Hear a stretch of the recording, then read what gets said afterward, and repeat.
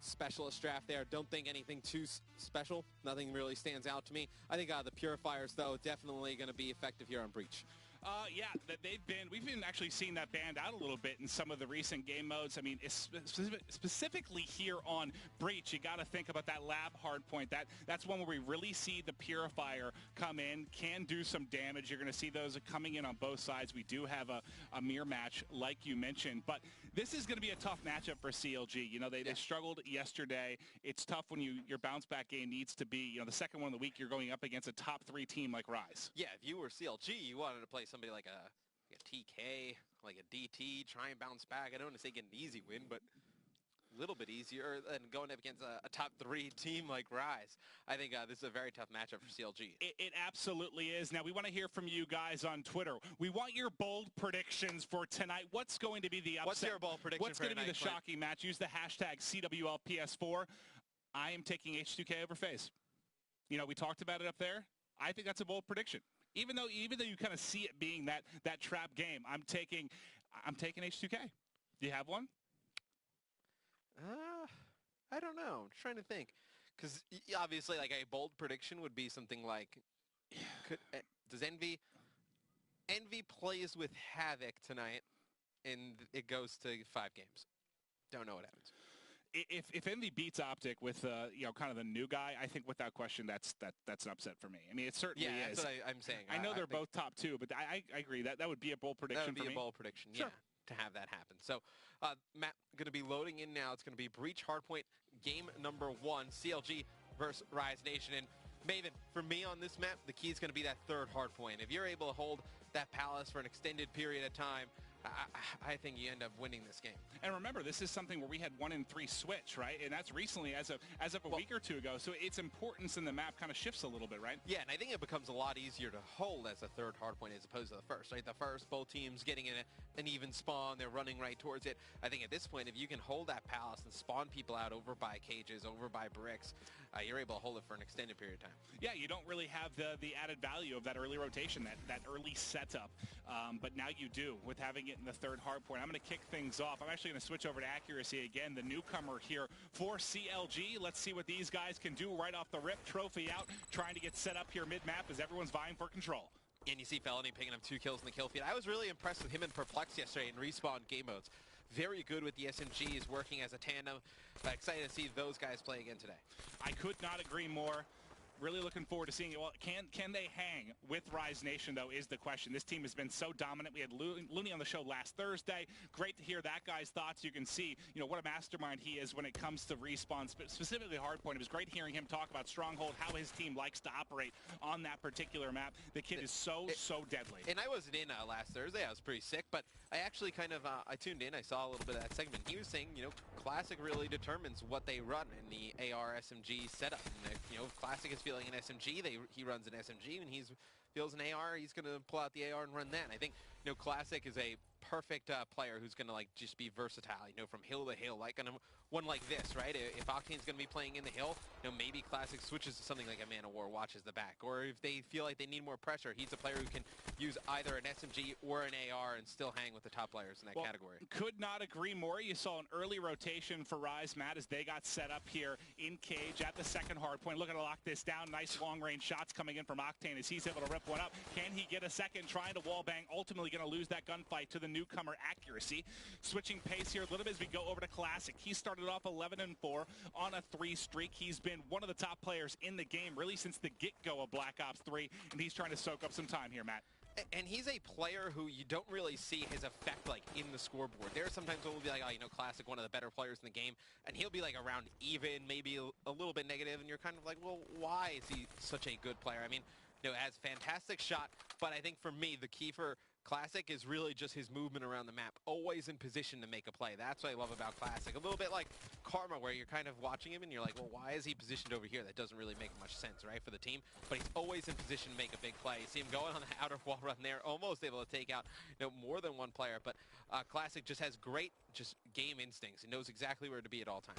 Yeah, couldn't agree more, and let's see if he can keep this rally going, because they are getting a big lead now, Matt. They're up 70 points right now. They've hit that 90-point mark, and I'm going to go back to Classic. He's 15-7 now. But let's stay with him through the respawn, see what he's able to do. And on the other side, we talked about Methods, the leader, the guy making the changes here with this roster, struggling a little bit early as he's 3-8 in this one. You usually don't see that from him. Prior to this team change, him and BL Fire were like statistically their best hardpoint players. Now, Method's a guy who can run an AR and SMG and put up some pretty nice numbers. So shocking to see that. Felony is actually playing quite well. And obviously it's only 4 matches now that we've seen with this change, but I think Felony has played much better since this change than I feel like Accuracy has. So I feel like maybe, the change from BL Fire to Accuracy has helped Felony a little bit more. Well, you see Octane able to snag one in the back corner, finds one in the left as well. That's 2 in a row and a hard point break here for Rise Nation as they're looking to extend this lead. Matt, we'll stay on with Octane for now. He picked up a VMP. He'll have that along with the M8 as he's looking to set up here at bottom glass. Players going to start pushing in. You can see the silhouettes coming in. The X-ray vision. Felony with the jukes, able to finally win that gunfight. Couple players dropping for either side here. Everyone trying to do battle. The kinetic armor was popped, but the heat wave comes in. Ultimately, he is going to drop, and control going to remain here for Rise Nation, Matt. Yeah, when Felony jumps down with kinetic armor, that's an almost impossible gunfight for Octane to win with an AR close range. So he's able to get in, break the hill for a short period of time, but you saw Looney come in with the heat wave. He's able to break it pretty easily, and Classic, he's got the Purifier, you got a Scythe on Octane, nobody else with anything on the side of Rise. So I'm going to actually flip through the guys on CLG. So nothing in the terms of abilities on CLG. I believe you got an HCXD out right now. So nobody with streaks, abilities, and weapons in control of Rise Nation at this point. And they're rotating a little bit early over here to Lab. You expect them to be able to break this with the Purifier, though. Yeah, let's see. I'm going to go back. Octane, I think, has the Scythe ready. As far as the Purifier, when they get set up in Lab, he's so close. Methods might be able to get set up. I've seen him do a lot of damage in this particular hardpoint with that. But hey, I know we have the live event viewer live for PS4, so we're going to have a lot of players that maybe haven't followed Call of Duty esports before are going to be tuning in from all across the globe, which is incredible stuff. But Matt, for maybe the new viewer who likes to play a lot of team deathmatch, hasn't really watched hardpoint, played hardpoint, kind of break this down for the new viewer at home. Yeah, so the hills are going to rotate every 60 seconds. You're going to have players obviously playing inside of the hardpoint, earning their team points in the overall game score you see at the top. It's going to be a 5-minute time limit. When one team is in control of the hill, the overall game clock doesn't go down. When the hill is either vacant with nobody in it or contested, that's when you're going to see that 5-minute timer go down. Overall score limit's going to be 250 points. So right now, Rise looks like in a great spot to win this one. They certainly do. For you guys, think of games as a kid, it's kind of like King of the Hill, basically with a rotating hill, just trying to lock it down. The most important thing is going to be controlling the spawns, those areas on the map that are most favorable for you to work towards the hard point, and that is a big part of this game, just working together, making sure you control areas of the map. And like Matt mentioned, it's first to 250, a big lead right now for Rise Nation. The Purifier going to be coming out for Methods. He's trying to use this in close range combat, try to keep people here out of this first hard point in the second rotation. So once you go through him once, you're hopping right through that same rotation again. The flame is on. He's able to pick up one, but unfortunately for him, the rest of his team drops around him. And he's 100 off of a lightning too, and he drops right there. So if he gets the lightning strike, that would have been big going forward. CLG, I don't want to say they make this a close game, obviously inching back into this one, but they have an opportunity to set up for that second hard point over by cages. They got to rotate over. Right now, I see Methods just push through this hill. It looks like Rise actually set up perfectly for this one. Now, Looney jumps out, tries to challenge right there before the hill pops up. You have Octane locking down that middle of the map, and then players from Rise locking down those back spawns. So a great setup for Rise Nation this far. Really good job by Octane staying alive, and he finally gets beaten, tagged up. And he was 250, I think, off his Lightning, and he was set up with Lightning, Hellstorm, Wraith. So him trying to get full streak would have been absolutely massive for his team, but that was a big kill there from CLG coming in to push him out. But you can see Rise Nation still set up. I'll blow up the map here for a second. You see an HC car flying in, tags up Classic, but you can see here as we pop out the bottom view, he is going to have Flak Jacket on, able to survive that explosive car soaring in, and the time just being racked up right now by Rise Nation. Yeah, and with Overclock on, obviously it's going to open up that perk one spot to be able to run Flak Jacket. You're going to see 2 players stack up in the door. Slack's able to win those fairly easily. Felony comes through the back, He's able to pick him up, get control of the hill for CLG, but with only 10 seconds left, Rise doesn't need to challenge this. So with such little time on the hill and such a big lead, if you're Rise, you just want to try and set up, get these cutoffs as the players of CLG try and go over towards Palace. You see it's going to be Looney doing a great job of that. You'll see Palace, the bottom hard point there. You'll see marked on the minimap, red arrows there. That means Rise Nation is going to be the team set up. They're going to try and hold off the push from CLG. That's Perplex coming in, picking up one before he dropped, switching over to Slack. He's going to pop his kinetic armor. He's going to have that added boost here, be able to eat some bullets. Grabs one, grabs two, trying to find a second. You saw one player pushing on the back wall run. That player going to ultimately end up cleaned up, and Slack still doing work here in Palace. Yeah, you see how far away the spawns are coming in for CLG at that moment in time. They have zero chance to get anywhere near the hill within another 10 seconds or so if the game kept going. But it's going to end right there. Rise Nation going to win this one 250 to 118. Very strong performance in this first hard point. Absolutely was. And Rise, this is a bit of a lopsided matchup. Rise Nation has been doing so well in the standings. CLG has been struggling. They're trying to make those team changes. They're trying to find, the puzzles to the pieces to the puzzle. The puzzles for to this the puzzle, team. yeah. The puzzles, yeah. I'm just mixing words together. You ever never solved a puzzle? Nah, didn't make any sense. Wow. Whatsoever. But I get what you're trying to say. Yeah, for those of you at home, though, this is going to be a best of 5. So when we take a look at it, this first game is going to be hardpoint. Next is going to be search and destroy, kind of the elimination best of 11 mode. That's what we'll be hopping to next. Taking a look at the map, that's going to be search and destroy on Redwood. Yeah. And, S&D, something that I think certainly CLG has a better chance going up against Rise Nation. The hard point was always going to be a tough win for them. On a map like Redwood, though, you're going to see a lot of sniper play. I think Rise has one of the better snipers in Octane, so certainly expect Octane to do some really nice things with the sniper on this map. Well, let's take a look at the after-action report here real quick. You can see how these guys did statistically. We'll break it down for you by kills, deaths, time in the hill, and also those big kills, the defends, the ones around the hard point, keeping the opposition out. And this is what you get from Rise Nation. I feel like every time we watch these guys, it's such a well-rounded effort when you're looking at time, when you're looking at kills, everyone kind of getting it done.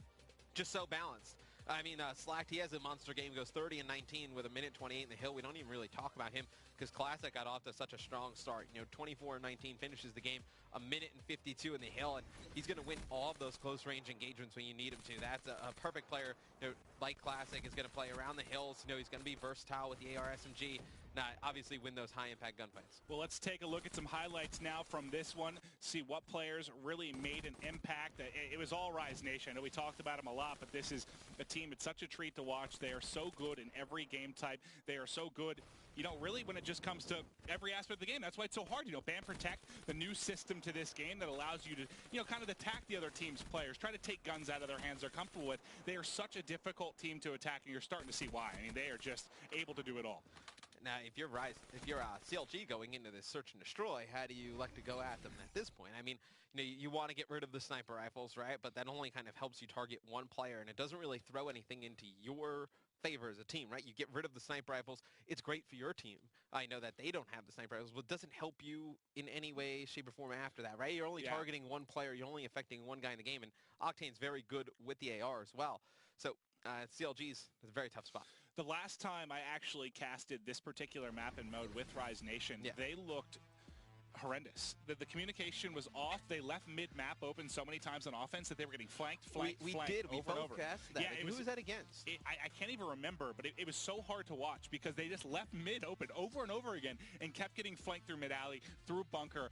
I got a feeling after that they're going to tighten things up a little bit, but that's what jumps to mind, at least last time I saw them play this. It was kind of, they were all over the place. Just seems like communication wasn't there for them. Yeah, and you see Ban Protect here getting started. So you're going to see the SVG and the Shiva go with the first two. The SVG, obviously the sniper rifle of choice amongst pro players. You're going to see that one go whenever the other team has a very good sniper rifle player. You're going to see high caliber and rapid fire go as well. Those are the two attachments we see go all the time. The MR6, it's the best pistol, I think, amongst these pro players. Obviously able to shoot it very fast. You see stuns and flashes go, and then overclock. Players don't want you to be able to get your abilities 2-3 times a game here in Search and Destroy. Yeah, and again, throughout this broadcast, especially with the addition of the live event view, we're going to try and break things down a little bit for the new viewers at home. And this Ban Protect phase, maybe you haven't played Arena before, you're not used to the competitive rules, but this is a new feature to Call of Duty Esports, and it's been great thus far. It really allows teams, it adds some strategy, allows you to attack your opposition by banning particular guns, perks, grenades, whatever it may be. Anything. Yeah, so if you're questioning sometimes, maybe you hop mid-game and you're watching and you don't know why certain things being used, a lot of the times, take a look at the ban protect before games. That's going to explain a lot of what's going on. You're going to see CLG methods. He's going to grab overdrive. I love overdrive on this map. Obviously, you talked about the issues that Rise had. Watching that middle of the map, you're able to use overdrive, get a little bit faster, maybe go all the way through A on a flank on the defensive side. Can really cause some damage. You certainly can, and that's just, it's one of those abilities that teams are very scared of because you need to know, have an idea kind of what round they have it, when is it going to be up, because it kind of changes how you're going to play on offense or defense. It changes whether or not you can be very aggressive or what spots you're going to hit depending on that particular ability. Search and destroy, especially in the professional scene, it's a lot about timing. Like, you know when a player is going to get to a certain spot, and you can kind of anticipate that, and overdrive just throws that completely out the window. I mean, you have no idea when that, well, you have an idea of how fast a player can get somewhere with overdrive, but you don't know if they're going to use it or not, whether they have it. So overdrive, a really good ability to use in search and destroy. It certainly is. You know, we asked you guys before this match to reach out on Twitter. We wanted to hear your bold predictions. I believe it's Immortal COD that was coming in. A Motive COD, sorry. It's going to be, he thinks H2K will 3-2 phase. You know, hard of hearing, old age. You can see my hairline here. You got a haircut, though. Yeah, I got trimmed up. You know, so haircuts a lot of people for me, can't tell. So I can tell. When Matt gets a haircut, it's a very long process. It gets cut up here. When I get a haircut, you don't really touch this frivolous stuff. It's just the sides. They get poofy. When I get a haircut, there's a lot involved, right? You know, there's like the shampoo, the conditioner, then we go over to the color process, then we get that out, then we tone it, then we cut it. It's a very long day. I can imagine you go through cut. Oh, that is the only process they go through. They get some clippers and they go like this, and I'm done in about 30 seconds. Yeah. It's great. Haircut costs like $15 for me. That's ridiculous that they would charge you $15 for a haircut. It's true. I would do it for like $5. Would you? You know what? Honestly, when you're done with your casting career, I could see you working in some sort of nail salon. I would let you cut my hair. I don't know that I trust you enough to, but I would let you. Yeah, no, I don't even think there's a chance. All of a sudden, it's just all gone. Yeah, no, there's. I mean, all gone. All gone. Like there's a lot there. I'm not gonna say. I wasn't gonna say it. You said it, but there wasn't that much there to be all gone. Matt, loading up next. It's gonna be a Redwood search and destroy, like we were talking about. It's gonna be Rise versus CLG. Rise up 1-0 in the series. I think they take a 2-0 lead. Yeah. I think they jump up pretty fast. And just taking a look at it, I believe we've got, everybody in the lobby going to be loading in here. Now let's take a look here at Redwood Search and Destroy. Now when we're talking about these sites, typically, B is going to be the site that's really heavily targeted. Why is that? It's just, it's a lot easier for the offense to attack that B site, because you go over towards it, right? You can go through the bridge, you can go in water, come out underneath there. You can attack with a player in bunker. Going towards A, you're pretty much just exclusively on that, just kind of catwalk over there. There's just pretty much just one middle tree blocking you from the defensive side of things. So the A bomb site very hard to get into. You're going to see Octane picking up one with the sniper rifle, but CLG answers back with 2 quick kills. You have Looney has one player in bunker. Going to be able to win that gunfight now, even it up at a 2v2. Well, I think Perplex got backed up off the B site. That was pressure coming in from Slack. You can see here as I zoom out the minimap, just a split right now for your red side, which is CLG. Rotating back is going to be Looney and his partner Slack, but there's one player back in trees. He's going to pick up one. That's accuracy. He's tagged up another. Can he get poked? Trying to find the last one. Not able to win that. All of a sudden, we've got a one-on-one in our hands. 40 seconds on the clock. Slack, your bomb carrier. He's got to pick a site. Has to work the plant. You can see top left of the screen. Perplex right now has designated to assign himself to protect A. This is going to be so much down to timing. Which site will Slack choose? It looks like he's coming to A. We should have an engagement in our hands. They're going to bump into each other as he pushes in, and Slack able to take the one-on-one. Big win there in that opening round, obviously, by Rise Nation. Slack wins this 1v1 versus Perplex. But I want to say, I don't want to say that's why they pick up Perplex, but Perplex, a very good S&D player. They pick him up to really, clutch rounds like that. And something of note, you have a stock on the VMP there for Slack there. It was, I believe, a grip quick draw stock. So we've seen that a little bit more now. Killa likes to run the stock on the VMP, or we've seen him do it from time to time. I think we start to see more players doing that as well. Yeah, I mean, it just allows you to strafe that much quicker in these gunfights. It makes you harder to hit, a little bit harder to hit your shots, I would say. But if you feel confident you can do it, that's a snipe coming in from Octane. Poor guy gets his head ripped. He tries to challenge one more there on bridge. I'll try and figure out, get that player higher. That's accuracy. So accuracy thinks that he can take him on, wants to continue challenging, but Looney's going to push him. All of a sudden, it's Perplex by himself on steps inside a lab. He's got 3 players to deal with, Matt. Well, at least he has the bomb. right? I mean, he's That's going to... a one silver lining. Yeah, he's going to try and wrap this one back to B. He's going to have a player directly in the middle here. He's not going to be able to win that gunfight versus Looney, but you see what a good sniper can do for your team, well, you right? saw it from the painful side of it. Is Yeah, you did. I'm crossing bridge. Blah! No, you're no longer crossing the bridge. But you see, it just kind of disorients the whole offensive side, right? Octane hits that shot, then it like traps accuracy on the bridge. They know exactly where he is behind a rock. You have players flying at him. His teammates don't want to poke out and try and help him because, they're pinned down by the sniper as well. So you see what a difference a good sniper can make. And again, for viewers at home, this is kind of it's elimination based. You're going to have, it's best of 11, first to 6 here. You can see at the top of your screen, Rise Nation has 2 rounds under their belt. They're alternating here between offense and defense, and you can see the X-ray vision there. That silhouette allows you at home to see how it's breaking down, where players are pushing, where they're set up so much easier. Octane able to pick up one. You saw Looney tagging one mid-map as well, and that player is going to re-peek and win that gunfight. So all of a sudden, you have 2 players up and bomb being planted here for Slack. And Slack's going to get an HC in the process. Not going to win the gunfight, so it's going to be CLG able to win this. Now, it's kind of funny. We can actually talk about it for a second. There's like even some people on production who they go home, they'll play Call of Duty, and they'll be like, how do I get the perk with those outlines? Oh, I hear that like so a many million times from new viewers. They're like, yeah, I get tweets like, how do I get that? It's like, nah, it's not. Just so we're clear, it's not for you guys at home. The players do not see that. You see those red tags. No. That is for you, the viewer, to watch and see where players are. But I've actually been asked that more times than you would think. Yeah, it's a frequently asked question. So, no, not some secret perk that allows for map hacks. That'd be very helpful. Talk about a perk that would be banned frequently. Permanent vision that pulse. would be one that would, it's like, well, why would I get vision pulse when I can put this out and get it all the time? Exactly, but let's kick things off now with Perplex. They're trailing by 1 round. CLG trailing also by 1 game in the series. They're getting across bridge, just kind of set up mid-map, but there is a hard flank that could start to come in here from the boys of Rise Nation. If they opt to get forward, let's switch things across. His Method's trying to deal with this pressure. He was able to get a headshot on one, but as you saw, a couple more players pushing there to fly at him. He tries to rotate back to bunker. He got some help in Felony, and they were able to clean everyone up, but poor old Looney, who puts his tail between his leg, and this will run back home. Yeah, and as that happens, the bomb actually goes down on the B site, so it's going to be Looney and Octane. Last live, you see an EMP come out there, and it's actually quite odd. He probably knows there's a player on top, and Octane's actually going to win that one. He has 2 players directly in front of him, one in bunker, one behind that middle stump. Nah, he's going to lose those engagements. Method's able to pick up that kill at the end. Methods was huge that round. He did a really nice job watching the flank, shut down that entire defensive push by Rise Nation. Well, I mean, not only did he get 1 kill, but he stayed alive. Yeah. He stayed alive for Felony to come over and help him as well. Absolutely huge job, because I think it was basically 10 seconds or so where he was by himself kind of dealing with that, and he did an excellent job holding that off. Now it's going to be Rise Nation back to offense.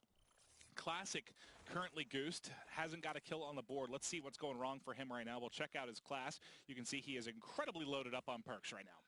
Yeah, and he's going to use the Afterburner again all the way to this corner. He's going to go high. You see Methods win engagement in the middle. Classic going to stop his goose cam. He's going to pick up a kill there on Perplex. It's going to even player count at 3 apiece. PC Methods, this is the exact problem Rise had last time. They let a guy just get into mid-map, control their bunker. I think they have an idea Methods is here. You probably see his gun around the corner. Octane's able to take him out.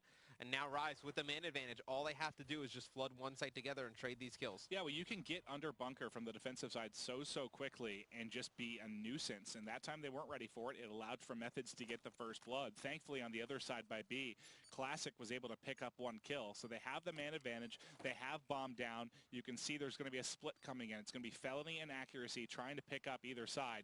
Let's watch Felony for... I'm trying to see who will probably be the first to engage. Looks like they're both going to be inching their way up the map, and that player behind the tree is going to be so painful for him. The HC comes in, flies forward, not able to kill him. He is ultimately going to drop, though. Now it's going to be Accuracy in a 1v3. We'll switch over right as he dropped. Octane and Classic of Rise Nation able to close this out and get themselves a round edge. So weak up at the tree, I love the idea of Octane to challenge. How many times have we seen, like, they get him weak and nobody challenges? It's like you have the man advantage, you know the guy is weak, you know exactly where he is. Just all he had to do was put in like 2 shots into him and he was dead. A lot of times players play that a little bit too passive. I thought Rise played that really well. Yep, they did a great job, and now they have a 1-round lead. They let back-to-back rounds go to CLG before kind of closing the floodgates. Now let's see what CLG opts to do on offense here. I think it looks like an aggressive push actually on defense coming. Looney's going to try and get right across the bridge. He pushes with confidence. Gets one, gets two, and that's how you snap back on one as he is going to turn and burn Perplex. Great play from Looney. Well, there was one of his teammates was actually just putting some shots down the guy on the bridge with an assault rifle from afar. And the player for CLG on the bridge is just going to keep shooting at that AR player, allow Looney to just get it right close to him, win that gunfight. And Methods wins one in the middle of the map. He's got overdrive now. I don't expect him to use it this round. Potentially could if he wants to get the bomb over to a bomb site pretty quick. And right there, felony challenges, classic 1v1 on the bomb site. He's going to lose that one, and it's going to put Methods in a very difficult spot. They know exactly where he is. Yeah, I mean, he's been in bunker for the past 60 seconds. His whole round has been set like up on there. both sides of the map. He's been on bunker, on offense or defense. There's a little one burst action. He's able to pick up classic. Now it's going to be 1v1. Trying to challenge him there on the rock. Player using excellent cover, but he's pretty tagged up, and Methods wants to chase him down. He's going for it. That's where you might consider using the overdrive, actually, and flying at him, trying to clean him up all week. That's what I was trying to say. Maybe potentially could have used overdrive. At this point, you could use it to get over towards A, and it's actually going to be Methods not going to use overdrive. He should be able to make it over towards A in time. Actually, he's not going to be able to, so he's going to have to wrap this one back to B, and at this point, doesn't have any time to plant the bomb. How does this work out? How is that going to... I didn't agree with any decision that Methods made. made. Anything he was doing whatsoever. I mean, Octane could have been anywhere at that point. Well, heads-up play by Methods. I mean, he is the pro player, and he's the one winning the 1v1. But I was like, use that overdrive, get the plant, use the overdrive, chase the kill. Doesn't use it, saves it. So ultimately, the decision in winning the round, and he has overdrive, it all works out in his favor. It's huge. Let's go through Rise Nation, see what abilities they have. Actually, he's actually going to pop overdrive. So let's say on Methods, he's probably going to challenge this mid-map. When you have overdrive on the defensive side of things, definitely want to get into bunker as soon as possible. And I believe it's called out, but Octane throwing a grenade gets caught off guard.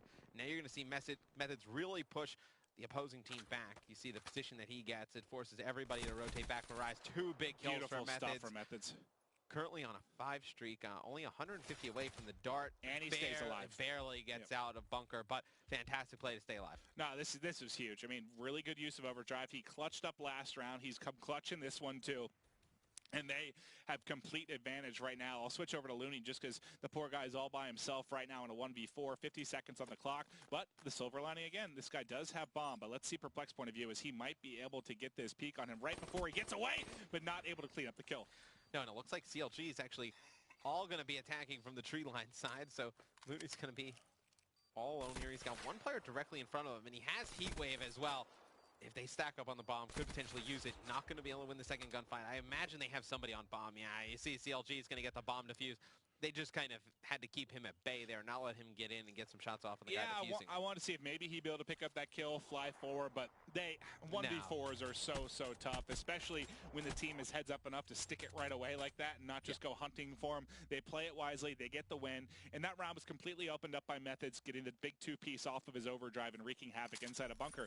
But mid-map, with or without overdrive, has kind of been a nuisance again for Rise. Not as bad as last time I casted them on this map, but they definitely need to get things together. I want to start off with Methods yet again, but it's going to be them pushing in. He just did it to them. He's like, all right, maybe they'll try and push me. Patiently waits, able to pick up another kill. Well, I like the way he plays that because a lot of times, if the team doesn't see anyone over in bunker, they'll just try and push somebody in right away. You see Perplex gets up into the top window of Rise, and he's able to win a gunfight as well. And now Rise, they're just kind of trapped in the middle of the map, especially Looney. You see Felony picking up Octane. Nobody picks up a kill for Rise, and CLG one round away from evening the series up at 1 game apiece. But no, I love the way he plays that in bunker. A lot of times when players don't see somebody, they'll just jump right in, try and go on the flank, and he just baits the guy right in there. Well, bunker, I mean, I don't want to say it's the most important spot on the map, but where it is with it being a power position looking over mid, it's up there with one of the most important positions for sure, because it controls kind of the flank from either side, being able to get through mid-map, and at least for the past couple of rounds, it's been utterly dominated by Methods of CLG.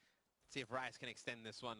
Would like to see potentially them go over towards A. Definitely would change things up. Obviously, it's not been working around for them this far. If they're able to win this round, though, they go back on the defensive side of things. You expect them to be able to force around 11. Accuracy is so dead. He's by himself. He got into aggressive position because he's thinking they haven't gone A at all. I'll try to play aggressive, but unfortunately for them, they fly right at him. Now Felony tries to back it up. He's going to fall as well. Perplex is flanking around. Methods is still alive, but this is looking very good for Rise Nation. And Rise out, so not to put the bomb down at A. They're going to push straight through as a 4-man unit.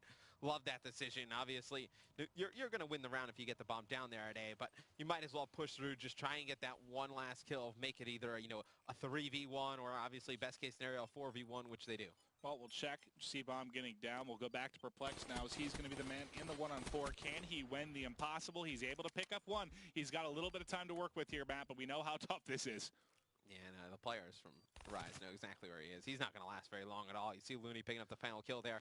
And that's huge because now, obviously, going in on the defensive side of things, you figure Rise should be able to win that. I know the defensive side on this map, don't want to say it's easier than the offensive side, but on defense, on that search and destroy, you should win most of your rounds.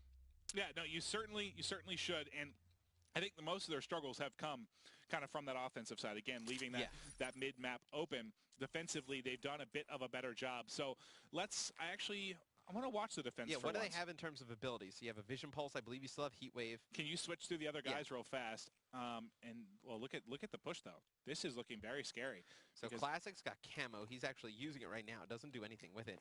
You have Slack getting closer to kinetic. The bomb going down at A. You have Looney with Heat Wave as well. So I would expect Octane to Vision Pulse once his teammates get over here. And then you're going to see Rise try and make a push. I love this angle from Perplex. He's ready for Classic. Finally connects on his shots. Able to pick up one. Looney fell off the map. Now it's all up to Octane. He's by himself. He's got 3 players to go with, and CLG is going to close that out. And that... They stacked B. They stacked B on defense. No was it A. They left a quick, easy open plant for CLG. They had a good player on the flank, and Perplex watching the flank. Everything just fell apart. And I don't know what happened to Looney, but neither do I. He's with the fishes. But it's a very bad round for Rise Nation. I mean, you never get any use of your Vision Pulse. I don't think Looney actually even uses the Heat Wave. So you didn't get any use of Heat Wave. Yeah, you gotta use everything you can to get to round 11, right? Yeah, they had Classic use camo and push over onto the bridge over by B, but there was nobody there. I mean, I don't want to say. I mean, looking back on it, obviously, if he saves it and they have it to try and break over by A, potentially he wins that gunfight on the back. Yeah, it changes the round. But you don't know that if you're Rise. You don't know that they're going to be going over towards A. Yeah, it took a gamble. They tried to stack B, and we talked about the fact that B is hit 90% of the time. It feels like you see 1 or 2 A hits really from either side all the time, and it doesn't work out. The gamble doesn't pay off, and Rise is going to lose game number 2. So the series will be tied up 1-1 in this best of 5. The next game we're going to be taking a look at is Uplink. I think arguably my favorite respawn. I'm pumped for this one, and this is a scary matchup for Rise. Or sorry, for CLG. For CLG, yeah, Rise, one of the better Uplink teams we have. I think this one is one that you would definitely favor Rise Nation, and we can take a look at the scoreboard real quick. Methods had a phenomenal game, finishes 11-6, coming out with some big kills inside bunker, did some nice things with overdrive. On the side of Rise Nation, Slack had a monster game 1, doesn't come through in game 2, finishes 3-6. Yeah, Methods, he kind of won a couple rounds for his team by clutching that 1v1, then opening with the 2 kills with the overdrive. Did a lot to kind of propel the momentum in their favor to close out this game 2. Let's take a look at the highlights from Search and Destroy on Redwood. That was Slack clutching a 1v1, and he didn't pick up many kills after that. No, not at all. Now, it was Classic got off to a slow start. I believe like 1-4, 0-4. Yeah, he was 0-4. Yeah. He's able to bring it back a little bit. Finishes like 5-8. And this is the 1v1 Methods, which that is a huge round in the grand scope of things. I mean, it was like 4 seconds on the clock when he's able to win that? Well, because usually if you're a player there, you make sure you get the bomb planted, then you worry about the 1v1. But he said, screw time, screw the plant, I'm hunting down this kill, and props to him, he gets it done. That round goes the different way. He doesn't find Octane there. Rise could easily win the map. Very easily. Octane sits in that corner for another, 2 seconds. Methods probably jumps in the window, and Octane's able to win a pretty easy gunfight. Yeah, the timing certainly worked out brilliantly there for him. Now, let's take a look forward. We're going to be going to Uplink on Infection. Now, this is one of my favorite maps and modes, and when we talk about this particular map, what do you think is the most important thing for CLG to avoid a blowout here from Rise? Don't get spawn trapped. When you get spawn trapped, either make the decision to go on the overextension as a team or wrap back as a team. The one thing that will get you blown out in Uplink is when the other team has control of your base and 2 people try and go back and play for the drone, 2 people try and go back and play for your base, you got to make that team decision together. You got to go together, Yeah, whether it's go on the overextension or go back to your base is all 4. Sometimes that 2-2 split gamble pays off if you win every gunfight. It looks brilliant, but most of the time you're better off playing it punished. safe. Yeah, you're better off punished. playing it safe. But just waiting on the players to ready up here. We should be hopping into the ban protect momentarily for the uplink.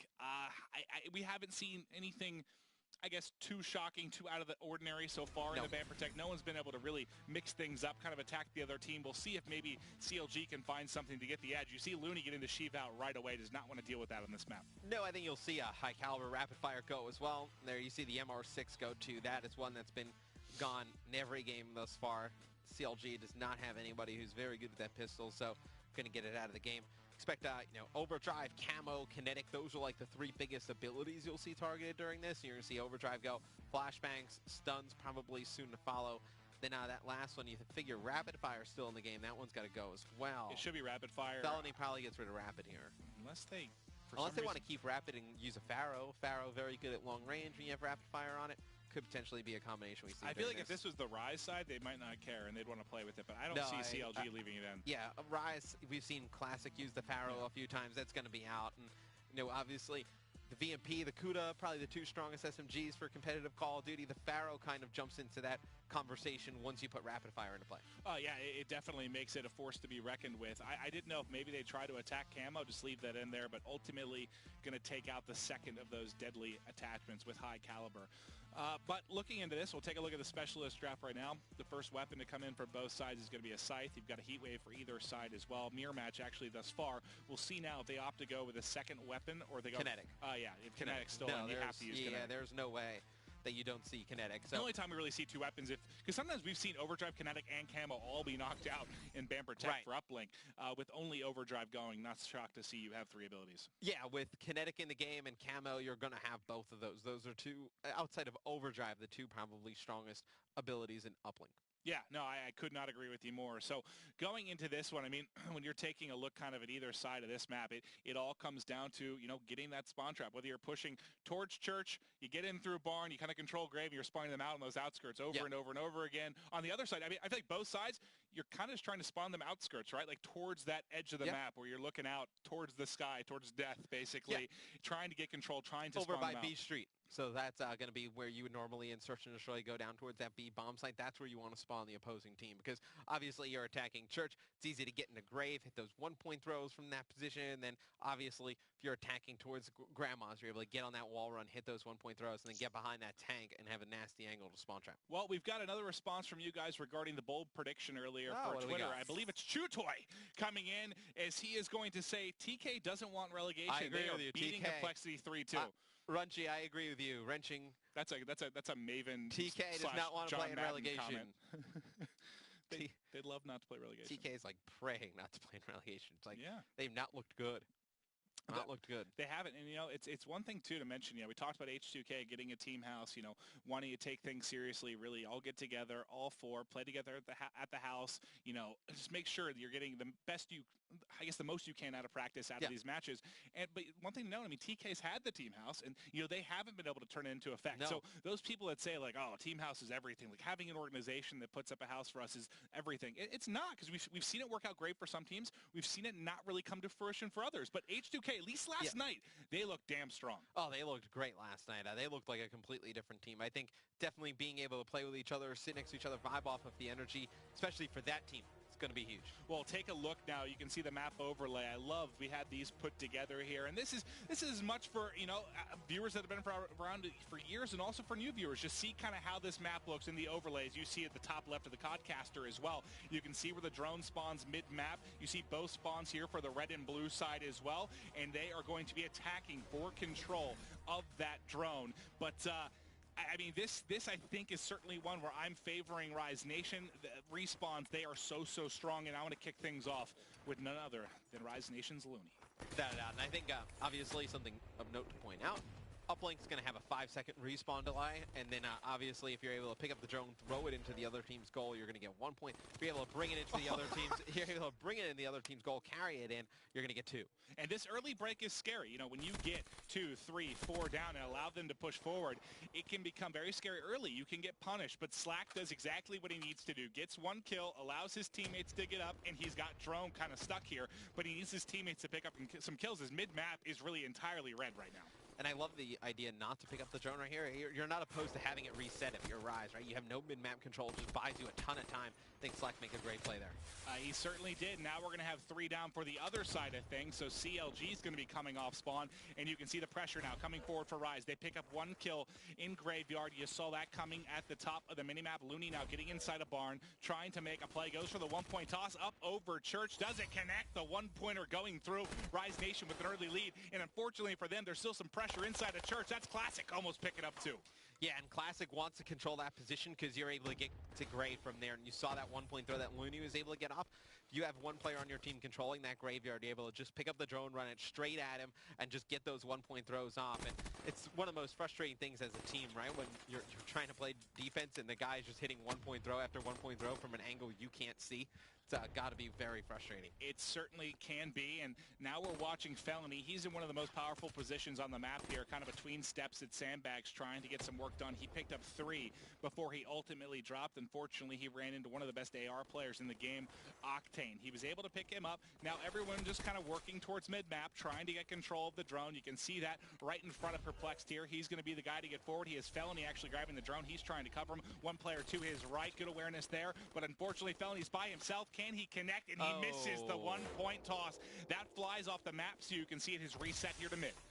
He's wide left on that throw. He's able to knock that down, tie it up. That's a big play by Felony, and especially because it wasn't like a great team push out of CLG. You see Heatwave come in. Perplex going to stop players attacking from Rise Nation, but it wasn't a great team push from CLG. It was really 2 guys. It was like Perplexed and Felony with the drone.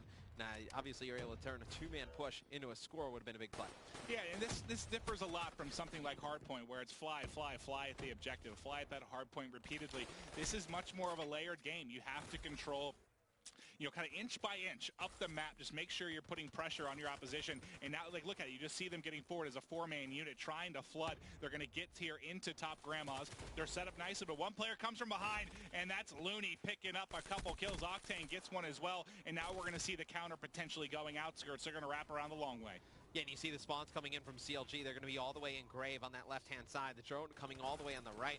You see Looney potentially go for a 1-point throw here. He's going to get it off, and not going to connect. Thought it might have been able to go in on the bounce, just doesn't go through, and you're going to see the drone out of the back of the CLG base, going to be reset. Now the drone going to go back to mid-map. And I don't really know who that favors because you have a player set up in a good position for Rise Nation, but you have Felony coming in through the B bomb site area.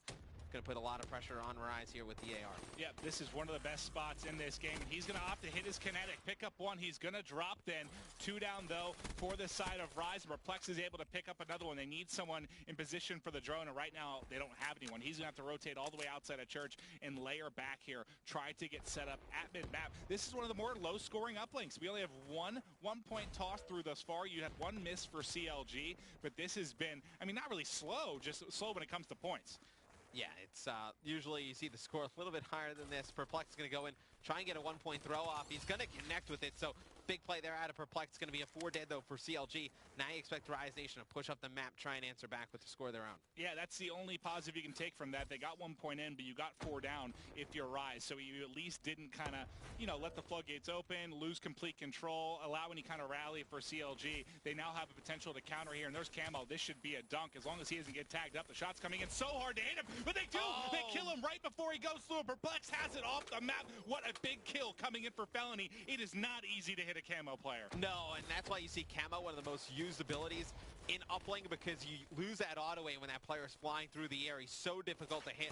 Right there, Classic does a phenomenal job hitting that wall run. Able to get up near the goal, just stop inches before he can put in that 2-point play. Oh, yeah, that was remarkable. I mean, that's usually always points when you see Camo get hit that close to the score. 4 seconds left, time trickling away, and I don't think we're going to see anything else come through. So going into the second side, we see CLG holding strong, playing Rise Nation tough. The underdogs tied up up 1-1 going into the second side, and this is anybody's game 3. You know, CLG's doing a nice job slowing down the pace a little bit, right? Well, but that's what you have to do. That's what you want to do when you're a team that, I don't want to say, Rise definitely has the advantage, like in the gun-on-gun game. Like, they're going to be able to outslice CLG most of the time. When you're a team that does not have that advantage, you want to slow the game down a little bit, make it easier for your players.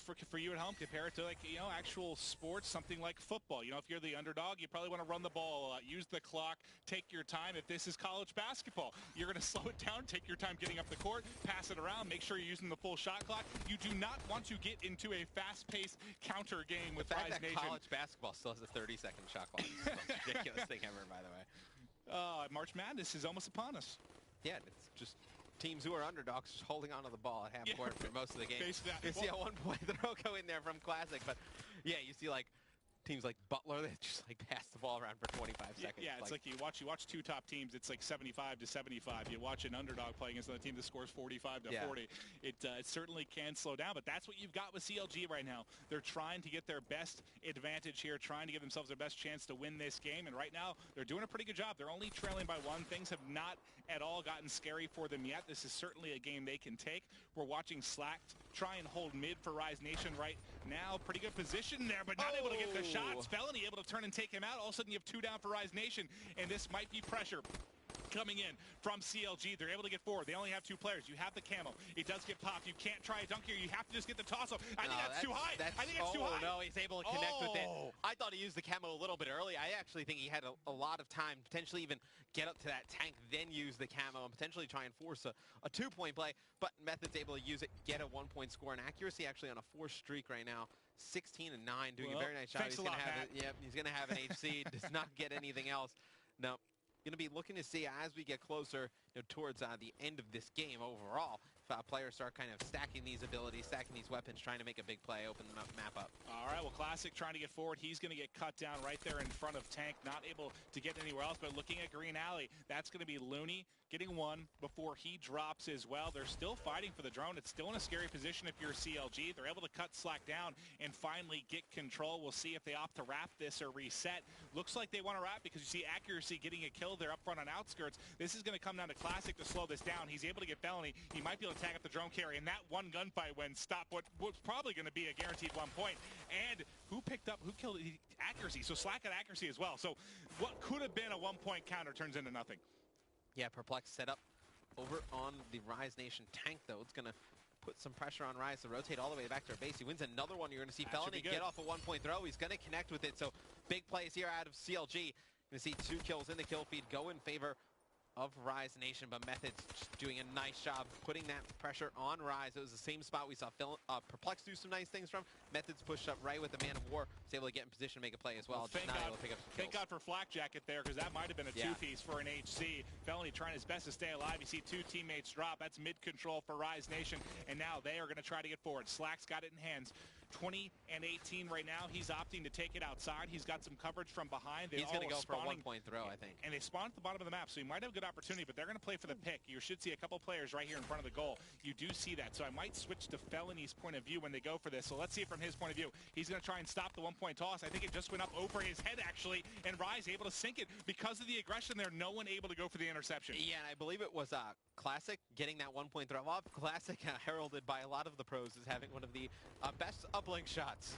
Always knocks down his 1-point throws, and it's something you kind of say that's like, I don't want to say it should be a given, but it's very difficult under the pressure of people shooting at you. Obviously, the team comms kind of going crazy. Get off those 1-point throws, and it's actually Methods trying to get the drone out of the map. He gets cut down, and look at this. Octane in a perfect position to put in it, too. And he's going to do so. It's going to be Rise Nation taking the lead here with just over a minute to go, up by 2.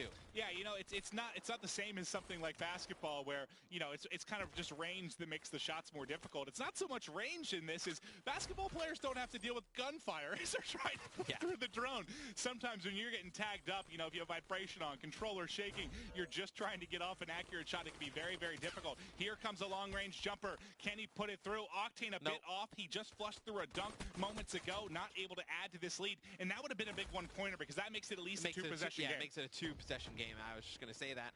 But now it looks like CLG going to go all the way down the B street with this. They have 1 player actually all the way in the back.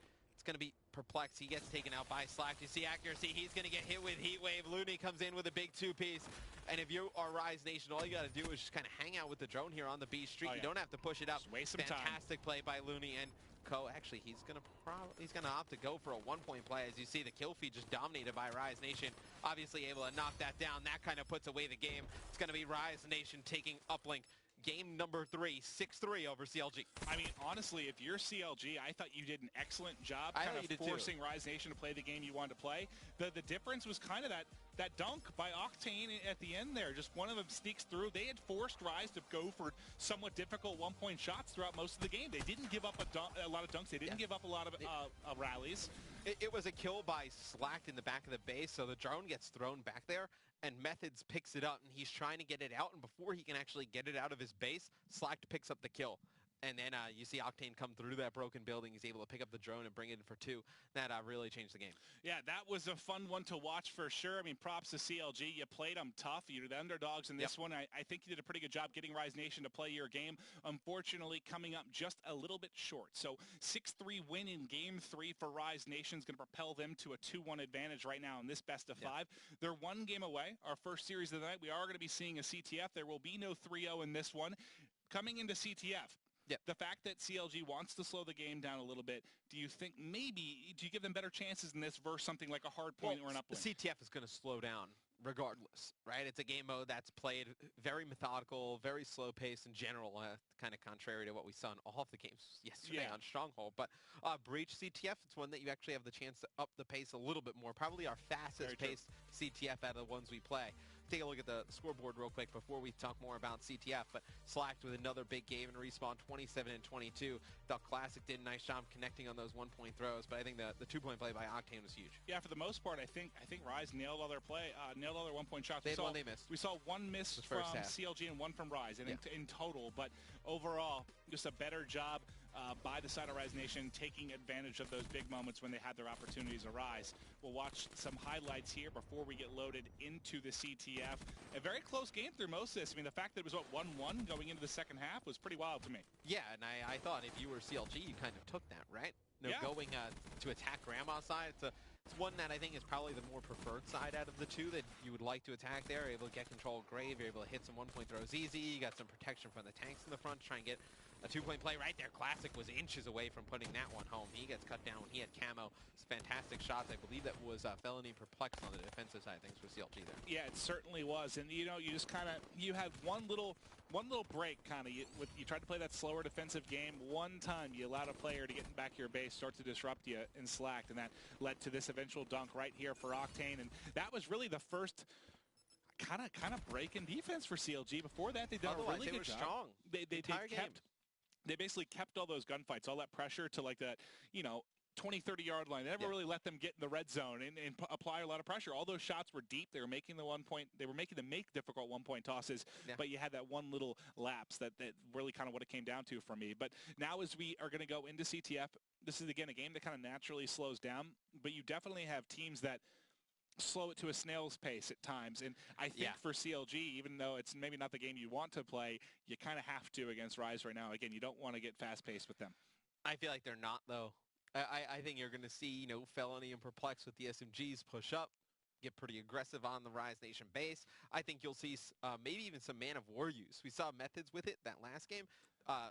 Breach, a map that you can get away with that over an M8. Oh, you certainly can. And Man of War is pretty powerful. Yeah, so mostly mid-range to short-range combat. And, the big difference maker, maybe for those of you new to the game, when you have a burst rifle versus a fully automatic, I mean, the big difference is kind of in that close range where maybe you need to get away with a little bit of hip fire, get some hit markers there before you're able to zoom in on players. And the Man of War, definitely, I think on Breach one, we could see the ICR got buffed in the patch yesterday. That's true. Maybe we'll see that a little bit as well. But let's hop into the Ban Protect here for Breach CTF.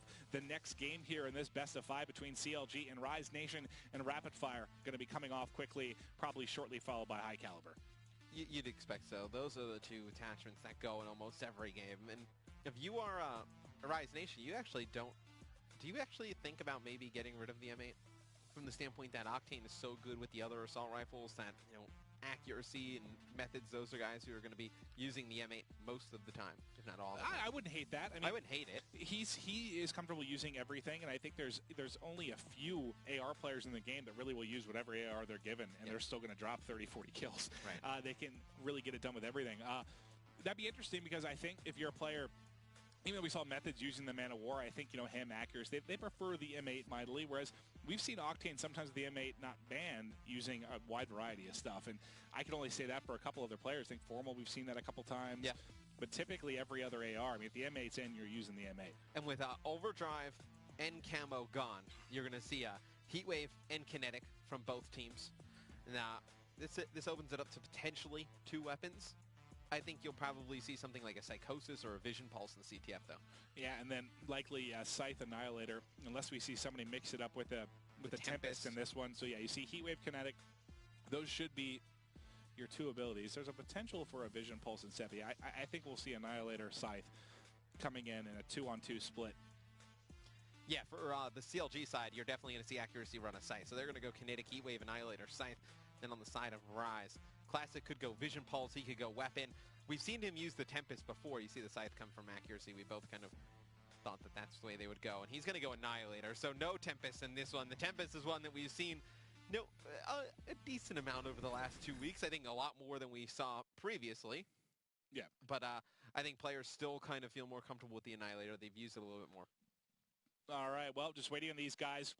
So, there's a little bit of a brief period here where you get to hang out with us, and that's just because these players, after the ban Protect, they're given 90 seconds really to go in and edit all their classes. Yeah. Maybe they had a Shiva class. Shiva gets banned. You've got to take that out. So gives them a little bit of time here to get set up before we hop into the next game. But you would think 90 seconds is like a lot of time to change your classes, and then you go and play, and you're like, I remember the first time I played. Missed that one. I was a big pusher because, you and I were involved at the beginning of the CWL, kind of with settings and stuff, how it was all going to go, because Ban Protect was new. And I know you and I were like, I want to get downtime as low as possible. The players will figure it out. 30 seconds to change a class. Yeah, 45 seconds. And then 40 seconds. I actually play Arena. I'm like, no. I got one class ready. I'm like, I have nothing to use. Yeah. I was like, I'm not the fastest person, but I created one class in 60 seconds. Maybe they need a little more time. And, this seems to be kind of a nice happy medium for the players to have enough time and also give us a little time to break down the next game. But CTF is going to be next. Breach, a lot of this is going to be, a lot of flag caps in this can be about great wall runs, great movement, because you're able to kind of shift from the top to the bottom of the map very quickly across top mid. So you're able to get your juke on a little bit, mix it up, get some variety. We see that happen in Uplink. We see that happen in CTF. A lot of times you get some very impressive flag routes, and we'll see who gets the advantage in this one. In CTF, obviously a huge advantage goes to the team that gets that first cap. If you're able to get that first cap on the board for your team, can't stress that enough, that you are playing from a huge advantage going forward. I think, obviously you're going to look for both of these teams to try and get that first cap. But you see the map now, it's going to be Breach, capture the flag. Squirrel Limit's going to be unlimited. This one, 250 flags would be a lot. Oh, I just noticed that 250 points. Yeah, that might be something we want to change, because if someone gets 250 flag caps, that would be mind blowing. I don't even know how I would cast that. That'd be unbelievable. I don't. And there's a flag. There's another flag. Yeah, I don't think there's enough time to physically do that.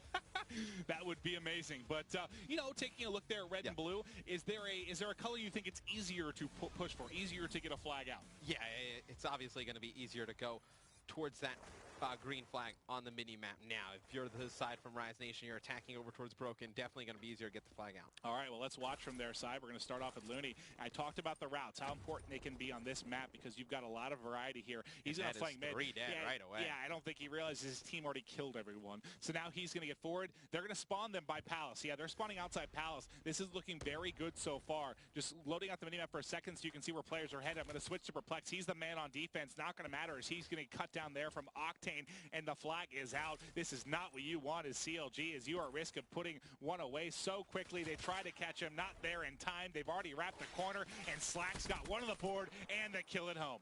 Yeah, I mean, CLG only picks up 1 kill throughout the first almost minute of this game. They get 2 kills. Not a good start. And a flag goes in for Rise Nation. Talk about momentum. Really just kind of coming out swinging here. Rise puts a hurt on CLG in the first minute, and we talked about how big that first flag cap is. For Rise to get it. Now, it doesn't matter what kind of pace they play. They can slow it down. They can force CLG to kind of run at them. Puts a huge favor in Rise's corner. It certainly does, and you see Slack there already had an HC. He used that to pick up a kill, and now he's 100 off his Lightning, so he's getting very close to streaks. He found one too. I would say don't challenge this, play it wisely. You have help from Octane. If you wait one more second there, you're probably going to have an easy kill, but ultimately going to drop, and Classic has it out. Another one. Is he going to pick up one? Can't pick up a second there. Didn't have enough bullets left in the Man of War to close that one out. Now the pressure is coming in from CLG. Can they get the kill at home? They have the flag out. They've completely ignored this player. Finally, they're going to take him down. Are they going to be able to get it out, though, is the question. They have accuracy kind of pinned back here. There's one more player from behind. He's so tagged up. He's not going to be able to get away. Yeah, he hit that AC unit when he was actually trying to slide, and it's going to cost them because Classic's going to come in on the pinch, able to take out Perplex. He's doing a great job using that Man of War. We talked about potential Man of War use on this map. It's a closer range map, obviously move a little faster. You still want those ARs to be able to lock it down at range. You see Slack's body just goes flying there after getting hit by a nade. But now you're going to have Rise play a little bit of base defense as you see the push trying to come in from CLG yet again. Oh, man, felt like I was watching a Michael Bay movie. A Transformer just tossed someone. Yeah, that's pretty crazy. Body just goes flying. But now we've got Octane here. He pushed under bottom broken, now into glass. You can see he's got the MR6 out. If you're not familiar with the MR6, it is a hand cannon. So powerful. Able to fire that thing really as fast as your finger will let it loose. He's able to get one from behind, a little bit out of range of the pistol, so he's going to use 2 bursts there with the M8 to lock that up. Doing a good job applying pressure, but didn't have anyone forward enough or alive enough to try and get a flag out. Everyone's been cleaned up on the CLG side of the map. And Rise, you talked about the fact that they're on the favored side to start things off. So how do you feel right now if you're CLG? You still okay? I mean, I know you got hit early, but you've kind of closed the gaps here. I mean, you've kind of come back to earth a little bit where they're not just getting ran over. I wouldn't say they haven't closed the gap. Obviously, the score's still 1-0, but you're doing a nice job, controlling some areas of the map, but still, you haven't had a real strong attempt to get a pull. Obviously, accuracy grabs the flag before, but there's a little bit of chaos. You saw how clean the Rise pull was. Just was not the same way from CLG. It was a little bit frantic kind of going into the Rise base. Yeah, they kind of killed them in a more staggered way. So they were spawning every few seconds, and I felt like there was one player after another trying to play defense there, and they did a great job for Rise. Whereas on the other side, Rise, when you were on the attack, you got 4 down, had nothing to deal with, and you were halfway across the map before you even had to deal with a gunfight. This is Slack now, kind of playing that position. We saw Octane earlier as he was applying pressure on glass. He still has one player behind him, somehow still alive. If he would have been able to turn and pick up that one, wow. His teammates obviously pick up 2 there right at the end in the kill feed, but he had his kinetic armor. I'm surprised, didn't use it right there. You see a Heat Wave's going to miss there out of Perplex, and Classic's able to pick it up with the Annihilator. Now just trying to hold down this brick side of the map. Zalumi picks up a kill. You expect to see him push up. You see he actually hits the Heat Wave, but falls off the map in the process. Now you're going to have Octane push up. Should be able to get a flag pull. And I wonder if Classic still actually has his Annihilator out. I think it's probably gone by now. And you're going to see the flag being run down brick side. Perplex, really the only chance to make a play here for CLG. This should be another flag cap. And you see Classic in the kill feed with the Annihilator yet again. That's 3 or 4 kills with the Annihilator on this run. See, Octane's going to pick up one there as he puts the flag in. It's going to be 2-0 Rise Nation. Yeah, they spawned them out in Palace. They did a good job covering that overextension as a couple players tried to fly through. Rise Nation, great job locking down their second cap. I feel like they have 2 pulls and 2 scores. Really, they've been able to get forward anywhere, just doing a much better job taking advantage of their opportunities thus far in this one, Matt. Yeah, now going into the second half, CLG going to be attacking broken side, so obviously a better chance to pull some flags, but being down 2 against a tough team like Rise is going to be even pretty difficult. Yeah, still. that's the one thing you can kind of hold your head high about if you're CLG. You weathered the storm here on the weaker side. You're now going to have a better opportunity to possibly get some flags through, but I think they need a score early. Not maybe Rise early where they're scoring in 30 seconds, but they need a score in the first couple of minutes. Minute 30, you'd like to see them get a flag on the board, and obviously then it's more doable. It's still doable at the end, but it's just going to be chaos. All right, well, here we go. Let's watch this half a little bit more from the CLG side and see what these guys can do to get things going. Let's zoom out, take a look at the break, kind of a 2-2 split. Let's go to the action outside. Felony's going to be the first one to engage. His teammate picks up one. He's going to almost find a second there. If they could have got 3 down, that would have been a beautiful start.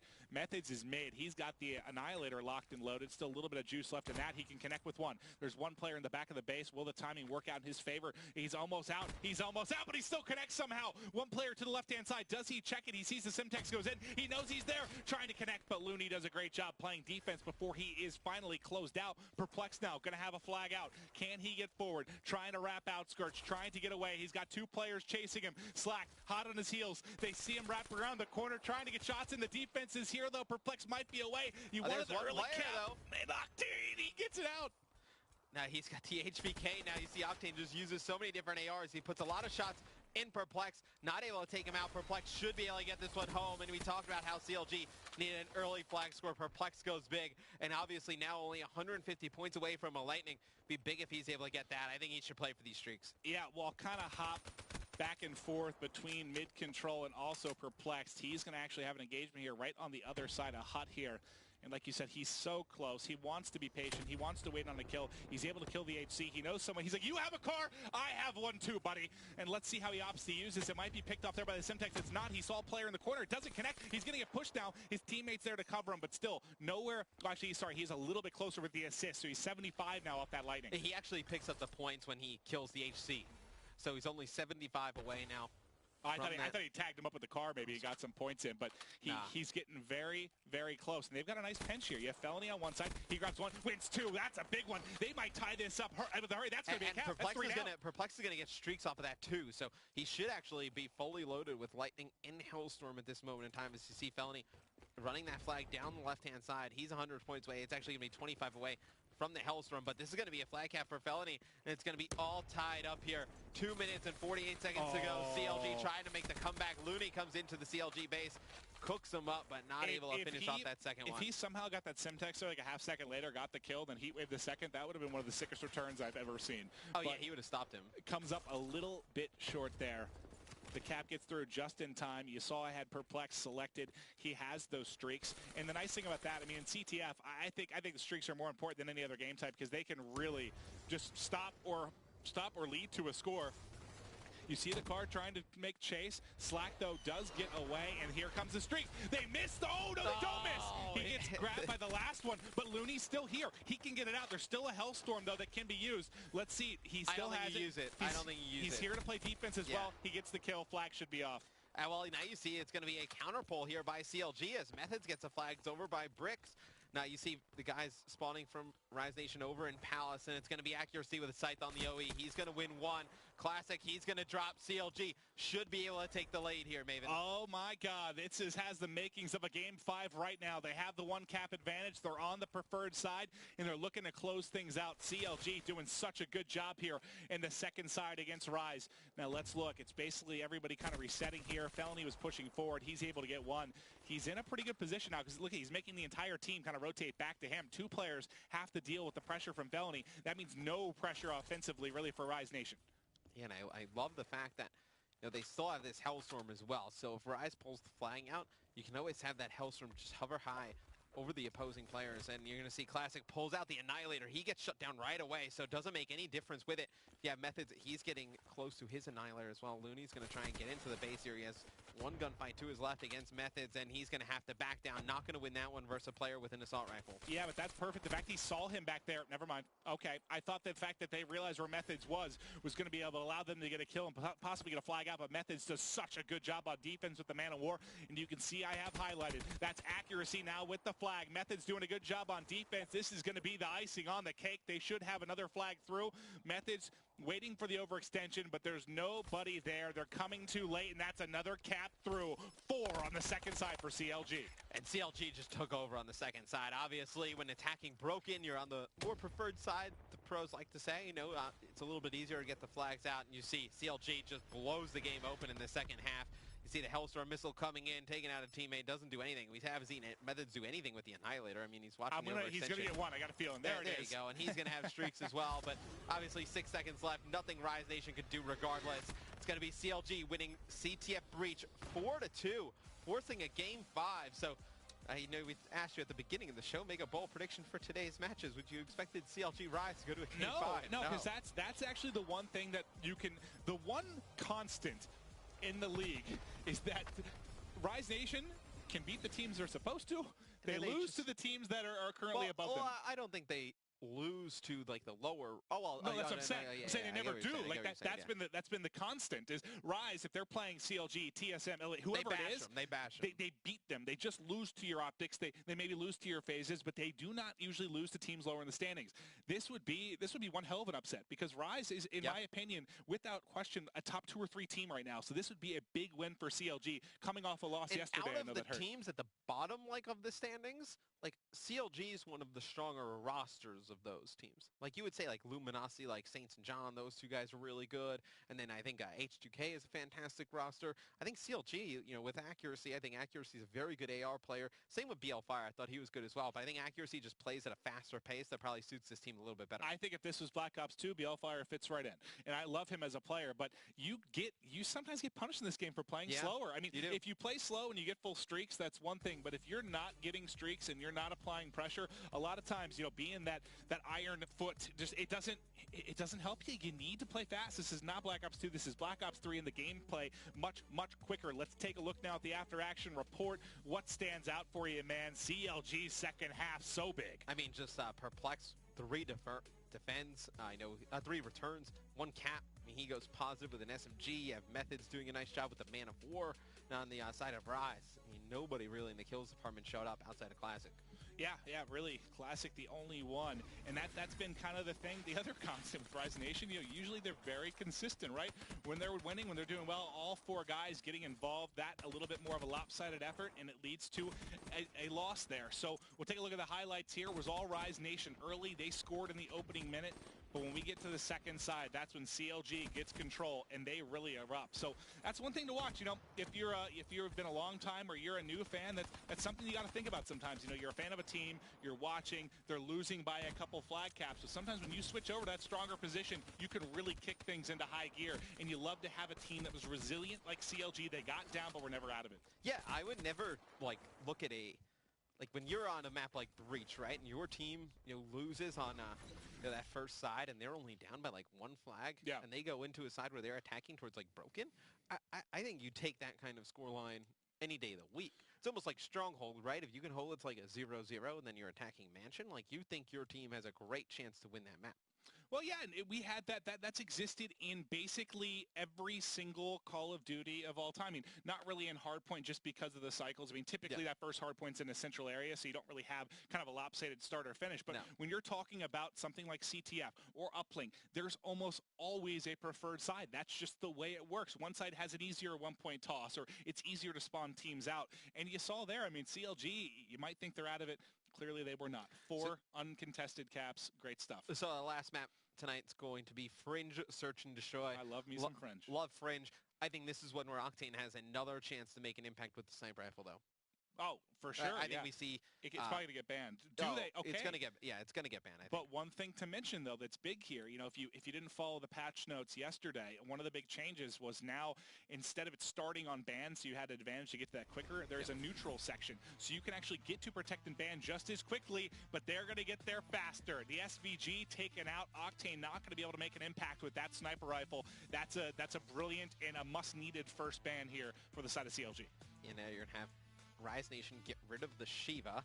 Wonder if Overkill goes during this one as well, because we saw Octane use the Locust. He puts it away. You're going to actually see the Locust go as well. So CLG getting rid of both sniper rifles early. I don't think Octane is going to be a player who's going to use something like the PO6. We see the PO6 used sometimes, but getting the Locust in the SVG out is huge on the side of CLG. Yeah, it certainly is, and you'll see the second side of those tacticals and attachments coming out as well, Matt. So yeah, the sniper not going to be the player. If this was Elevate and they weren't scared to pull out a couple PO6s, I wouldn't be too worried about it. But I don't know if we'll really see that out of Octane. I think this is going to be an AR heavy map for sure on both sides, and I think that favors CLG. I don't know if it favors CLG, but I think the ban and protect process definitely CLG made more of an impact than Rise. Yeah. Yes. I think that stage favored them as far as who's going to win the game. And just take a look at the standings. I mean, I would take Rise Nation in any matchup right now. But you've gotten to a Game 5, and this is where, your CLGs, DTs, TKs, those teams this is where at the bottom, crumbled. Exactly. Yeah. When you take a look at a team like Complexity, if they hadn't been so strong in their Game 5s, they would be in like last place. Yeah. They'd have 6 more losses. They've Realistically, won 6 Game 5s. CLG has to muster the strength here to win a Game 5 to try to stay alive. The difference between the two teams in the specialist draft is going to be Vision Pulse versus Overdrive. We saw Methods do really nice things with Overdrive in the Game 2 Search and Destroy.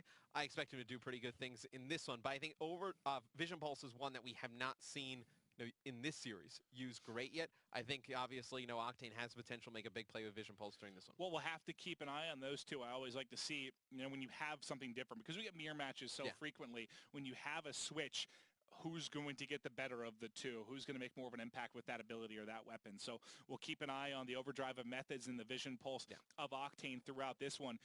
Just waiting on the guys right now to set up their classes before we hop into Game 5. But week 8, day 2, first game is going to go into Game 5. I'm pumped. I love me some Game 5s. It's a good way to start it off. Well, right? We have some great matches tonight. We could have a lot of Game 5s. Optic Envy could be Game 5. Luminosity Elevate could be Game 5. Okay. I'm calling it right now. We're casting 20 maps tonight. 20. This would be 5. We're going all Game 5s. Nah, I don't think we're going all Game 5s, baby. Luminosity versus Elevate has a chance to not be a Game 5. Well, I mean, honestly, Optic can 3-0 anybody, so it could be. I'm just going off the fact that Optic Envy was like 5-game series last time, but remember, they were playing with Aix. They have Havoc on the roster now. I'm not sure. I really liked Havoc last night. I thought he played brilliantly, but still, he wasn't playing Optic Gaming. They're playing TSM, and I love the TSM squad, but it's not Optic. A lot of pressure, obviously, if he's going to be filling in tonight going up against Optic Gaming. Obviously, when you play against Optic Gaming, most eyes are on you. It's going to be very difficult for him to fill in. I think Havoc's a fantastic player, though. I think he definitely brings a lot to Envy if they move forward with him. Very good with the aggressive SMG. But maps loading up now. It's going to be Fringe, Search and Destroy, our finals map in the series. CLG versus Rise Nation, all tied up at 2 apiece. I think you're going to see a lot of action over at the B bomb site on this map. That's the one where most teams are going to put the pressure on. Yeah, I couldn't agree more. You see most of your pushes, and that's kind of true for most S&D maps. There's typically a favored bomb site. You feel you have the biggest advantage. You're going to hit that time and time again. I'm sure we'll see some action on A as a couple kills come in and things sort of fall apart. But B hit after B hit is what I expect to see early on. Rise Nation going to be on offense here off the rip, and it looks like it is going to be an M8.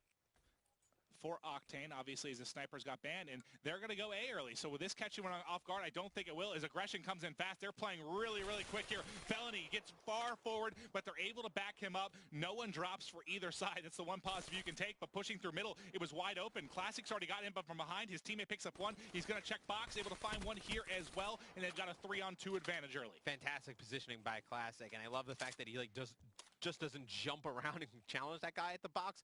Plays it where he has that advantage. He's going to get behind the bomb site, able to take out accuracy. It's going to be Perplex, the last one alive here in a 1v3. Classic, 2 big kills during this round. All right, well, he's going to make it a 1v2, so that's a big kill very early on in the clock. He's able to find one, but he's got a lot of work to do. And that, look at this angle from, look at this angle from Looney. Oh my God, the throws. So sick. Look at, they were both from him. Yeah. Come across there. Brilliant stuff there. Wiped off the map. Looney picks up the final kill. So much for an attempted clutch. Sorry, you're missing your legs. Nice nade spots right there out of Looney. Yeah, and he's able to just kind of get on that wall run and just keep jumping and watching if that player is going to be pushing through auto. So really nice angle there by Looney. Expect to see a lot of players using that. So we get closer to the Stage 1 finals. It's going to be CLG on offense. Going to be hitting this B site pretty hard.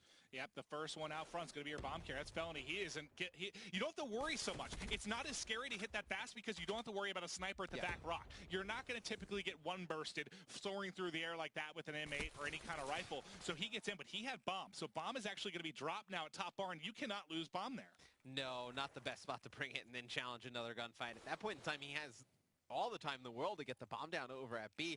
Could have had accuracy, look over in barn, but now Classic in another position to make a play here as players lining up in tracks. Looney is actually going to get cut down. He was kind of trying Perplex, to flank, I think, maybe try to get into Grandma's and disrupt, but unfortunately for him, there was a player waiting all the way back at Truck and Globe, and they were able to pick that up. So wrapping all the way around now, it's a 2-on-2, but bomb just in an awful, awful position. Well, I don't know if Rise knows they have bomb down because Classic actually looked like he was pushing up the street, and you obviously would not push up the street if you knew the bomb was down directly behind you. Yeah, Rise has absolutely no idea bomb's down in barn. Now, it's going to be CLG rotating all the way back to get it, just making a circle around the map. They're going to pick it up now. Now, Perplex going to try and get it down. I wouldn't have thought I had bombed down either. I never would have expected that person to fly in and drop it in top bar. Why would he be up in top bar? And you're going to see Slack jump out, pick up one kill as soon as the bomb goes down. He's going to try and wait for Classic before they start pushing Methods. I don't think they actually saw Methods around the corner. Methods all the way in this back rock. No 1v2. He's going to have one player directly in front of him. Going to win that gunfight, but quickly traded out there by Classic. Picks up 3 kills. Going to be able to win the round. Actually, he gets one during this round. Yeah, well, he has the 3 streak, which is important, and now he's going to at least get that 8C, and he's going to be close to working on that dart. Yep, needs 2 more kills potentially, but that was an odd round, just because you didn't expect the bomb carrier to be the guy soaring into barn, so everything kind of fell apart. Players trying to started out great for CLG. And they get first blood, they get into barn, they get control of B. You have, accuracy set up, watching back rock. Like, you if have you a get guy that first up in blood, top barn. if you get the first blood at B, I mean, either push through or just get the bomb down. Just get the plant if you can. They just played a little bit too over-aggressive there, I thought. All right, well, let's get back to offense here for Rise Nation. I'm going to stick with Classic for now because he's 3-0. He's going to be setting up at White Truck, and we'll see where he opts to play. It looks like the pressure, they want to go towards A. He gets a couple shots, but manages to stay alive, which is the important part here. Seems like they haven't really decided which bomb site to go towards. You see Octane picking up first kill there on Perplex. You're going to see Classic bringing the HC into the A site. Yeah, that should be compliant to bomb time, which is you did see Looney rotate over. So he saw the car, got the information. It's such a good scouting tool, but that's going to be bombed down. They're able to pick up one, but the kill does get traded out. So it's going to be a 2v3 for CLG here. A man down. And let's see how they opt to play this one out. Octane, I think, tagged one up back alley. Let's switch over to the bomb site. Now, Classic's going to be able to get this down, it seems. His Felony's going to be backed off the bomb site. And that's actually going to be Slack coming from Smolder, able to pick up one. You see accuracy. He's all tagged up back alley. Classic's able to finish that one off. It's going to be Rise starting up 3-0, and we got to get on with Classic. I think he's going to get his dart from that. Yeah, we'll check it out. He's got to be darn close. And he was 200, and then he gets the plant and the kill, so he should definitely have a dart. So we'll see how he uses it. If I remember right, Classic, one of the better flyers, we saw him pick up some crazy kills on Infection, right? I think that was him against Complexity. When he hit Parasite. Yeah. Parasite, he ripped him in half. Well, I doubt he opts to use it now, but I still want to stay with him because he's so close to the Lightning as well. So do you not just use it and pick up the Lightning? Well, let's see. He might opt to. We should be able to tell kind of by how he plays. Yep, he's going to be using it. The fact he ran back like he was going to wait and spawn and use it, and now maybe he's changed his mind. Well, I guess you're playing pretty well. You're 4-0, obviously. You've been shooting pretty well, kind of getting all the reads to go in your favor here. It's not the worst thing in the world not to use it. And I mean, when you shoot like that, there's no reason to call it. That's not an easy gunfight. No. He's got camo as well. Pop the camo. You're feeling cocky. Pop it. Go in there with the RK5. He's going to opt to be much smarter than I am. Sometimes in Search and Destroy, you just start to get on a rhythm, and your timings are just perfect. And right now, Classic's definitely on one of those. He certainly is. I just want to see if he opts to use any of these, but I'm going to rotate over to the offense now because they've got to get bombed down with 35 seconds left here, and they know right where they are. Look at the map. So everything's basically been discovered. All the information lies in the hands of your green team, Rise Nation. They know they've got them panned. He's going to get out. He is going to be able to find one. They weren't watching the push out through bricks, but it will be traded out. 4-0 Rise, showing why they're one of the best teams in the game, is they're looking to just sweep them out of this game 5. This isn't close. No, it's not. This one's not close. This has been painful to watch for CLG. Yeah. Classic picking up the final kill here. Perplex does a nice job jumping out the window, picking up that one player. Obviously, it was Looney the last time jumping on that wall run. He was able to pick up some kills with the Semtexes, but then he's just not able to get back into bricks. Yeah, you felt bad. It was like it was cat and mouse, and the cat had them just the mouse stuck. Only one way to exit, and as soon as he came out, they just pounced on him. There's nothing he could do. It was. I don't know, nothing you could do whatsoever when so much information was given to Rise Nation that round. And you still have Classic, who has a dart. He has his Lightning. They have the round advantage. Let's switch over to the push here on B, though, see if Octane can get anything done. I want to keep Classic highlighted, just see if he opts to use the dart, but he's actually going to be dealing with pressure from 10. He still has his camo. He's going to find another one. Just challenge me, please. Okay, well, I guess the challenge went in his favor. Yeah, Method's challenge just doesn't win it. But hey, if you're a Classic, you probably thought there was a chance. And accuracy picks up 2 kills there. Puts CLG on the board. Accuracy, still the new guy. Still not very close. Hiding in the grass here like a jungle cat. Yeah, what does the jungle cat look like? Why do I have so many cat references right now? Yeah. That's my last cat reference, I swear. I don't know. I don't even have a cat. I don't like cats. I think I was allergic to cats. I'm highly allergic to cats. Yeah, no, you actually are. That's why I wanted yeah. to get a pet cat and then invite you over. Yeah, that would actually result in probable death. Oh no, I wouldn't want you. Not that. Just like your throat swollen, your eyes like crying. It'd be awful. You see, Felony there just jumps up, gives Slacked a very easy shot to hit as Methods actually pops his overdrive and gets into bar and picks up one. But you see Octane doing a nice job back there, putting down some shots. He's dead now, but did a nice job taking out, I believe it was Felony there early. Okay, well, the pressure's going to come in. All of a sudden, it's Perplexed by himself. 1 versus 3. Bomb down on the B side. He's got to connect. He has to get that kill. And that's not an easy kill at that range with the player flying across the top, but you still need to get that to give yourself a chance.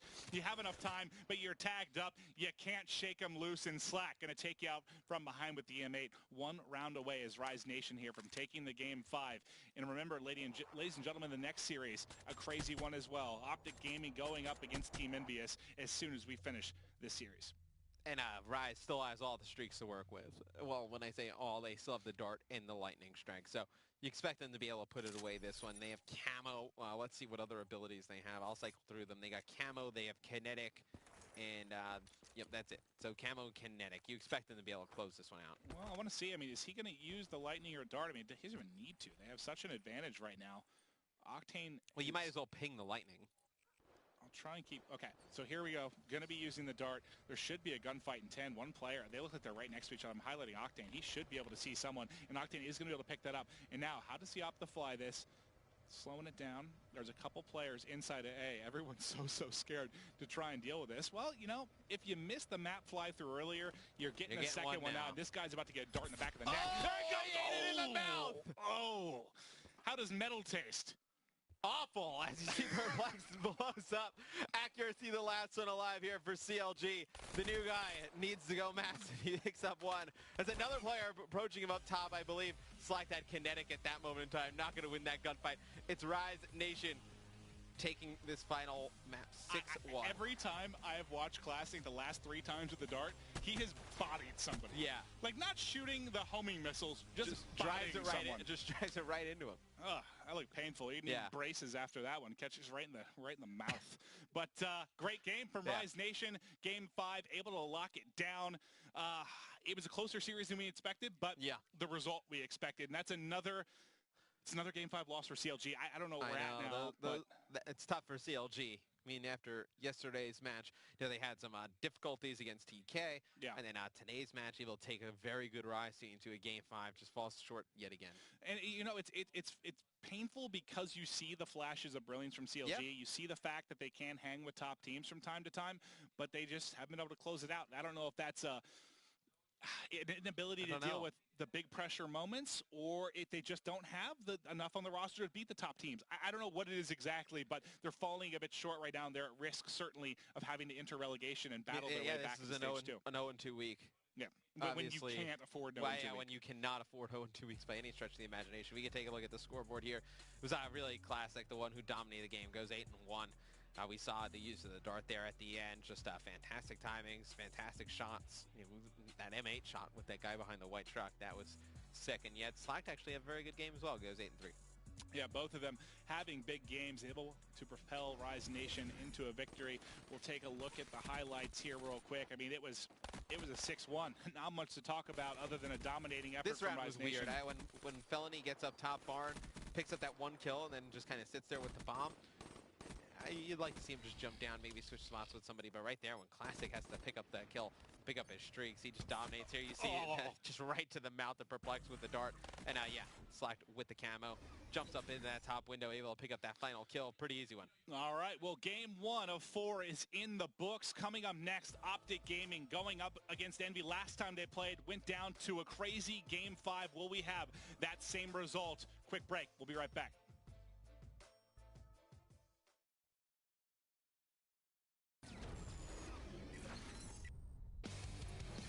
This next hard point, and you've got Damage pushing out. He's going to be proactive about taking these players out of glass. He's got his score streaks ready as well. Picks up another kill. Damage earning his name. That's what he's putting on the guys from Immunity. Now watching, he's forced to spawn behind him. There is going to be that player taken down right there. He's on a 6th streak right here. You got Fate Psychosis also activated. Contests the middle. Gets one, gets a second one there as well. Oh my god. I'm just trying to think whether he can make the run. I mean, 9 seconds. As long as he gets the drone out, making the pass. That goes to Vance. Vance go for the one-point play. Gonna line it up. Is he gonna go in? Yes, it does. All then onto UFO. Great positioning, but it's not going to be good enough. 38 seconds and closing. He's going to check his corners. He's going to come together one. How has he found Tony? And now we see a 1 versus 2. The bomb needs to go down though from LDLC. Love how he just gets away so quickly there. 1 versus 2. This could be a massive 1 versus 3 for Giants Machine. Giants, he's going to walk straight to his crosses. He's done it. UFO picks up a round we almost root him out of. Brings it to 4-4. Coming out. All right, that's what we want to see. He's got the first kill there from that one. Hoju will walk with that kill, and the play of Glitch right there from Hopi. Hopi going off. Can he get the 4th kill as well? No, Dean stills that one. Putting it right in the back of maybe that second hard point we talked about. Oh, Toho's got the Annihilator. What on earth was that? 3 in a row. He's going to go in 4th. Toho's just gone off with the Annihilator. He is indeed living up to his name. That's annihilating the enemy team. He's going for it. A constant test. 7 in a row. Toho explodes on Breach. 17-5. We're only 30 seconds in. My mom's actually like the first person to ever support me, like with my gaming career. She called me by Miracles, because that's like my actual gamer tag, like Mercs is just for short. My dad, he was hating it, man. Get off the video game, go play sports, go read a book. He just wants me to have a good career, you know what I'm saying? Be stable. And he's like, man, you gotta get a job, you gotta get a job. You gotta go to the Air Force. And I was just like, man, you know what? I have this really big tournament coming up. And I was just like, man, just give me 1 month. Give me 1 month. If nothing happens and it falls through, it's fine. I'll go to the Air Force, I'll do the military. And in that 1 month, I went to my first MLG event. I didn't have anything, like no money, man. I think I remember going to the event with like $100 in my pocket. I placed first on my first MLG event. Dad, I just won. I won $5,000. Ended up going to EGL. I ended up winning that one. And then after that, it was Call of Duty World Champs, like the biggest tournament ever. And I ended up winning that one too. And now my dad is like my second biggest supporter. Winning 100K, that was amazing. That was phenomenal.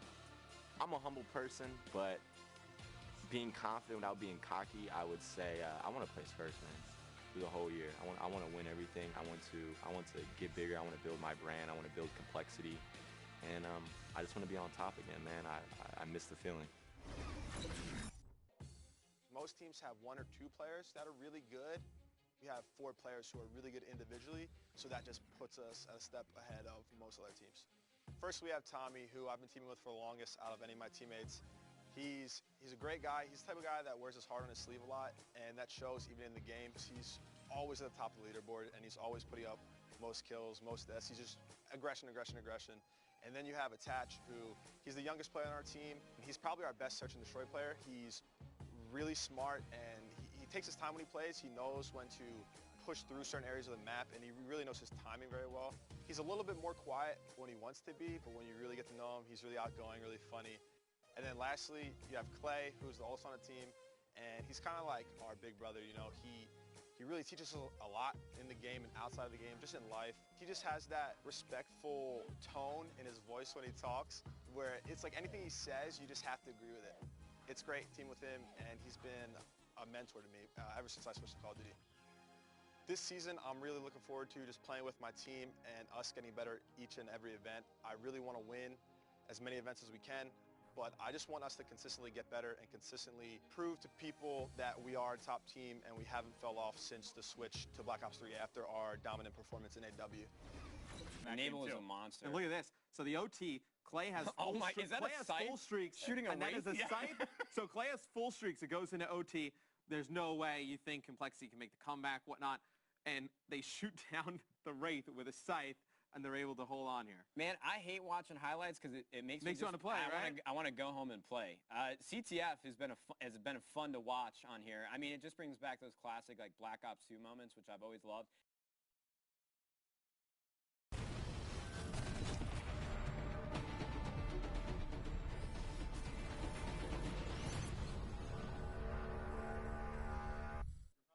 Welcome back. Rise Nation has another W in the books, but our next series, this one is the crazy one we've been waiting for sure. Optic Gaming going up against Team Envious, obviously two of the most well-known brands in Call of Duty esports, obviously. You know, these two have some amazing players on them. Obviously, inside of Optic Gaming, you got Scump, Karma, Formal, and Crim6. And on the side of Envy, see there, you got Aches, JCap, Slasher, and DP. Aches not playing tonight. It's actually going to be Slasher instead. It's going to be Havoc instead. Correct, yeah. So Havoc going to be filling in. The big thing here is going to be, will his S&D gameplay maybe propel them over Optic Gaming? But the guy I want to talk about is Slasher, because Slasher is going to be playing a little bit of a different role with Havoc on the team. Yeah, and you feel like this move would have been to put Slasher in more of his natural position, right? Slasher was playing, you know, some SMG, AR, but he's really like a very good assault rifle player at heart. You know, during Advanced Warfare, one of the best ARs we had during the entire year. So it puts him in a position where he can go back to that natural role, but he hasn't been playing it in weeks. Yeah. So he's kind of adjusting still. Statistically last night, he wasn't great. You know, you could tell he was a little uncomfortable trying to switch roles. I think Havoc had a really big night, You see the potential, though, with Havoc, though. Like, he was really good last night. He's a very fast SMG slayer, very good in search and destroy, brings a sniping presence to the team, and I think if they can get Slasher, you know, to kind of fill back into that AR role, I think it could be a great move. All right, well, let's talk about the first place team right now, Optic Gaming. No one has been able to hang with them right now in the league. They only have a couple of losses. They've been so strong from top to bottom. Everyone's been playing great, but let's talk a little bit about our good buddy Karma. What do you love about this guy in Black Ops 3? He's been playing some of the best Call of Duty I think we've seen him play over the last, 2-3 years. Right, Advanced Warfare was not his game by any stretch of the imagination. You know, Ghost, he was very good. Black Ops 2, obviously, Harold is one of the best players. I think he's back to that top performer level. And it's kind of like funny because I'll see on Reddit sometimes, and it's like, who's like the worst player on this team right now? Like you can't see anybody. I have no idea. They're all so talented. And yeah, Karma, you know, he's been kind of the X factor in the sense that sometimes it doesn't always show in the stat line, but I guarantee if it doesn't, there are so many big plays. Like it's big plays with him. It's big plays with him. It's not, whatever it is. It's not about the 35, 40 kills, which it's kind of like, it puts him in a rough spot because that's what it used to be about Karma, right? Karma, I mean, Gfinity goes on like that 28 kill streak on Black Ops 2. Like, it's not that Karma anymore. But if you ask, you know, in a big moment for somebody to make a play, a lot of the times for Optic Gaming, it is Karma. Well, we saw in the player profile video, he said his job on this team is to fill in where he is needed. He's been doing a great job. But let's take a look now at the Ban and Protect, both the key tacticals coming out. You see Overclock and HC. Do you think the HC coming out has any impact on this game? No. Not at all. I think that's a little bit of a waste. But both of these teams are going to be some that are going to try and force it to as close to a gun v gun scenario as possible. So you're going to see the tacticals go. Imagine you're going to see high caliber rapid go. You're going to see Overclock be targeted a lot during this series because these players don't want to get hit with those abilities constantly. And these last two, I expect the Shiva from one side to go. I don't think Envy would probably want to deal with the Shiva. Yeah, I'm trying to think. In the last game, what did we see? We saw the Purifier go. That can be a strong weapon on this game. I don't think either team really is that worried about that. They both are fine using it. We'll have to wait. Well, both these teams waiting each other out. Well, the final two really comes down to the final seconds a lot when they really are having a difficult position. There is the Purifier. So you see that taken out. Then the VMP by Scump. Interesting, interesting. So VMP going to go. You expect this one to be more about the CUDA now. The CUDA and the VMP, the two most popular SMGs amongst the pro players, and the Shiva makes it in. So you could potentially see somebody like Formal run the Shiva. We've seen it from time and time, and Envy doesn't really have a player who can utilize the Shiva that well. Now you're going to see the specialist strap continuing. You're going to have Heatwave on Karma and TP, Havoc with Kinetic. You're going to see Camo on Crim. Fully expect to see Scump go Kinetic and Formal go Scythe to round out Optic Gaming. All right, well, let's see the final couple picks coming in here, Matt, before we hop into the Game 1 Breach Hardpoint. It's down to Scump and JCap. You see Kinetic Armor coming in and Scythe for Cap. Scump, I think him and Attach, probably the two best Kinetic players in the game. He can be such a difference maker, especially in something like Hardpoint. Breaking those hard points, holding the hard points, getting big kills on the rotation. The kid is a god when it comes to using it. I wonder if we see any Vesper during this. I don't think so. I mean, maybe, potentially. You could use it, like, in cages, like in the second hard point. You could use it in the first one, obviously. just a little bit harder to shoot at range. I wonder if we see the Vesper at all from either of these teams. Yeah, it'd be interesting to see. I think we'll see a lot of the CUDA I think for we're sure. gonna see But mostly you CUDA, do see, but- I think it was Burns we saw really go off at South Carolina on this particular map, this particular hardpoint with the Vesper after the nerf. He dropped 40 plus. So it can be done for sure. But for those of you guys on Twitter, we love to go hear your guys' comments, hear your feedback. And this one, these two long-standing organizations, who are your favorite players? When you're looking at Oh, Envy, man. when you're looking at Optic, so many big names to choose from. Use the hashtag CWLPS4, tweet at myself, at Matt, also at the COD World League. We'd love to hear your guys' thoughts. This is a tough one for me. I mean, I have a lot of friends on both of these teams throughout the years. Like, obviously, you know, I went to Karma's for Thanksgiving. Yeah, I went to Karma's wedding. Oh, yeah, we were both there. Yeah. So definitely close to these guys. I've known Formal since his Halo professional days. And then Envy. I mean, one of the first players to kind of teach me the ropes back in the days with Apes, TP. I spent a ton of time, obviously, with Teep, Krim, Aches, and Karma. And then, obviously, Clay played for Optic. I spent a ton of time with him. Two guys that very good friends with, though. Rambo Ray. Got to give a shout-out to Ray. Oh, I miss Ray.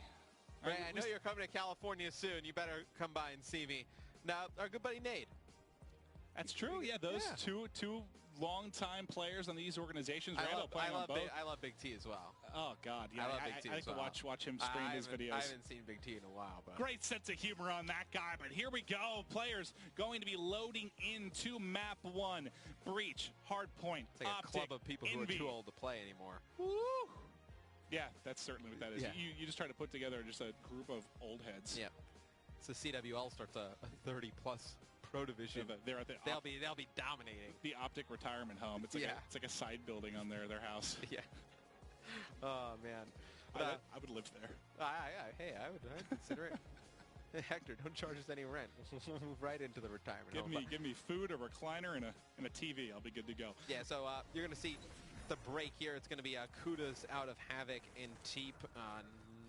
No Shiva out of any of the guys on Envy. And look at that. You have Slasher on the Vesper picking up 2. They're early. So you are going to see some Vesper during this one. I thought when the Kuda got banned, you're going to see Formal actually with a Shiva as well. But when the Kuda got banned, it kind of opened things up to potentially with a Shiva. Because this is one map that you can get away with running the Shiva. Oh, you certainly can. But I do love that we're seeing the Vesper, here out of Slasher. You know, players dropping right now. Krim's the only one with a kill right now for Optic. Formal finally able to answer. He's going to just fly out there, not able to connect. I'm going to go kind of between Havoc and between Slasher right now as they're both off to early breaks here. In a 4-0 start, can Havoc get the streaks is the question. Cap picks up a couple of kills. Havoc trying to bounce back and forth here with Slasher in the hard point as he's going to pick up yet another one. And he's been playing so good around the hard point, Havoc. You know, just doing a great job, just baiting out some shots, and Slashers winning those gunfights. And you see Cap, he's going to rotate over towards Cages. So this is one where Envy could potentially control the second hill as well. Fantastic start by Envy. You see Havoc starting out 6-0. He's definitely got to be close to those streaks, man. Yeah, I got to go back to him. It's really him, Cap, Slasher. They've all started out great. Optic Gaming not keeping pace. They don't have a point yet. It's 65-0. They should be getting a point soon. And they actually kill Havoc before he gets the streak. See Karma picking up 2 or 3 kills inside of the hill. Now they're on the board, yeah. But hey, you couldn't ask for a better start for Envy, right? No, you could not. That's as good as it gets right now. 69-10 the score. Karma coming in. Formal picks up a couple. Karma gets a second as well. And now starting to tally some points. 20 seconds left before we're going to start to rotate out of here to Palace. But they finally are getting on the board, doing a good job. And that's kind of Optic Gaming, right? Slow starts, but now Karma 7 streak.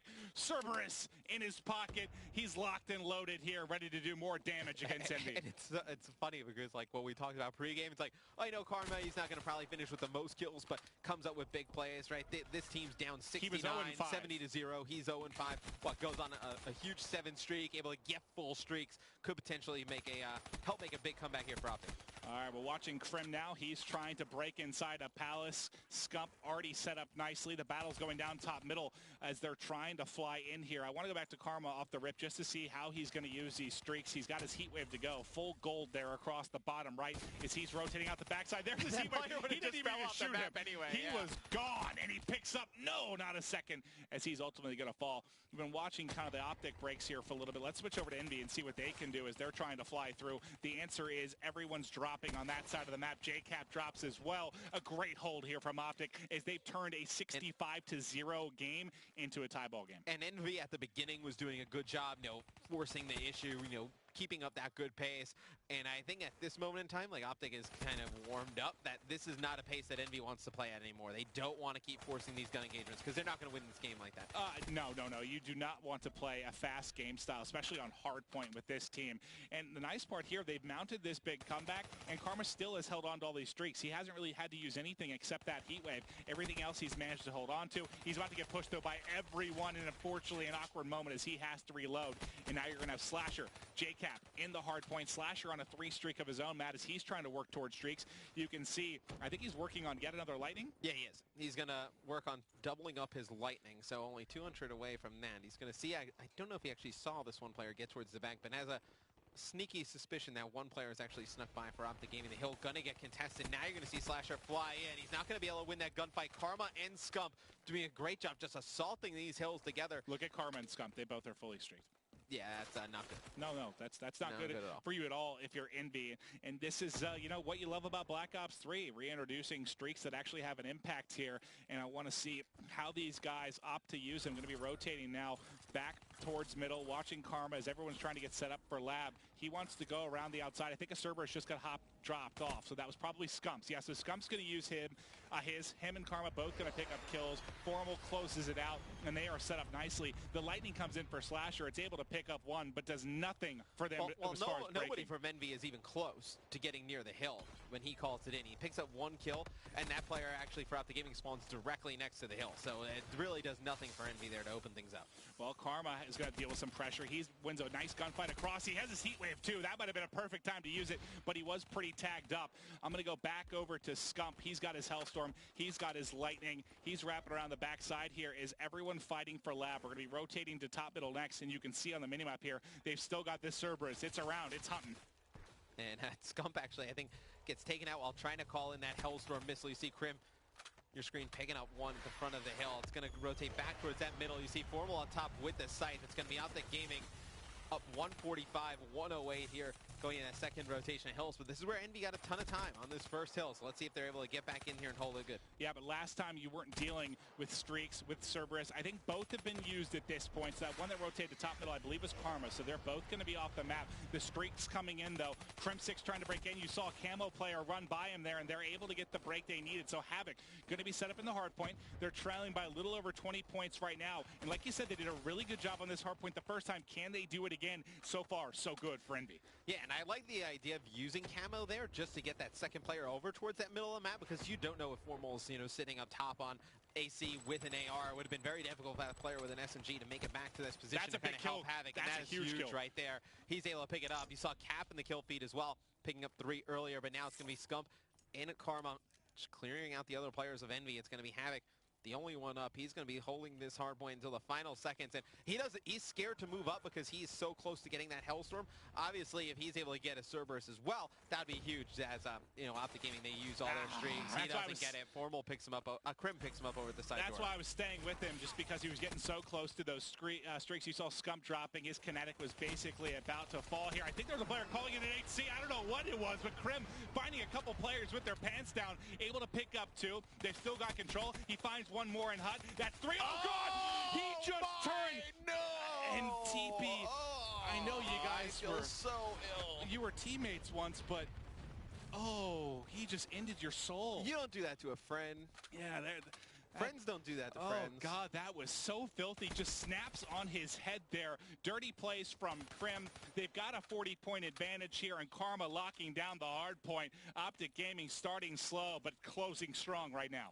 That TP's actually had a great game, though, for Envy. Not a lot of hill time, which is quite odd. You usually see Teep with the most hill time for the team, but 21, 23.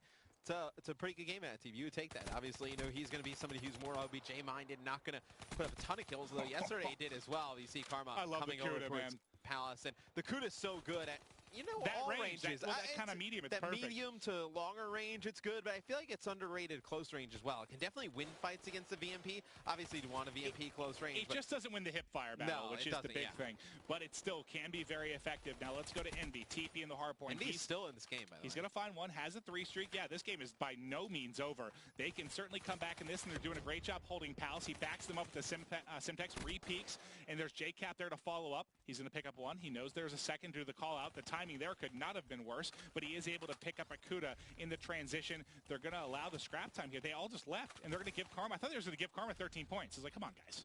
Someone's got to try and get this. Envy goes back, but they were actually trying to just go on the rotation for these next spawns. See Formal, he's set up behind this AC unit. Scump just picks saved up his life. one. Yeah, pretty much saves his life, but he's going to get naded out by Teep. So now it's going to be Envy.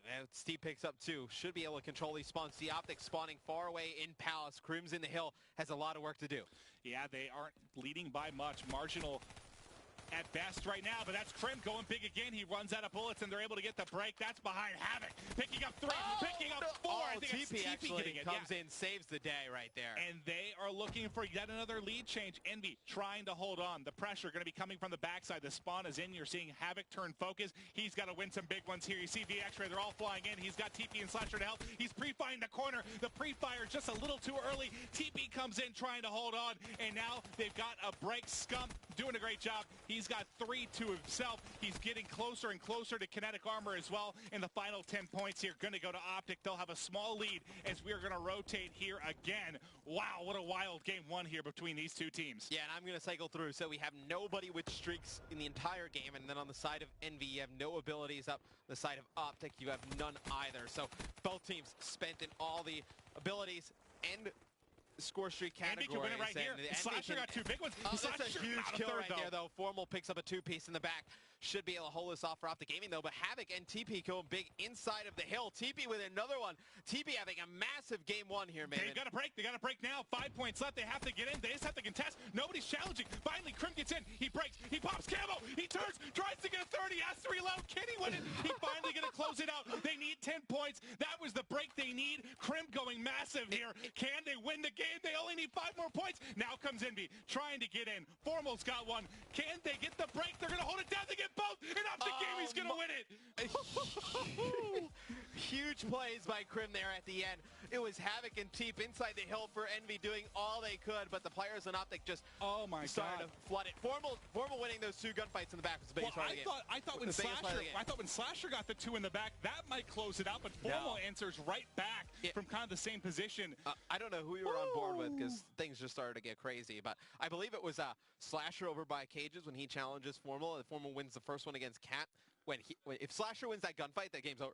The game ends right there. Yeah, and he got the 2 before that too. Yeah. So he would have had that would have been a 3-piece, maybe closed down the game because 100% would have closed the game. You only had really 1 break opportunity. I mean, at that point they had 2:47. It was 1 break. I thought they were going to get into a contested time. At that point, Crim gets into the hill. When Slasher drops, and then you have Formal, the players in the hill have to go and kill Formal in the back, which they do. They get back inside. I think it's like Teep picks up a 2-piece, but Crim comes in, cleans them up. Slasher's alive. He comes straight through that side door. He picks up one of those kills. It's over. Then none of the guys in the hill have to go outside to challenge, so you have the 2 players looking towards the front. That's a game that Envy wins. Slasher picks up that kill. You can't really hate on him because it's a tough one as well. We talked so much about Scump and Karma early because they were fully streaked out. They had such an impact. But Crim is the guy that goes big at the end that matters. And that 4-piece, that streak he got where he turned on TP, that's an apology letter. Like, you have to write out not an email, not a text. That's a handwritten letter saying, buddy, I'm sorry. Teep has a monster game. Teep has a monster game. He goes +3, 1 minute and 6 in the hill, 7 defense, and I tell you what, Havoc, he only goes +2, a minute 43 in the hill, but I think it just helps Teep's game so much to have an aggressive SMG player because he's not the one just like that has to force the issue. Like Teep's never done that in his career, right? Teep's been a guy who plays in the hill, gets those big kills when it matters. And like to ask him to play at that fast pace and be that intro killer isn't what Teep's supposed to do, and it's not probably what Slasher wants to do either. And that's the thing. This team, at one point it makes like more sense. I feel like at one point you mentioned during that kind of early on, you said now that Optic's heating up, Envy doesn't want to play that fast-paced game. I actually think they can. With Havoc compared to what they could with Aches. They can play a little more run and gun. Black Ops 3. You saw it. hard point. They hung with him. That was awesome to watch, and a really, really good performance there by Havoc and TP being the lead subs. And I mean, I think that sub presence definitely sorely missed, and that was a close game. I mean, as close as you can get. What, a 3-point game there down to the wire. Saw some big plays. You know, every time I feel like, you know, Teep and Havoc needed to go big in the hill and pick up kills. They did. And see Krim right here. Except for the final one. Right, so when Krim comes in and picks up these 2 kills, like, if Slasher's alive, he comes through the side door and finishes that off. Because the one player doesn't have to go through the back and take out Formal. And right there, it was just that 1 kill. When Formal opens up the back, that's the game right there. Krim had 4 big kills at Cage the one time, like 4 in a row to give them a lot of time. He had 4 in a row there in the final hard point in lab to close things out. I mean, even though he didn't get a kill with the camo, that camo pop and jump across is the only reason he stayed alive. Gets the reload in, picks up the kill. Ooh, Krim goes big, man. That was a fun one. Now it's this new, I don't want to say it's like a new Optic Gaming, right? During Advanced Warfare, it was really just a lot of Scump and Formal. It's like a Scump and Formal show. And then like Krim was there sometimes, and Karma, like he had his moments as well. But in this game, I feel like it's much different. It's a, it's kind of like I think Formal's like probably the most consistent one when it comes to like who's going to have a big game. But the other 3, it's like a toss-up. Like, it doesn't really matter anymore. Like, if Scump doesn't play like the best, it doesn't really matter anymore. Well, I mean, it used to matter a lot. And if you guys, you know, maybe at home, you're a new viewer. I know we have live event viewer on the PlayStation 4 now, so I know we have some maybe more casual players tuning into esports for the first time. If you missed the first matchup, these are 1 and 2 in the standings. The first time these guys played, we go to a Game 5. It's an epic series. Optic ends up rolling in the Game 5. I think it was 6-0, but it was a very, very good series. And now you have Havoc in place of Aches, which I think brings better S&D gameplay for sure. I think Havoc is just, that's one of his best game modes. And you saw the added pressure he brings with the sub. And don't get me wrong, I think Aches is one of the best players in the game, but we are not sure yet if Havoc maybe actually fits better to the, you know, kind of that core MVP. Does he provide a better play for the team? The only reason you make a change is if it gives you a better chance to beat Optic Gaming. Envy's beaten every other team. Envy's beaten every other team. I don't want to say like with ease, but you know, this is an Envy team that is 3-0 to pretty much everybody. Yeah, their games have not been close. Versus the rest of the league, they've not been close. I think there's 6 or 7 3-0s. I think last night against TSM was their 7th, I think, 3-0. Right. So, yeah, they've done a really good job. I mean, the only teams they've had any issues with is, you know, some FaZe. FaZe, Rise, Optic, because they have close games. Yeah. Well, no, they've beaten Rise. Oh, they twice. beat them, but I mean, they're closer games. Everyone else are like 3-0-ing. Yeah, everybody else they blow away. It's just so against those top teams, I feel like they think they needed somebody who's going to force the issue and really just get in your face. Like, you look at Rise, they have guys like Looney and Slack. Those guys are going to force the issue. Optic, they have a guy like Scump. He's going to be aggressive, just pushing into the hills all the time. FaZe obviously has Attach and Zuma. When you looked at this Envy team, there was a one piece they were missing. Yeah, no, I couldn't agree more, and you can see how it's benefiting TP because he's had some of his stronger games. There's just not that much pressure in these final 2 still series. Pressure on TP, but it's not the same type of pressure. Like, Teep just needs to go back to winning his big engagements in the hill, which Teep is perfect at that. You know, he plays like slower. He's not going to challenge anything that he doesn't need to. He doesn't have to be the guy who's going to try and play at 1,000,000 miles an hour and win those gunfights. That was why Teep struggled a little bit last year too, because the game was so fast. No, I couldn't agree more. And this, I mean, we saw it in the uplink yesterday. You know, TP was able to get the drone and have Havoc in front of him at all times, just kind of leading the way, whereas I feel like TP had like 3 slower players where he's trying to push the pace. It helps him so much now, but we'll see now. In S&D, I still think this is where you really want Havoc to make a difference. If he doesn't step up and help you in S&D, maybe a permanent change doesn't make sense. And right now, I think this is just a sub filling in. They're feeling him out, which I love, but a permanent change doesn't happen unless you really see him help them in S&D, I think. No, this is an Envy team that was pretty strong in S&D already. Yeah. No, but they didn't play very many because of weak. They didn't play very many, but I didn't think they were bad necessarily. And Scump gets rid of Overkill, and that is a ban that you would not see come against Envy prior to having Havoc on the roster. Now, we didn't really get to see Havoc snipe much yesterday. It was banned, or it was on maps where you don't really need a snipe. We'll see if he opts to use it here. You don't ban it out if you're Optic. You have faith in Formal. You have faith in Karma, guys that can both pull out the sniper and be effective in their own ways. Now, what do you expect here when we're looking at abilities across the board? I know, but let's see if we have any differences. Is this going to be a mirror match? It should be. Expect, actually, Yeah, actually, no, you're going to see Kinetic out of these last two guys. Kinetic on Scump. You expect Havoc to go Kinetic as well. Yep. So, yeah. Kinetic's in. Expect it to happen. And the only one you can kind of look at is maybe Psychosis. Do you want to have Vision Pulse instead of Psychosis? I'm a fan of Vision Pulse over Psychosis. Yeah, we saw Psychosis actually used pretty well yesterday, but it's still been kind of iffy for me. It's really hit or miss. But Vision Pulse can be as well. Now, on Redwood, this is going to be a fun one. We've had some epic Optic Gaming maps on this. Remember that Game 5, Round 11 against Elevate. Really been a fun one for this particular team. But I just don't know. Is Havoc going to be the difference maker for them? Can Envy keep up and search and destroy? Because, again, it came down to a Game 5. I think it was Infection. It was a 6-0 like that. Instant. It was 4 or 5 kills for Envy in total. No. That was one of the more lopsided games that we've had the entire year in Black Ops 3. So let's see if they can keep pace a little bit more. Now, right now, players just editing their classes here before we hop into Search and Destroy. Now, for maybe some of the new viewers at home, if you're hopping in on Live Event Viewer, this is going to be a best of 5, so first to 3 wins. We have 4 different game types in the best of 5. We started with the hard point, which is kind of like a cycling king of the hill. We're going to be going to Search and Destroy now, which is a 1-life elimination mode, kind of a best of 11, first to 6 rounds. Next up is going to be Uplink. That's, I mean, easiest way to describe it. You're going to see it, 2 Uplinks. It's kind of like basketball. Basketball with guns. We got a video to explain a little bit more later. Guns. And then the other is going to be Capture the Flag, which I think everyone, just from childhood, at some point you've played Capture the Flag, and whether it's Capture the Flag in football or in something, you've seen it in some way. Capture the Flag in football? Not Capture the Flag, but, oh God, what was the game we used to play when I was a kid? It's a very long time ago. Think about it. Oh, yeah, that's right. Oh, God, I'm searching into my memory banks here.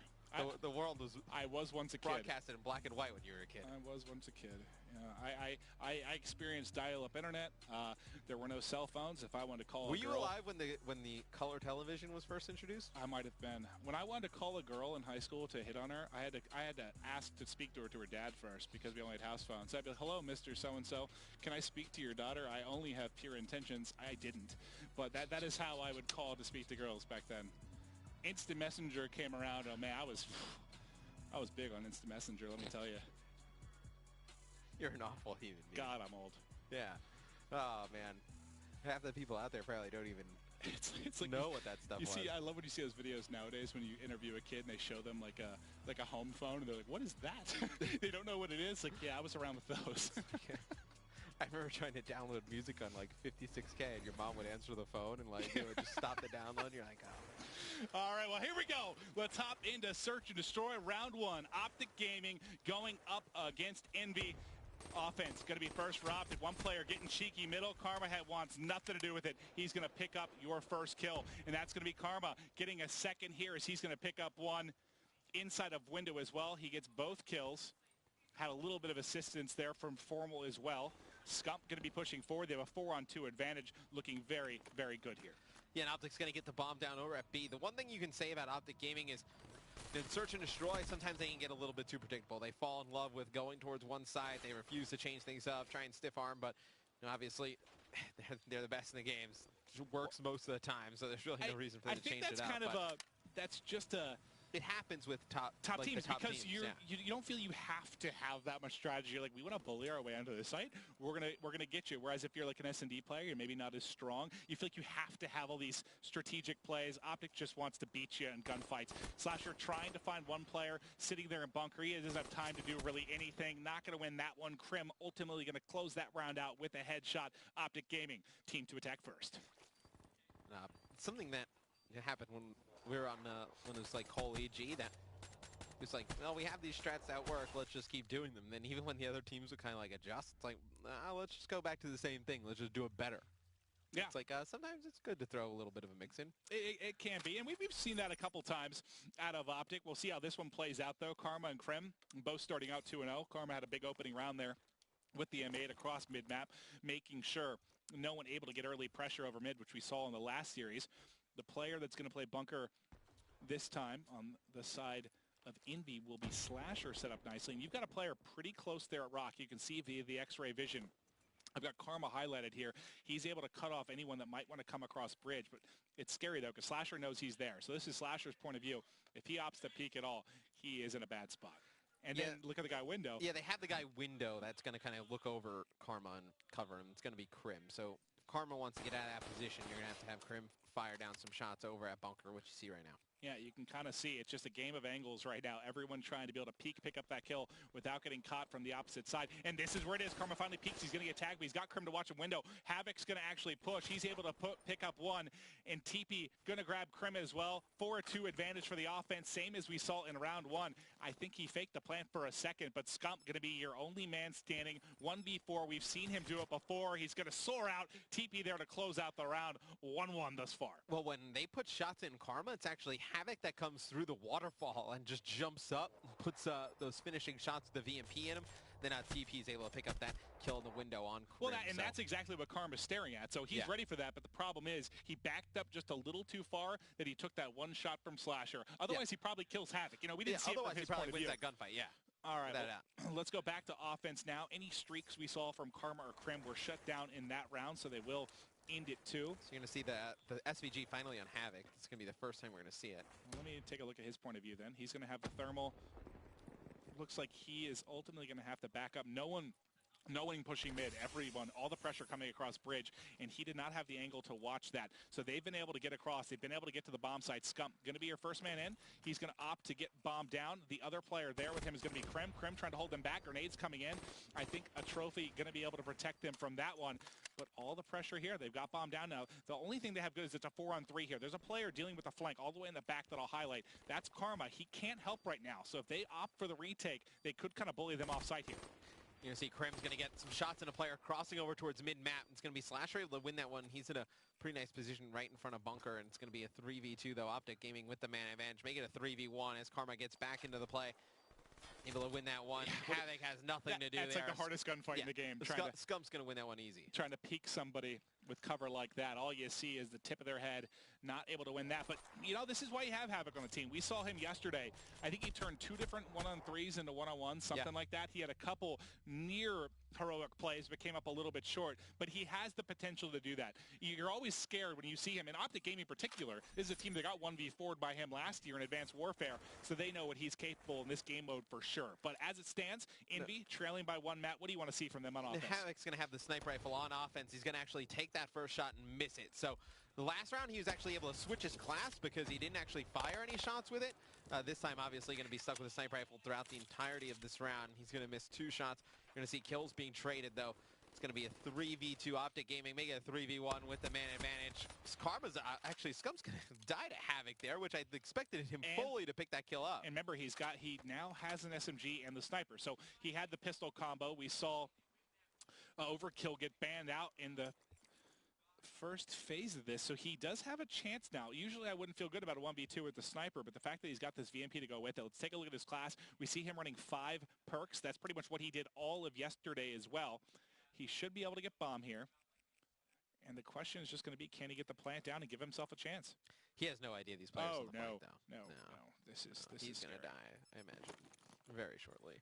But he's actually able to get out, and the guys on Optic going to go straight over towards B. If he goes to A, he's going to get an easy plant, but he's going to go back towards the B side. He's going to have one player directly in front of him. He's going to win it, so he's going to force a 1v1 here. And he's just going hunting. He might be able to find him in the corner. Oh, no, that could have worked out perfectly. Now he's going to have to force the plant. It's going to be Formal chasing him. 4 seconds left. Oh, my God. Formal might actually get tagged from behind. Can Havoc find him? Havoc's got 1 second. He finds him. Oh, my God. Oh, Lordy, that was close. I don't know how many more bullets he needed, but Formal is sending a prayer to the time gods. The time gods. Whoever controls the damn clock, Matt. I don't know what they're called. Oh, that is very close for Havoc. Almost able to clutch that. Was that 3v1? That would have been, 1-on-3. That's exactly what I said earlier. Right before that round, he turned those situations into 1-on-1s. He has the ability to make such a difference here, but it's a bloodbath on B. Everyone getting forward. Formal here trying to react. It's a 2-on-2. He knows he has a player at the tree, but he is just getting teased and peeked. Who is that toying with him? That's Havoc. He was making Formal's life a living hell there. With the SMG as well, and he's going to push up to the rock. There's Formal playing in the water. He's going to have to get out of this position. How many players that are going to continue to re-peak Formal, on a head glitch with an M8? But you know what? Havoc, I think he's feeling pretty good at that last round. I know he lost it, but they're still in this. MP 2-round backs, and Havoc did survive, by the way, so he is still continuing this 3 streak. So he is still a ways to go for Lightning, though. Yeah, and Cap, the other member of Envy, alive, going to be rotating back towards that middle, but Formal's finally able to win this gunfight. They have J-Cap not going to be able to win the gunfight versus Karma. It's going to be Optic Gaming taking a 4-1 lead here in S&D on Redwood. I feel like that round, you know, the Havoc versus Formal 1v1, I feel like that one just threw all the momentum in Optic Gaming's favor. Havoc's able to win that one. See Envy possibly making a comeback. This one looks like one that Optic's going to run away with. Yeah, it's tough for him, too, because he gets in a 1v1 probably with the Optic Gaming player that's grinded the most S&D. Yeah. That's been in those situations the most in Formal. I mean, he plays with a lot of those big S&D guys like Pharaoh, Blazeful. Like, he plays all the time. So a guy that is experienced in 1v1s as well. But that round, we'll see if that's going to be the difference maker.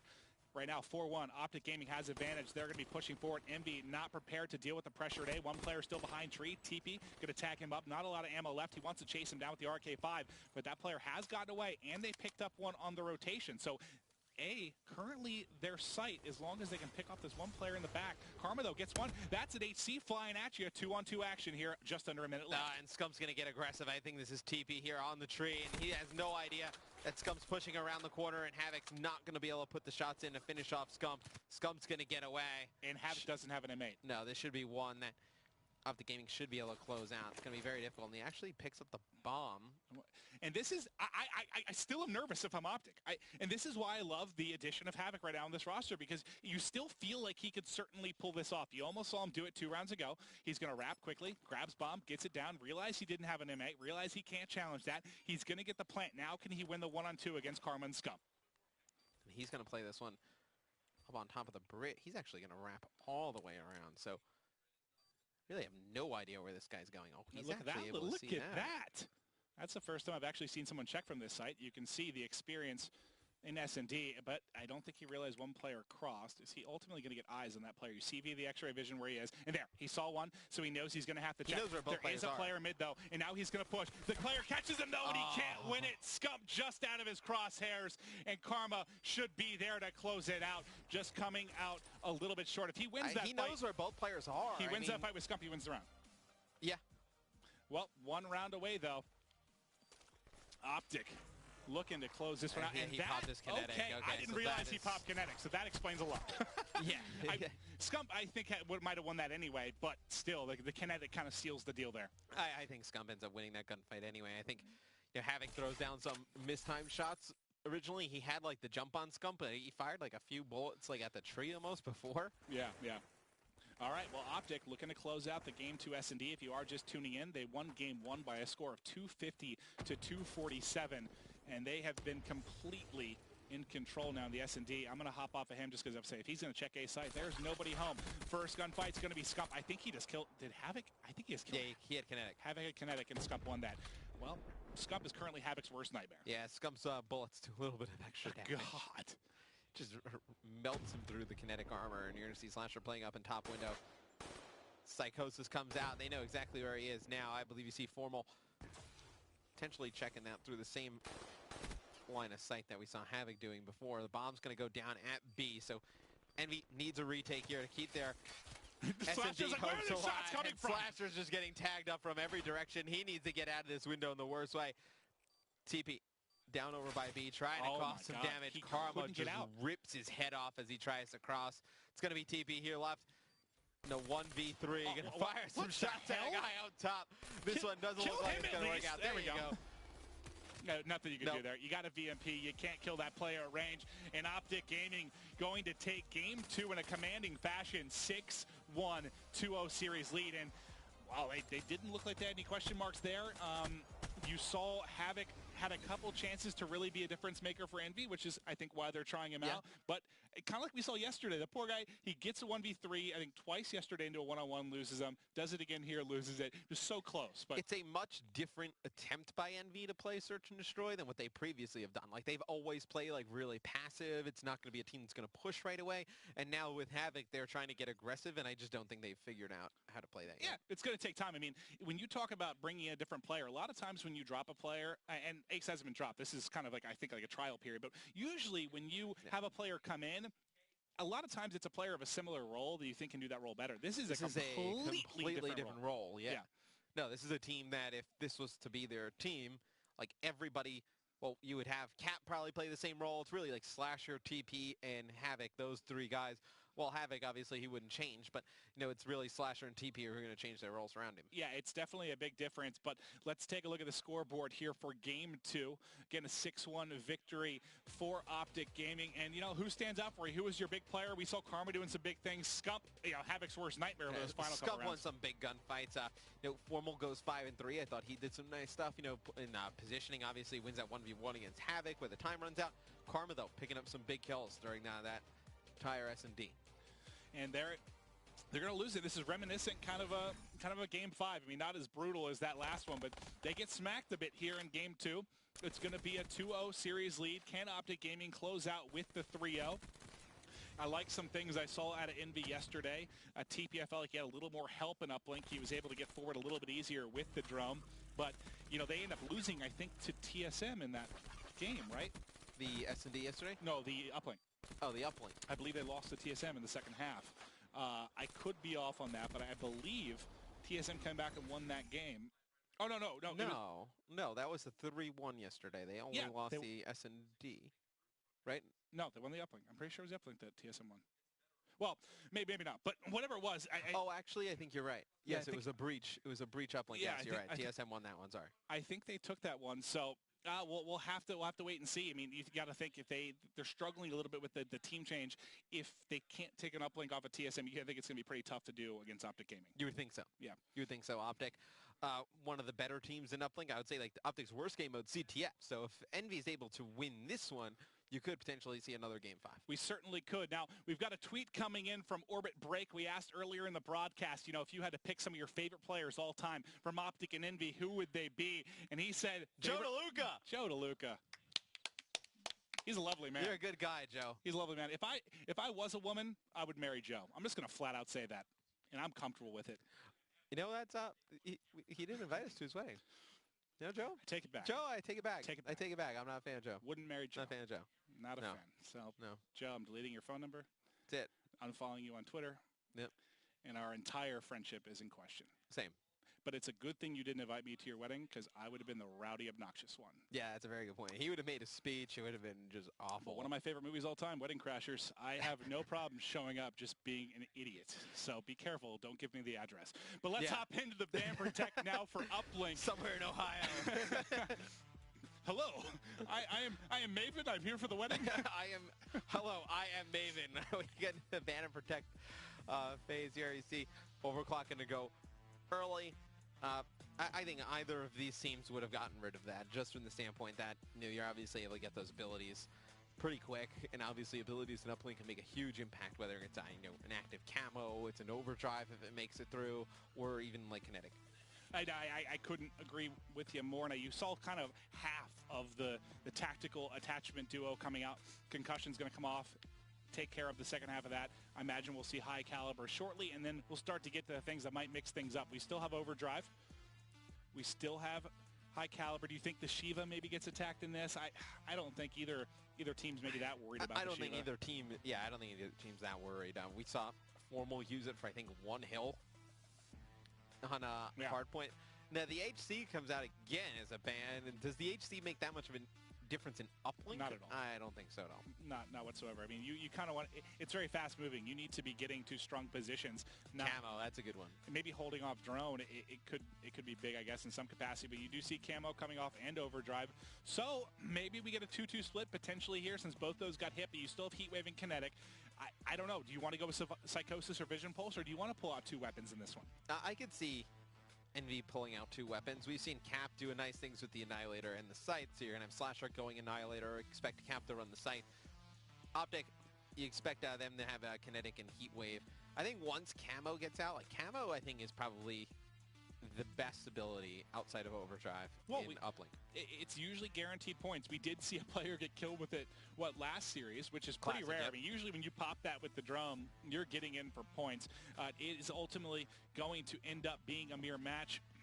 We'll give the guys some time now to create their class. But one thing I want to talk about, I want to show you guys, maybe you haven't seen it at home, you're checking out live event viewer, you're new to esports, or let's say you're a Call of Duty fan back from Black Ops 2 and you're not all that familiar with Uplink, one of the newer modes in Call of Duty esports. You know, with the help of Activision, ESL, we've put together Uplink 101, kind of an introductory video to this game mode. Let's take a look.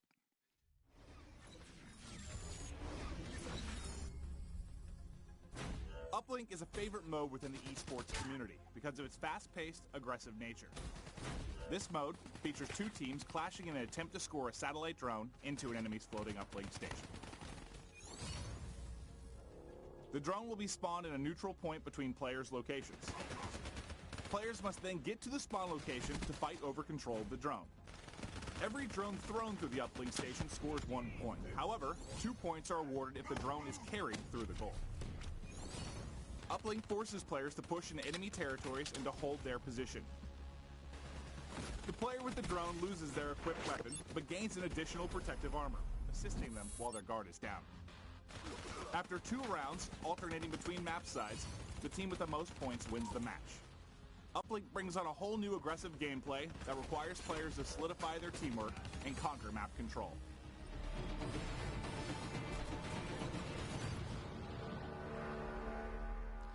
All right, awesome stuff there explaining, you know, what has become one of my favorite respawns. You do such a good job explaining that. Yeah, if you recognize that voice, it was yours truly, Mr. Handsome. But no, it's great though. There's a lot of work going into trying to build, you know, stuff for new viewers that are coming in, and the new game modes, just trying to you know, explain them for the new viewers. So we're going to see a lot of those Catch coming everybody out. up to speed. Search and Destroy Hardpoint, you'll see a lot of videos like that coming in the future. But players now just finishing their creative class, selecting their score streaks, and we are getting ready to hop into Game 3. Will Optic be able to close this out with a 3-0 sweep of Envy, or will the newcomer Havoc be able to propel this series forward, help Envy push this to the limits? I don't know. Envy had such a good... They looked so good in that first respawn. I expect them to keep this one close, but I think Optic probably takes it. Yeah, I think all momentum, certainly after Game 2, is definitely with Optic Gaming. But we'll see if Envy can keep this series alive. Counting it down, getting ready to hop in here. Who do you want to start things off with, pal? You know, let's start off with somebody on Envy. Give me JCap. I feel like JCap is a huge part of this team. One of the best ARs in Call of Duty history. Doesn't matter the title. And it's actually very good in Black Ops 3. I feel like Cap's a little bit underrated. Yeah, he is definitely one of the top players in the game. We'll take a look off the break as everyone's going to be vying for mid-map control. It's Slasher dealing with some pressure early. We talked about the Shiva making it through. He's going to be using it here early, trying to win a gunfight there with somebody top grandmas. Finally going to win it. Tries to find one more player, but fortunately for you, that's Formal. Mr. Doesn't Miss flying at you. He's just going to try and lock down this left-hand side of the map. Wait for his teammates to spawn up, see if they can get any map positioning. He knows Havoc is somewhere behind him. Havoc's actually going to challenge this. Not a gunfight you want to challenge, especially against Formal with an AR. And see Krim coming here on a flank. He's able to pick up one. It's 2 players actually trapped on that left-hand side. It's Optic in a good position here. You know, if they can get some players up towards mid-map, Krim in a perfect position to make a play. That player forgot about Krim, apparently. For whatever reason, just trying to run right by him. But Krim and Formal doing a good job just holding this mid-map position. All right, well, let's keep eyes on with Formal for now. He's trying to pin players here inside a barn, but you've got someone coming all the way around the flank. That's going to be Scump. Scump should be able to get in behind one. This is going to open things up now for Krim to grab the drone, and now they are going to push forward. How does he opt to play this? He wants to use Formal as the lead blocker. He's going to go right through Church. Does he go for one? Does he go for the dunk? He soars through as everyone dies, but he still gets the dunk. They do a good job closing out at home, but unfortunately not closing out the drone carrier. Now Karma only went up for a second, but he should do just enough to hold these guys off to allow his players here to help him get forward. Yeah, and he gets over to the B stairs. That's a huge spot on the map, able to lock down a lot of the mid. Now you see Krim come flying in, picks up 2, and he's actually going to get the drone, and he's going to go on a little bit of a breakaway here. Slasher trying to play defense for Envy. Krim going with a 1-point throw. He's able to put it down. It's going to be Optic up 3-0 early. Nice toss. That's the long-range one you need to make if you're going to win these games. He got a pretty easy dunk early on as his team basically tossed their bodies to the wind for him to score. The second time, he's putting through a big one. You see Havoc playing defense. JCap gets a 2-piece with the Simtex as well, and now it's their turn. He needs somebody out in front, though. He doesn't want to lead the way with the drone. He's just going to toss it forward so he can get gun up. There's one found. Gets shots into a second. Trying his best here, but he needs a little bit of help. Unfortunately for him, Formal might be one of the best players when it comes to playing defense in Uplink. Yeah, he picks up 2 big kills. Krim with another, and now it's going to be Optic Gaming going on the offensive side of things. And actually, maybe not, as Havoc makes a huge play. He's able to pick up the drone, melee 1, and then throws it in. A huge play right there from Havoc. Apparently he heard me talking about Formal's defense, so he decided to club him. Ultimately, it's going to lead to 1 nice individual performance coming out of the new player here, subbing in for Envy. Watching Formal now on steps, trying to control mid-map, trying to control this drone spawn. Ultimately going to fall. Can Envy get forward? Let's go to TP. He's 4-6, but he's on a 2 streak right now, and he's playing very aggressive.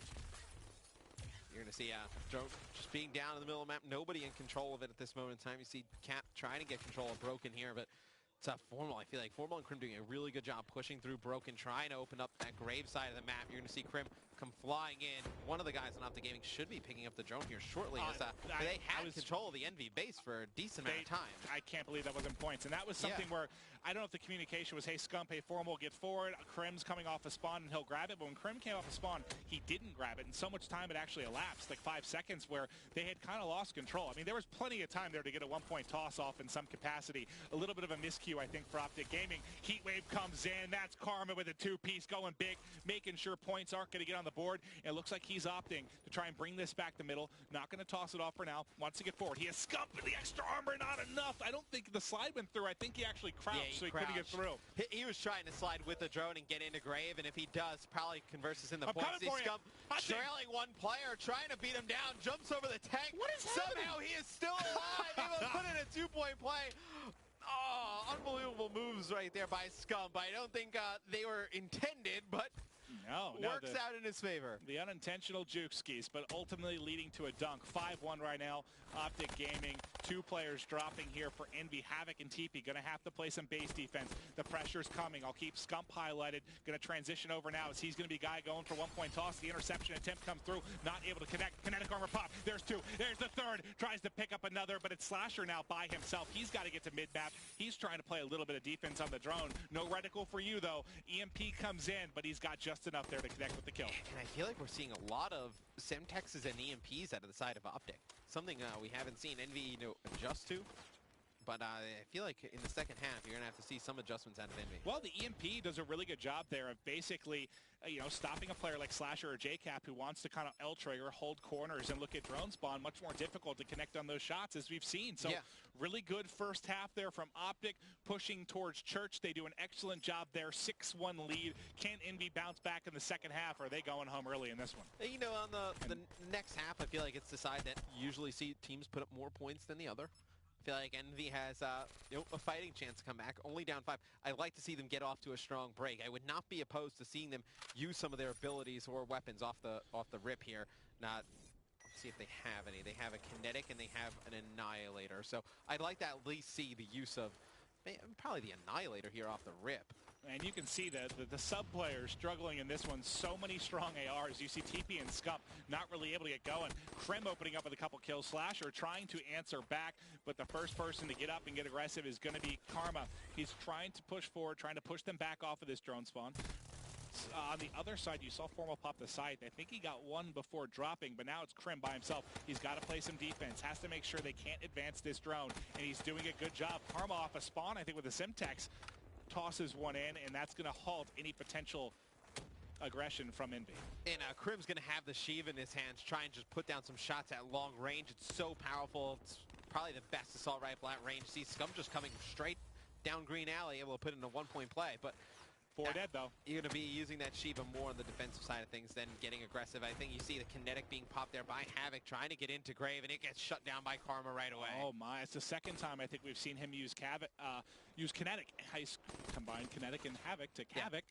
Not able to pick up a kill with it, though, and not going to end up leading to any kind of points. Havoc now trying to play a little bit of defense as the rest of his team is coming off a spawn. He knows the pressure is coming from mid. He's able to win 1. Player to his left, not going to be able to find him. And Karma still has the drone in hand, trying to wrap outskirts. I think that hit the tree. Yeah, it did. Yeah, not going to be a 1-point throw that goes in. I like the attempt, though, by Karma. Had a little bit of a breakaway there down the B street, but Envy needs to get some kind of offense here soon. We've just been seeing them play out of their base so much here in Uplink. Well, that's what's scary about Optic. When they're on a roll, when they're hitting their shots and winning their gunfights, you feel like you're playing defense the entire time. on something like CTF, something like Uplink, which real back and forth, it becomes very, very one-sided when they're on their game, and that's what it's felt like here in this game 3. You see Crim get over towards top church. Nade's coming in, but he's able to pick up 2 easy kills. I mean, right there, just doesn't even take any damage. Nobody actually connects with any shots, and Optic just doing a good job controlling that mid-map. Scump actually doesn't have even too much in the slaying department, right? He just needs to pick up some situational kills, pick up the drone, get into position to make a play. Right now, it's really just Crim, Karma, and Formal just dominating the game with assault rifles. They certainly have been. You see every player here significantly positive out of those 3 you mentioned. And I think Slasher has popped his weapon. We'll see if he can connect with the Annihilator here. There's some pressure. He's just trying to win back mid-map for his team. But there's still someone sitting. Where is Karma? He's just crouching right behind Statue. Just a cheeky little spot here from Karma. He's actually going to get blasted as Slasher actually picks up 2 at the Annihilator. So big kills with the Annihilator as Slasher. Somebody else has to follow it up and grab the drone. It's going to be TP. Should be able to get this one into Grave. Slasher jumps back, challenges Formal, able to take him out. It's going to be TP connecting with a 1-point throw. Now Envy needs to get a setup going here. Maven Slasher picks up another kill on a 5 streak. 175 away from a Lightning. Would have been big if he was able to get that. You're going to see Havoc trying to push into Grave, trying to get that control. This would be huge for Envy if they can rattle off some points. Yeah, JCap trying to win 1 against 2 players at mid. They have control of Barn. The problem is mid-map, so they can't get the drone there.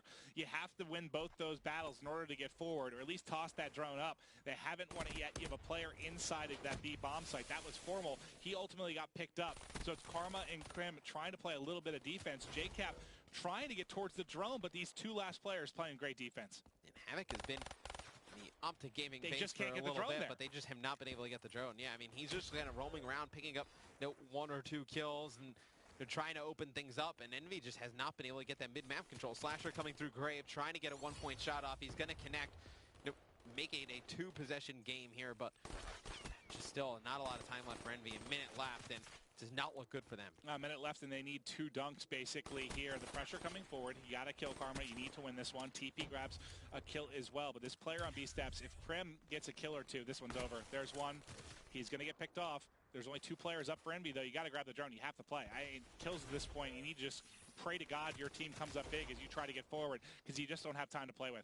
Yeah, when you can have an AR player just kind of sit in graves like Formal did right there, it's going to be almost impossible to get the drone pass. You see Scum playing a really nice spot outside of Broken. He's able to take out Slasher, and then nobody on Optic needs to really just push up the map at this moment in time. Just want to play that mid-map defense. 20 seconds left. The Scythe coming out from Formal. This one is going to be an Optic Gaming 3-0 of Envy, Maven. Yeah, and that's kind of been the story for our big matchups lately. I mean, last week it was what? It was Rise going up against Optic 3-0, FaZe going up against Envy, a 3-0 for FaZe. You know, these big matchups that we get all excited for. It feels like the favored team, though, if there is a slight favor, has been just crushing. Well, actually, I mean, FaZe, I think I probably had Envy favored over FaZe in that one, and FaZe really came out on top. So do you learn anything new from this series? Do you have any feelings about Havoc's role in this team? Because, you know, it's a big change for Envy right now. Envy looked really good in Hardpoint. Yeah. Obviously, you know, they're 1 gunfight away. It's like that game broke their back, right? Yeah, they're 1 gunfight away from winning that Hardpoint.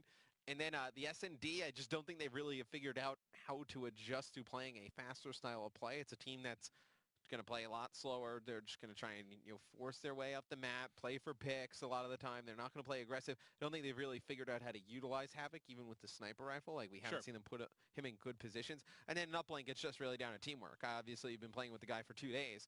Going up against Optic Gaming, you're going to have a hard time. Yeah, it's going to take time. And they got the 3-1 yesterday against TSM, but Optic Gaming is not TSM. They're number 1 in the standings for a reason, and when you have a new player coming in, it's going to be very difficult to try adjust, learn on the fly when you're playing against a team of that caliber. It's just not easy, and you saw them come up a bit short. I think Game 1 hurt, too. You felt like you were going to steal that hard point. That's the way to beat Optic Gaming, and when you lose by 3 points, it can be difficult to rebound, especially when you're in the process of learning with a new member. But let's take a look here at the after-action report, see who really came up big in this one. You see a big performance from Formal, 32 and 20, and a couple of times, you know, I talk about this a lot with him in Uplink, but he'll at times be that slower AR and be the guy that's the last line of defense when the rest of the 3 are down. I feel like he consistently gets 2 kills in those positions. I feel like the 2 names we kept saying over and over again in this series, Formal and Karma. Yeah.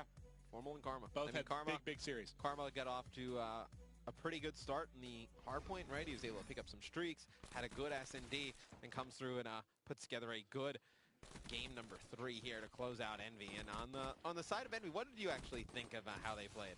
You asked me for my opinion. I want to get yours. I think Hardpoint, they were remarkable. I actually think beating Optic Gaming at Hardpoint is probably the toughest thing for any team to do right now in Call of Duty. And I think they came very, very close. I was impressed with that. I was a little bit disappointed in the S&D. I thought, you know, with the addition of Havoc, that's where you kind of want to see some improvements, and it wasn't really a pretty game. But overall, from Havoc in particular, I kind of like what I'm seeing, and I kind of like how he fits in this team. They just seem to figure things out. I agree with you. I think it just makes a little bit more sense, like just style of play, like going forward, like how you'd want to play, like how we see, you know, Optic Gaming play, how we see guys like Rise Nation play. It's just obviously going to be a little bit of a learning curve, and they've been so good with Aches that it's kind of difficult. Yeah, it is. Again, the big thing is here. It's not. I'm not even really trying to compare Havoc versus Aches exactly. It's just how the team changes due to that, and they're trying to figure it out. It's going to be a learning process. You have a couple weeks left to try and practice with Havoc, figure things out with him, get some scrims in, use him in some league matches. But I think I like what I've seen. You're just playing a very, very good team in Optic, and on the other side.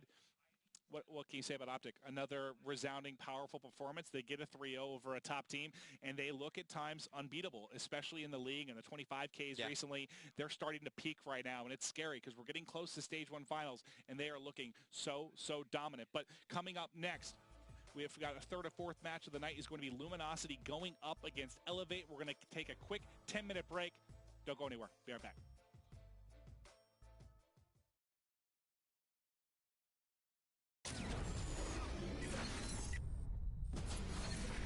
Guys from a Potion, a couple of players dropped the shot there from Excite. He got there in the end. Players looking to contest a little bit far forward there as well for them. As he pushes on forward, you know, he's looking for these players, whereabouts these players can be located. Spots one, spots the second, gets the shot, there's the triple kill.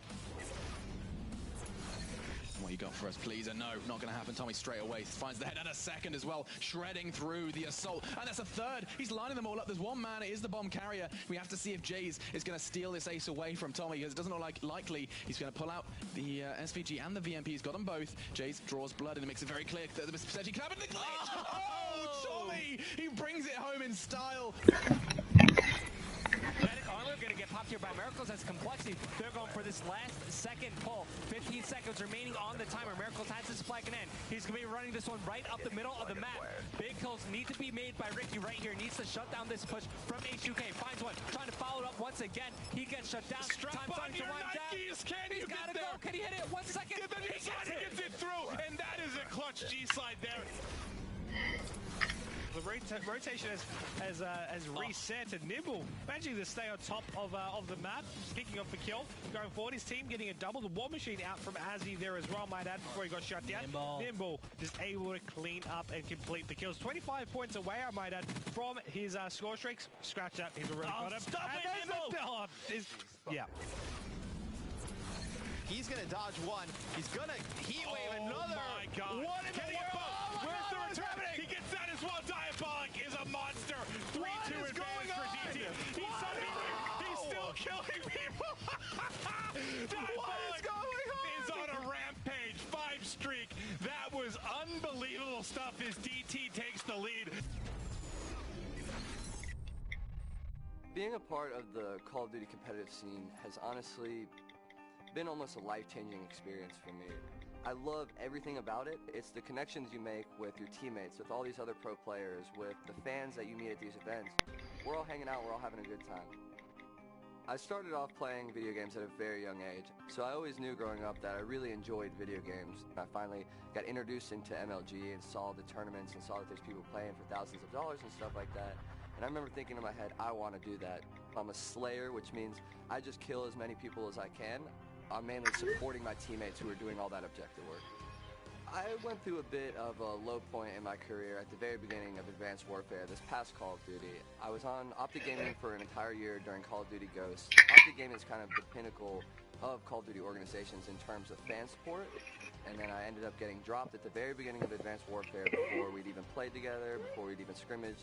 I understand now where they were coming from. When you have the chance to get two high-caliber players like Formal and Crimsix, it's kind of a no-brainer. But looking back on it, you know, I kind of got released in a really, really unfortunate way.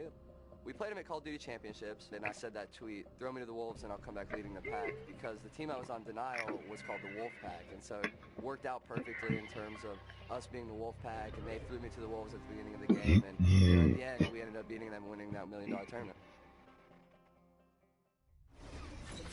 $1 million tournament. That'd be nice. My team is myself, Karma, Scum, and Crimsix.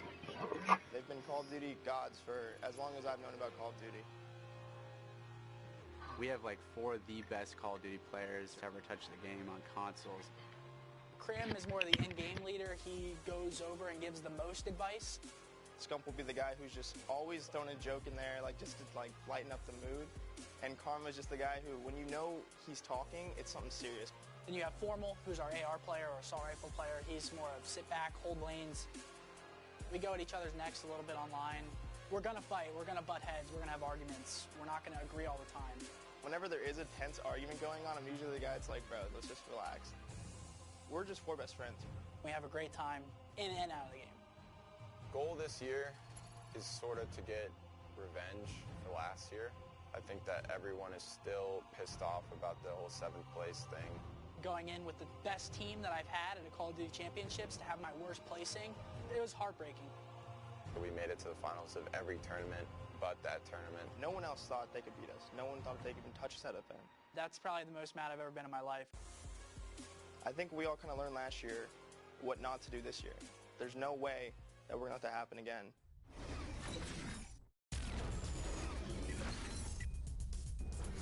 B-drop. Slasher was in the action too. He's able to get one. The drone's still down. What a heat wave coming in from Karma. Can they make the plays? The drone's still down. It's right in front of Slasher. They get it for a second, but he's by himself. He's getting pinched from both sides. This is nuts. He is putting down tons of shots. How is Slasher still alive? I have no idea. He gets another. The drone is reset though. So all this time, all he's done is at least keep them pinned. Well, Slasher has gone on an unbelievable spree, 7 streak in their base. There's still a sight in play. The specialists most definitely are not dead. Coming around that corner, looking fierce, 8 seconds and counting. He keeps him safe. He's completely locked it down. Nelson, the bodyguard, is going to scoop it up and make it to 7. That is an astounding round, one to remember. He gets hit. What a perfect use of that specialist. He stops the dunk from coming in. That is definitely a play to keep in mind. Classic with Afterburner. One player to beat, though, that's wall running as well. He turns around, passes it to his teammate. No Mooney moving it forward with the drone. He's got overdrive. He's going for the dunk. Is he going to float on in? Oh, that was so anticlimactic. The story of my life as he uses Hold on, we got to score. It doesn't matter. Yes! The greatest upward play ever. Looks like they should be able to at least put a 2-point play have an opportunity here. Yeah, they have an Someone opportunity. has to get back. And he's got kinetic as well, so they have an opportunity to actually make this happen. You're gonna see the drone get to the hands of Optic. Slasher picks up, not able to toss it for yards though. It's actually gonna be got this. I think they have a chance. He's got to toss it. Turn around. You gotta run. 6 seconds left. They should be able to get the dunk. And there it is. Tie game. Optic Gaming. 3 seconds left. We've got OT. Try and get a pick here. Nogman's gonna toss in a nade, try and get a hit marker, but I don't think they have any idea spaces in that corner. Oh, you gotta be kidding me. Look how cocky this is. He's alive. Really? He flies in, tries to no-scope one. He watches his teammate drop. Is he gonna be able to connect with his thing? There it is. Aqua, man on a mission right now. He binds a second. He's a maniac. He shouldn't be alive in the first place. And then he soars in one. Woo! Aqua, you filthy, filthy man.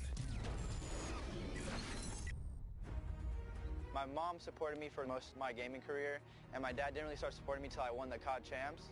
He also wanted me to keep my grades up, do my homework, study for tests. He just wanted what's best for me, like any parents would. But now they're like full-fledged into it. They have Twitter, and they watch all my videos on YouTube. Everything, they're just very supportive now. I took a semester off college because I just knew I was going to be doing a lot of traveling. It would have just been really tough to keep up in school and to like be the best player I could be for my team. I'm a submachine gun player, so I'm always like in your face, running at people, do the objective, cover my teammates if they need cover, or just go to the lane that's open Call of Duty 4, when I first started playing, I placed top 8 my first event. I started my first live stream and people came out to watch. FaZe Clan has a ton of fans, and now that I'm on FaZe, there's just a bunch of them. They're always tweeting us, congratulating us. I'm trying to keep writing it out, keep doing my absolute best. I don't think I have a personal, biggest rival, but since we're on FaZe, probably Optic Gaming, because last year, FaZe won an event, and then Optic won 3. Clayster, myself, Replays, and JCap were on Denial. We beat Optic at Call of Duty Championships and won that tournament, and then Optic won the next 2 tournaments, and then when we formed our new team with myself, Zuma, Enable, and Clayster, we beat Optic 3 times on LAN, and they haven't beat us yet on LAN, so it's really fun when we play them. They're probably the best team in the game. Always love hanging out with them, but when we're in game, we're rivals, we just gotta play each other, and it's always really fun because it's always an intense match. Every day, I probably get 5 tweets on my Twitter asking, how do you become a pro gamer? Do you have any tips? You have to be dedicated, put a lot of time into it. You have to be patient. I've been putting in 8 to 12 hours a day. Eventually, if you're a good player, you'll get recognized. Just from playing video games, they come up and say, hey, dude, I'm a big fan. I appreciate what you do. And I think it's cool that someone wants me to write sharp on a piece of paper because I play video games. Right out of high school, I was traveling a lot. We were going to London. We went to Germany and stuff like that. So, my family is like, why can't you hang out? And I'm like, well, I'm doing this. I have to play in this tournament. They've been to some of my tournaments. They usually watch all of them online, and my mom will sit there and watch my stream sometimes when I'm playing. So it's nice to have a supportive family. My brothers, they think it's pretty crazy. There was a tournament in Columbus they all went to, and they all had mullet wigs on because my whole thing is mullet nation because I'm from Kentucky. So they were all rocking mullet wigs, screaming in the crowd. So it was pretty cool to see them out there. I think my team this year can go as far as any other team can go. I think we're one of the best teams.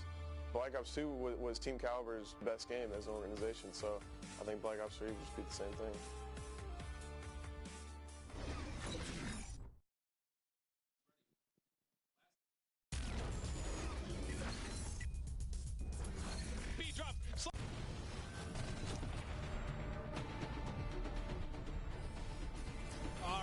Welcome back, guys. We just saw Optic Gaming give Envy the hot 3-0. Our next matchup is going to be LG going up against Elevate. Now we're going to kind of get into what I think might be some closer matches on the night. you would think so, but I feel like Elevate, they are a team that they can beat the I don't want to say the teams underneath them pretty easily, but I feel like when they go into a game against a team like Luminosity, they play with a lot of confidence, and they have the potential to kind of roll over them. Now, we'll talk about Luminosity first, though. John, Replays, Saints, and Spacely. I feel like John and Saints have been so good for this team throughout the entire Stage 1. The guy I think they need consistent results out of, though, is going to be Replays. He's a guy they need big performances from, and this is going to be a big one because in S&Ds, if he can get a sniper rolling, he's going up against Aqua, one of the better snipers in the game, so that matchup is what I'm certainly curious about going into this. But let's take a look now at the other side of this. Let's talk a little bit about Elevate, a stacked squad, a versatile squad. Very, very fun to cast and to spectate. Yeah, Nagafen, one of the players that it's very difficult to go against him in the ban and protect process. You got to get rid of the MR6.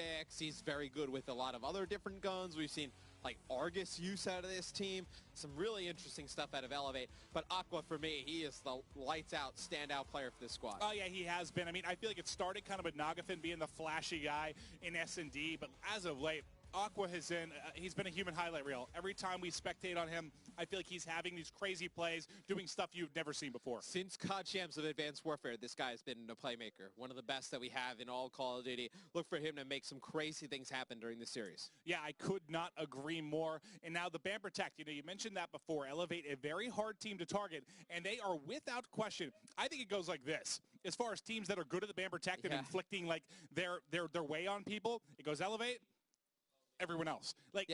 They really actually go at you, attacking stuff like stock, grip. No, they're not afraid to get rid of stuff that could potentially, help them as well. Everybody uses stock, right? But I think the guys on Elevate, they kind of think of it differently. Okay, well, if Replays doesn't have stock and, maybe John doesn't have stock, they're not as effective with their ARs, where we think we can get by without it. I know. I think that it's like their thing now. They like take pride in the fact that they're like the team that just like annoys others in Bamber Tech. It's become this fun thing for them, and they do a really good job of it. I'm curious to see over the course of the series how much they really mix it up. Look for Remy in this series. I've seen Remy online recently put up some really big games. I'm looking to see how he plays, because you remember he wasn't there for the first week, got integrated a little bit late into the lineup. He's been a starter for them all season long. Just I think he had a vacation early. See how Overclock and Afterburner go here. It's going to be the last one up to Spacely to cast his vote, but look for Remy to have a really good series. Well, you see Stock and Afterburner coming out. Definitely going to slow things down a little bit for sub players, for AR players as well. And when you take a look at this, you're talking about Remy. Remember, this is a guy that was like 35 and 35, 40 and 40, every single hard point in Advanced Warfare. He was so good at playing fast plays, having high engagements, and doing a great job around the objective. I expect to see a similar result from him today in this one. Yeah, he's been playing much better recently. You're going to see Heatwave come out for Vicento. Nagafen going to be running that Purifier. So potentially a 2-weapon, 2 abilities setup for Elevate. You're going to see Kinetic come in as well. You're going to see a Scythe, Heatwave, and Kinetic on the side of LG at this moment in time. You're going to see Aqua round things out with a Scythe. So 2 weapons, 2 abilities on the side of Elevate. All right, just waiting on these guys now as they're going to edit their classes as we get ready to rock here in our 3rd series of the night. We've got this one, and then to close things out for you FaZe fans, FaZe going up against H2K. H2K recently moving into the team house, I believe, in New York. They're looking to just get out of relegation, make sure they're in the top 8 here with Stage 1 coming up that first weekend in April. And FaZe, this is kind of a trap game for me. This is a scary one in the final match of the night. But looking at our match right now, Luminosity Elevate, I have no idea. This could be a 3-0 for Elevate, a 3-0 for Luminosity, a 5-game series. I have no idea. This is going to be a good one. Yeah, Luminosity is a team, though, that relies so heavily on 2 people in this lane department. Yeah. If John and Saints don't have good games, they don't win. All right. And even when they do have good games, they still might not win. I mean, these are 2 guys that there's no... Okay. There's more pressure on them than I think almost any other 2 slaying duos that we have. All right. Well, that I like that you said that about John. Saints, they need those big performances, because our question for you guys on Twitter, make sure you're using the hashtag CWLPS4. What players are going to be at the top of the scoreboard? Who's going to be the leader? Who's going to go big for their team when we're talking kills, time in the hard point, statistically just having the monster performances that your team need? And you're saying John and Saints they have to. Yeah. John and Saints are 2 guys that are always there. I mean, I feel like in a Respawn game modes, these guys are near the top in like almost every slaying category. Certainly are. And you have a pretty good bet that they are on the top of the scoreboard. What are you smiling at me for? Jack, I can't hear anything you're saying. He's like a gorilla. Like, honestly, you go to the zoo and you see that gorilla. It's just basically lost his mind. He's just waving his arms around at trees and rolling around in his own poop. Flailing around, yeah. Jack. All right, so what were we saying? I was saying that... something exciting happened, apparently, in this match. I was saying Saints and John are always near the top. Like, they're near the top 5 in a lot of the Respawn game mode categories in terms of slaying. That's what I was saying. Yeah, no. And I couldn't agree with you more, but they're the usual suspects. Now, take a look at Elevate. You mentioned Remy. You think he's in a big series. Is he the guy that you're looking kind of to be at the top, to really, really go big, to have those big stats? Remy? All right, I like that. I like that. Now, okay, let's take a look now at the map. You talked a little bit about the 3rd hard point earlier. Is there another hard point in this map that you think will be big? Let's say a big one for Elevate to control and get the win. Oh, well, I think the 4th hard point, you're going to look over at Glass. I think that's a hard point that you can see teams take a lot of time on. Obviously, in the Envy versus Optic serves, you saw Envy do a nice job on that 1st hard point, being able to take a ton of time there. But I think that 3rd and 4th are the 2 that you can really control, and then 2 as well. I feel like 2... It's like 2, 5, 3, and 4. Everything other than the middle. All right, Matt. Are you just trying to mess with production right now? You're calling out for every single level. What's the most important hard point? Everything other than 1, 2, 3, 4, 5. Everything other than 1. There you go. All right. Well, we're going to start off with Vicento, usually kind of that main AR player for him. He's going to be kicking things off with the VMP, and he's going to be pushing right into Pal. So he's going to have a one-on-one with Saints coming up here quickly. Winner of this one is going to be able to apply the flank, and that's going to be Saints getting it in. He's going to be able to put some pressure in, fly an EMP tag, picks up another one. And Saints do an excellent job thus far. He should have 3. John's going to steal it, but it's still a good start here for Saints. Yeah, and Saints is a player who, when you try and force a 1v1 engagement with, he's going to win it against most players. And you're going to see Spacely get pushed in the hill by Nagafen. Nagafen turns and burns Saints right there. He's going to pick up the HC in the process. Now, he's going to call it in right now as players pushing him through the front, just going to call out, get some damage, get some tags on some players. He's able to take out John from range and starting to see what Nagafen's capable of doing. One of the more exciting players we have in the CWL. Yeah, Nagafen shooting some lasers right now. Big part of the reason his team has now taken a little bit of a lead here. Let's switch around. We're going to go to kind of the anchor position here, setting up for the next spot, and that's going to be Replays. He's going to have some big engagements. He goes prone. Those are two big ones, as that's going to set them up nicely here for the next hard point as it transitions over now. You can see via X-Ray. One more one's to come to the back. Hey, bud, I'm still here.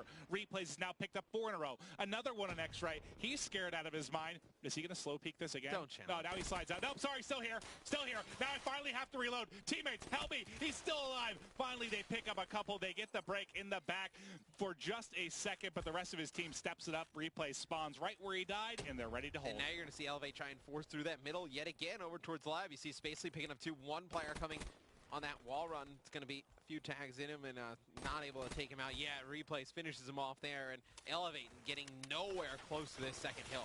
No, they've done a really good job pushing these out, applying all the pressure outside of the hard point. Saints going to have to deal with the front, John the back. John ends up handling both. No, he will lose that one, and Remy has bruised his way in, but there's only 10 seconds left on this hard point. We've got to rotate over to number 3. Pacento's basically in a 1v4 here, as the entire team has rotated over for Luminosity, and they're set up for Palace.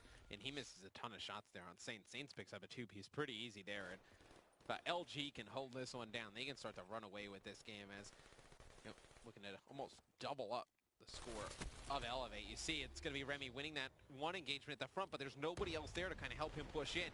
See Saints with the HC out. He's going to try and bring it towards the mid-ramp. He's not going to be able to finish off those players, and it's actually Spacely and Replay is able to finish off those kills. Look at how far away the team of Elevate's spotting Maven.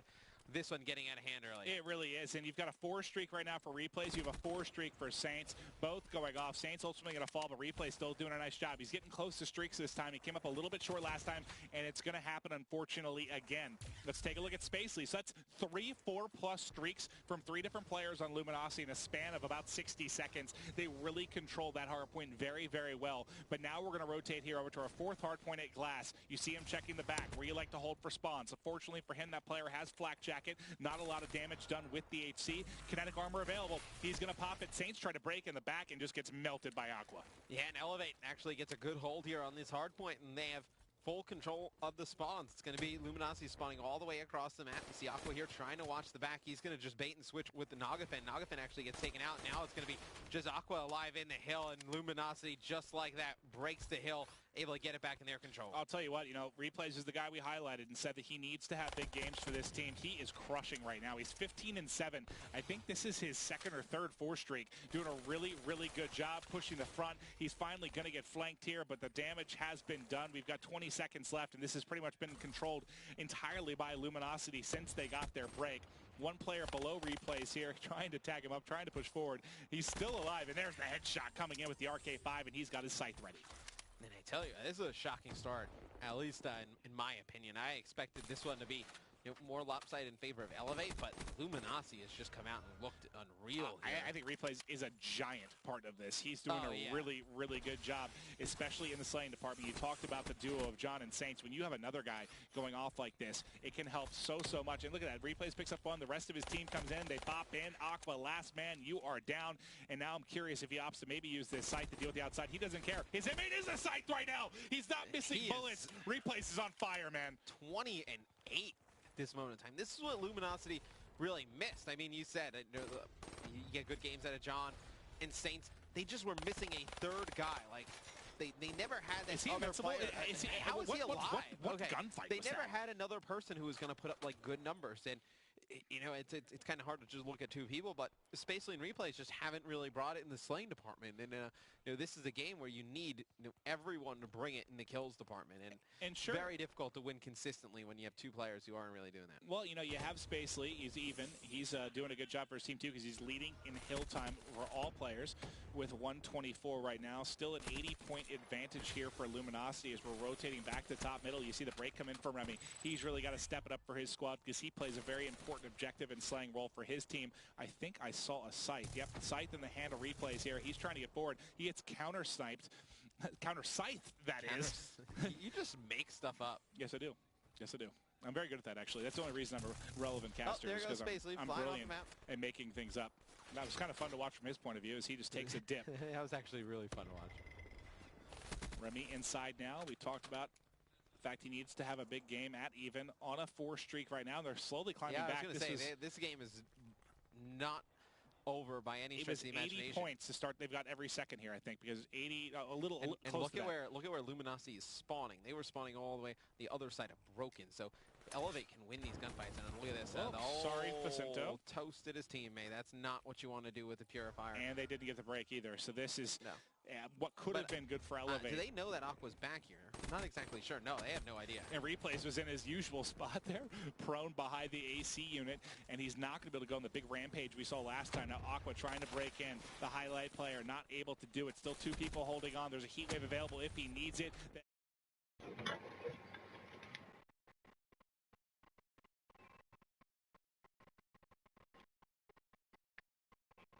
Forth trying to find these players, and the spawn coming in pretty far out. They've got a big rotation to go. John, the only one there, and that's a dirty 2-piece because I'm not watching your broadcast in a minute. Oh, you're not watching? He was holding on that heat wave for a while. Yeah, just give me a second. I just gotta go up into Lay's room right quick and turn the PS3 off. So he put on the PS3. Yeah. Yeah, 4 years old. All right, well now we're rotating over to Palace Hardpoint again, and what do you know? It's all green. So that thus far, but they're not out of it. Elevate still has a chance to come back in this one. So far, though, it's John holding on. He's getting pressured from both sides. There's one player to his left. You saw an X-ray for just a second. One player pushing mid. The timing doesn't work out very well for him. That player is going to get in behind. 2 down right now for LG. Can they answer back? The kinetic comes out. Saints trying to connect, but Elevate has broke. They've got control, Matt. Can they mount the comeback? Now, for me, it's just if Elevate can rotate, they've not rotated perfectly at all. I mean, they have rotated pretty poorly by every definition of the word. I don't think they've won the rotation battle once. They haven't gone on it early once. I mean, look, 20 seconds left on the hill. LG is not challenging. Why do you have 3 players stacked inside of the hill? There's no point. Yeah, one person can watch this. There's zero reason for that. Yeah. They're all here, and they're all going to push from the same side together. They might be able to bully this player in the back that's Replay, so they do take out Replays. That's going to allow them to get in behind, get the favorable spawns, trying to find which player is going to actually win this as they get through. Remy's going to grab one. Jacinto was able to soak up the final time in the hard point now. Yeah, I'll be on here just very soon. I'm just waiting on my buddy. Right on. Yeah, no, I thought you were already watching. Someone's watching. I don't know who it is, but... Aqua gets a 2-piece. That might be what they need. They have to contest. Nogafin comes in from behind. There's one with the Kuda. You saw a couple more. You missed the game with Optic Gaming. Because he's on a 4 streak right now. Look right above him. There's a player likely going to drop. Can he make a difference? The wall run makes it a little bit tricky, but not tricky enough for Aqua. He lines up too. Is there anyone else there to provide some help? There's kinetic armor available, but that wouldn't have done anything for him there. No, as Spacely brings out the Purifier, and this is one put some wood in fire real quick. They have to. Yeah. LG can win this one here. You see Spacely get My back down phone's charging, so I'm gonna sit here and still watch it just for a little. I'm just waiting on my fucking buddy because I need to go over and grab some, you know what? Here, it's going to be John coming in, taking the final seconds. Going to go over towards lab. 2 players. See, ever hurries the fuck up and shows up home. Alright, I'm gonna put some before I win at 7 o'clock.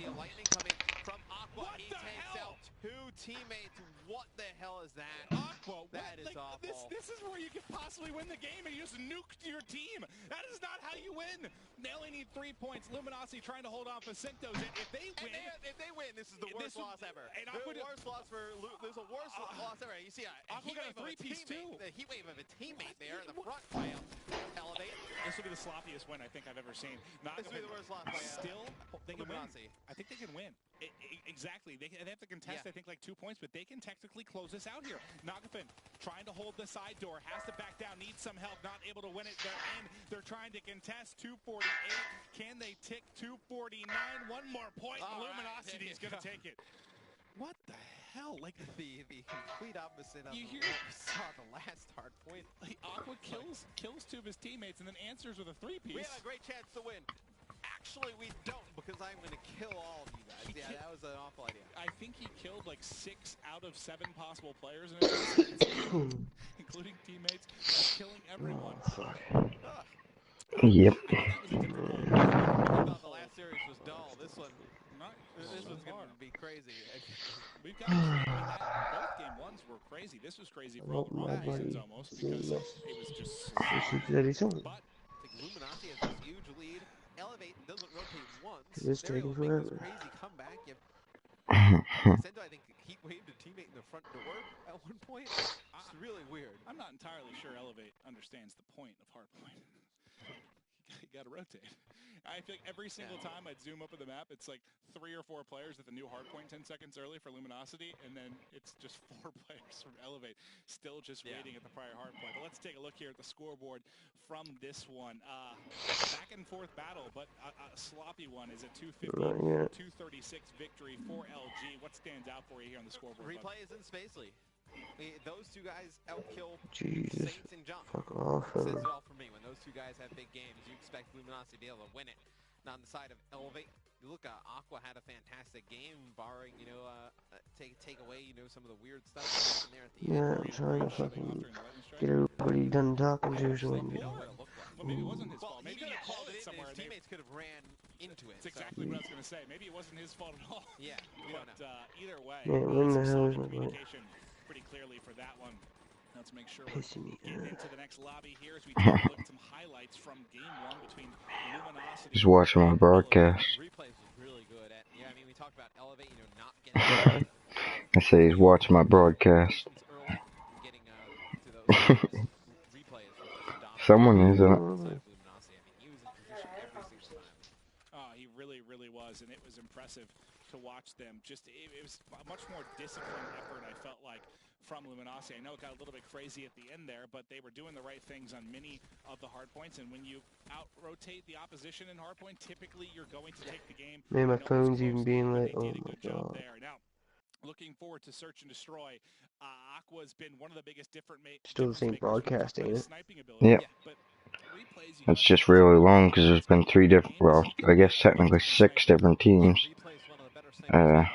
Rise Nation won that first game you watched, then Optic Gaming won the second one, but Optic Gaming's like the best of the best. Yeah. My opinion, I don't know. Even these guys say they're pretty good. Replays doesn't use it for like first half of an S&D, busted out, and he completely changed the game once he got heated up. So he has the ability to do it. The problem right now is just God when it comes to sniper. He is filthy with the sniper rifle. I mean, you fully expect the SVG to get targeted early by Luminosity because Aqua's just that good with it. He's broadcasting. He is a very flashy sniper as well. He's going to be a guy who's going to just charge with it. He's going to try and, Oh no, because I can hear mine and your voice going through it.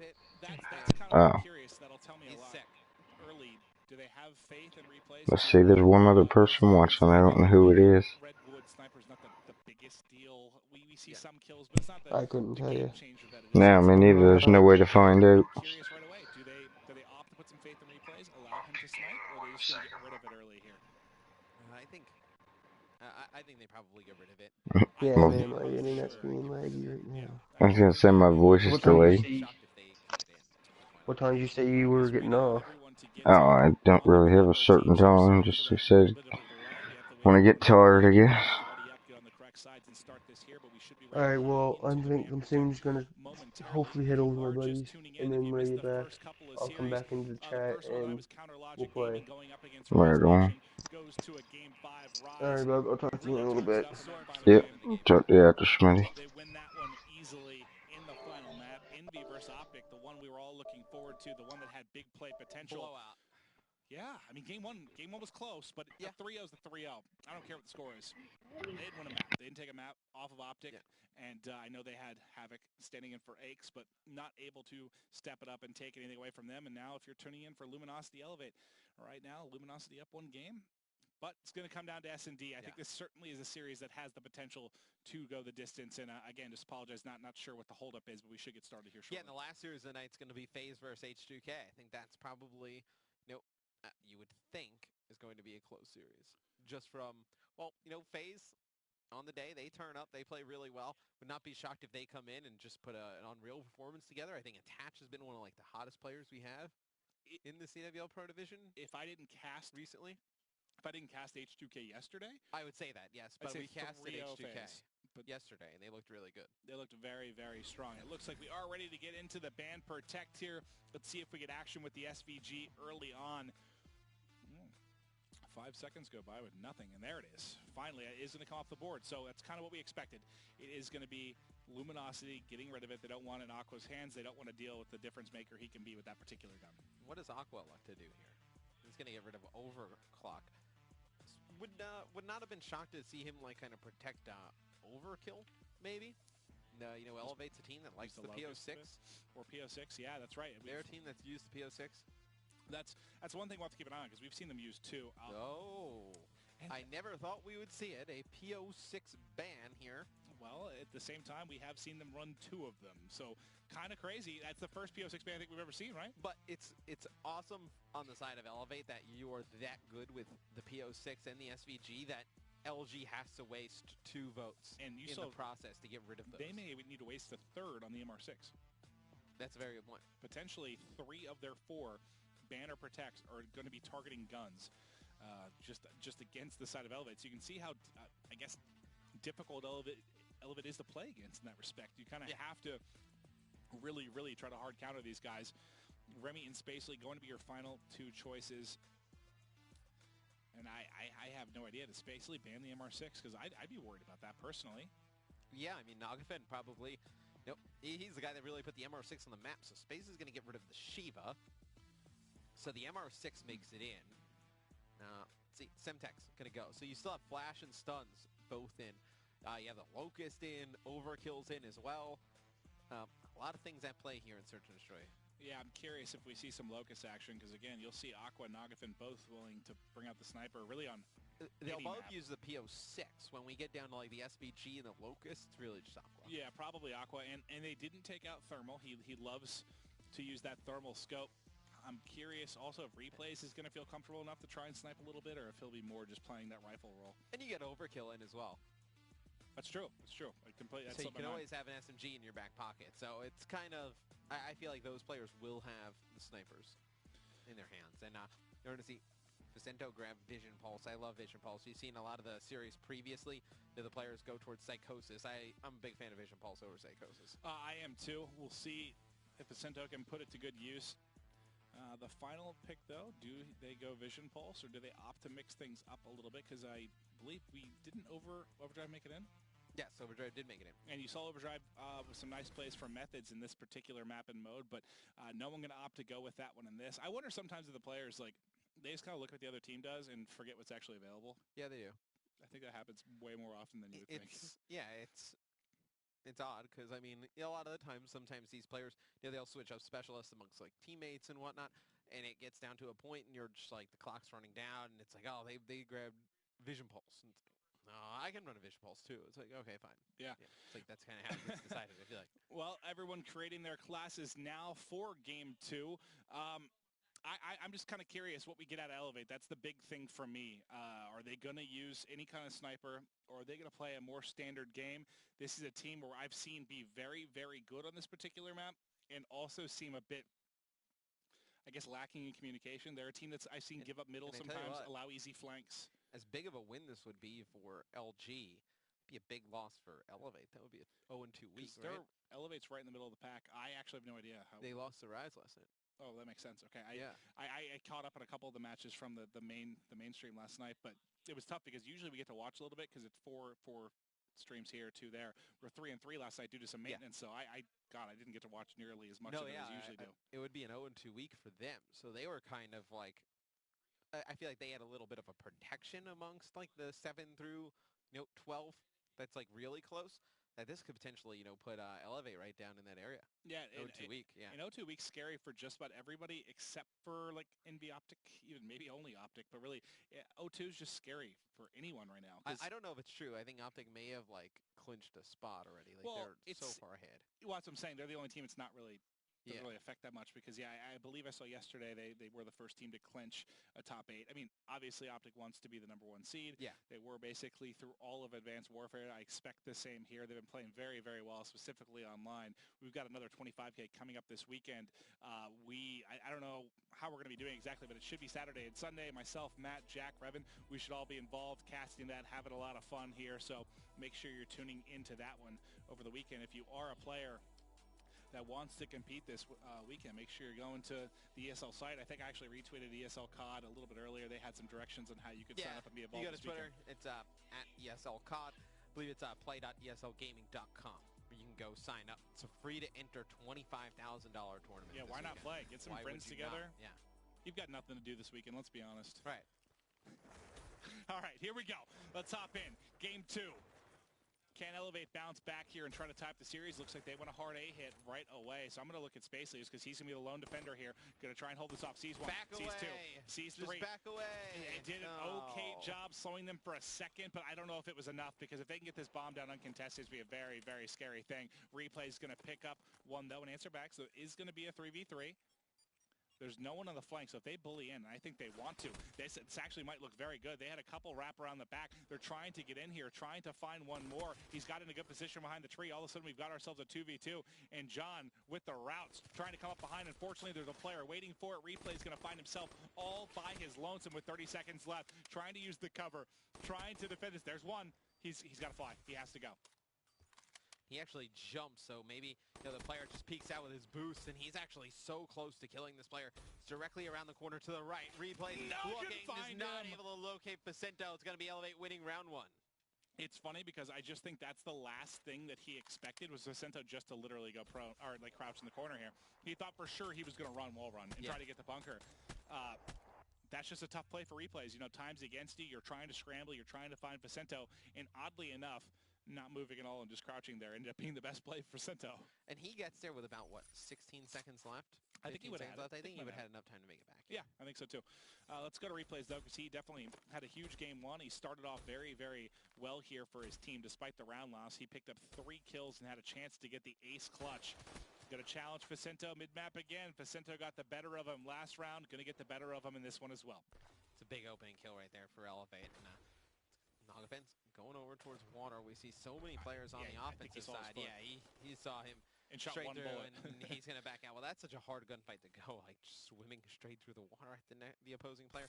Not the route you want to take. Nogafen actually picks up the one in bunker here, so it's another one inside bunker. He's able to pick up that player as well. It's going to be John, last one alive here for LG in a 1v3. This would be a fast first 2 rounds. Yeah, these are really, both these teams just going at each other right now. John's got a player right to his left behind the tree. I don't think he'll be ready for that, especially when he's trying to challenge a player mid. Nogafen going to be closing it out from range with the VMP, and I don't know if he got any help, but these must have been nice shots. We'll see it here in the kill cam.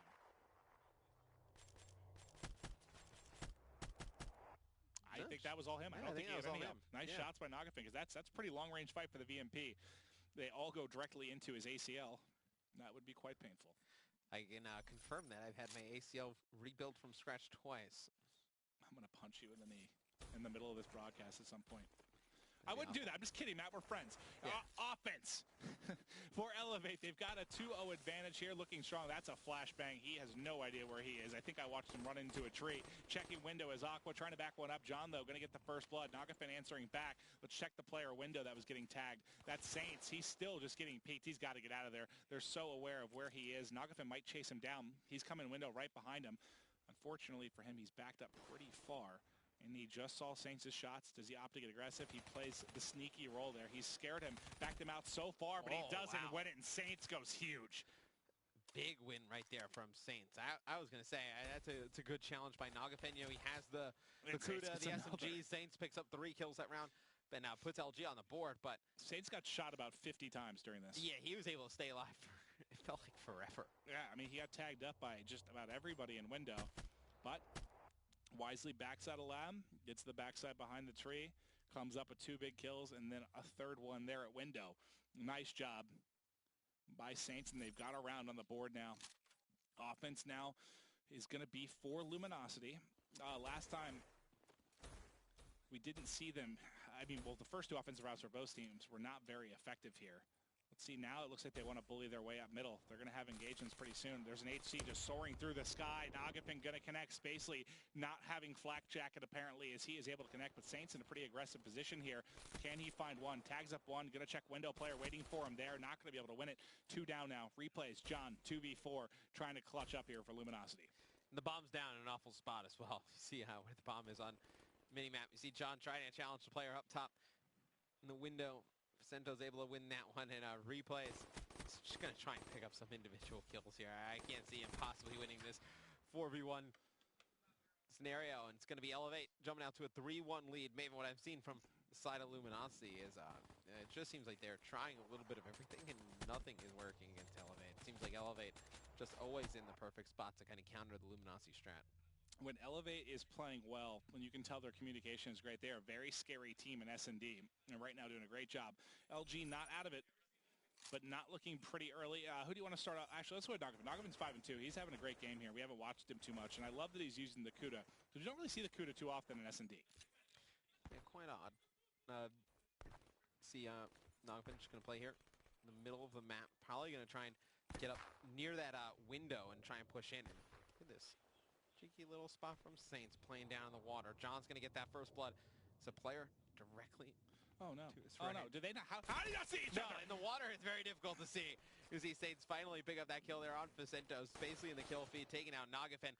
A fast round goes in LG's favor. Yeah, a lot of these have been quick, aggressive players, not scared to get up, play that dirty game up in your face, and you saw the aggression from Saints ultimately paying off, and now replays. He's been accurate all series long with that M8, and you see him pinning one there inside a bunker.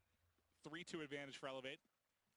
Luminosity getting around and trying to climb back into things, but their offensive they have not been pretty. They haven't been able to find a crack in the defense here of Elevate. Will this be the round that they finally figure it out? Bomb Carrier is going to be leading the way. It's basically going to be out front. Oh, his face is on another planet right now. He was just splattered.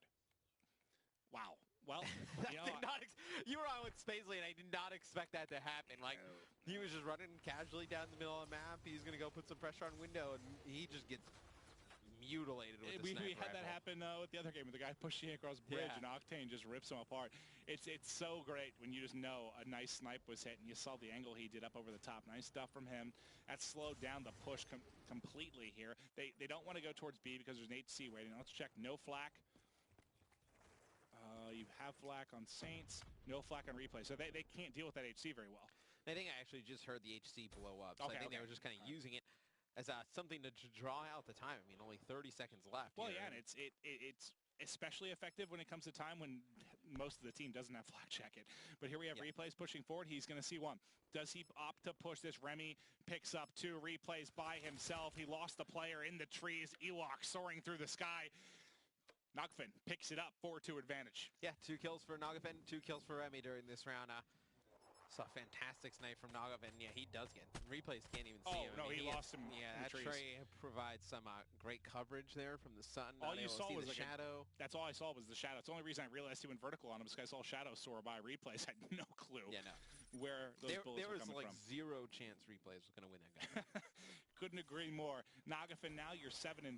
He's opting to go with the thermal locus yet again. We saw him hit a pretty nice snipe. So this player replays. Replays, you do not want to peek. Replays, stay hidden. Replays, please stay hidden. Okay, he ran away. And now the flank. Okay, there's going to be a lot of pressure on Vicento soon. He's got to get out. Vicento does a great job trying to rotate out. You can see how much pressure is applied to the flank. Bunker and their back spawn if you're basically completely Elevate, you controlled. just got to push straight through. It looks like they're going to get the bomb down over at B. This will be interesting. They'll play kind of from the flip spawn here. Nagafin picks up 1 snipe. Really on fire with that weapon. Well, he's in the trees again. And here he is. He's going to come pouncing down on one player. He's able to take out replays. Nagafin on fire here in Search and Destroy. Dude, I seriously feel like I'm watching like the Ewok battles from Star Wars. He's just flying through, and there we see Elevate closing out another one. Aqua with the headshot. They're getting it done. They're 1 round away, trying to tie up this series 1-1. And we had a crazy game 1. Really back and forth. This series, all the potential. I said before this started, like, I have no idea. This could be an epic 5-game series, a 3-0. I expect anything.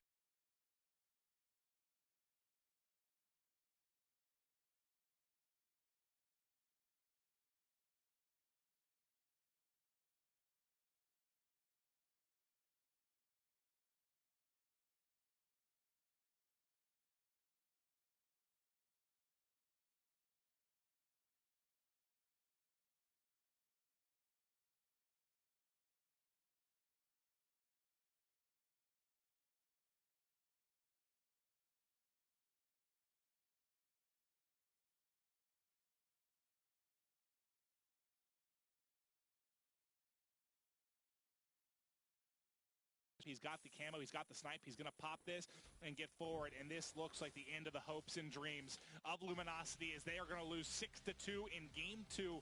Elevate tying up the series here 1-1. You see how good they can be in search and destroy. Elevate a very good S&D and uplink team. Remy here just ruined Sapphire's life with Heatwave. That was a huge round, too, because he had the opening kill there on Bomb to get the first blood, then wraps up 2 more. Yeah, so he had 3 that round. Really, really solid stuff out of Remy. You wanted a big series out of him. I thought it would be in the respawns, but he had a really, really productive S&D. I think Nagif and Remy might actually end up leading the way. We'll take a look at the scoreboard in a second, but both guys doing a really good job here for Elevate. Yeah, I mean, Remy goes double positive at 8-4. Yeah, Nagafin have a really good game. I think 9-3. So really strong performance out of those 2 players here in S&D. Okay, well, let's take a look. Just waiting on the scoreboard to load here so we kind of break down who had strong performances for you guys. Honestly, it's funny. I did see one thing just before we hopped out. It's Aqua. I think Aqua went something like 2-4. Which is just kind of a weird stat line for Aqua and just for an S&D that went, 8 rounds? Like, 2 and 4 is just kind of an odd number. It is quite odd. Yeah. But, I mean, Nagafin was, like, what, he was 5 Actually, that's true. They probably it was like, it was like a lot of odd numbers in this one. You can take a look at it. Yeah, Aqua goes 2-4. Yes, they were kind of 3 and 4 desperate around. I looked at 2 and 4. I just see for a 6-2 victory, it just seemed like an odd number. I was like, 2 and 4? Like, what? Yeah, and you're going to see the side of Luminosity. Nobody really put up great numbers. I mean, John goes 2-7. He had I don't want to say a rough game 1, but a subpar game 1. Then you had Saints go 5-6.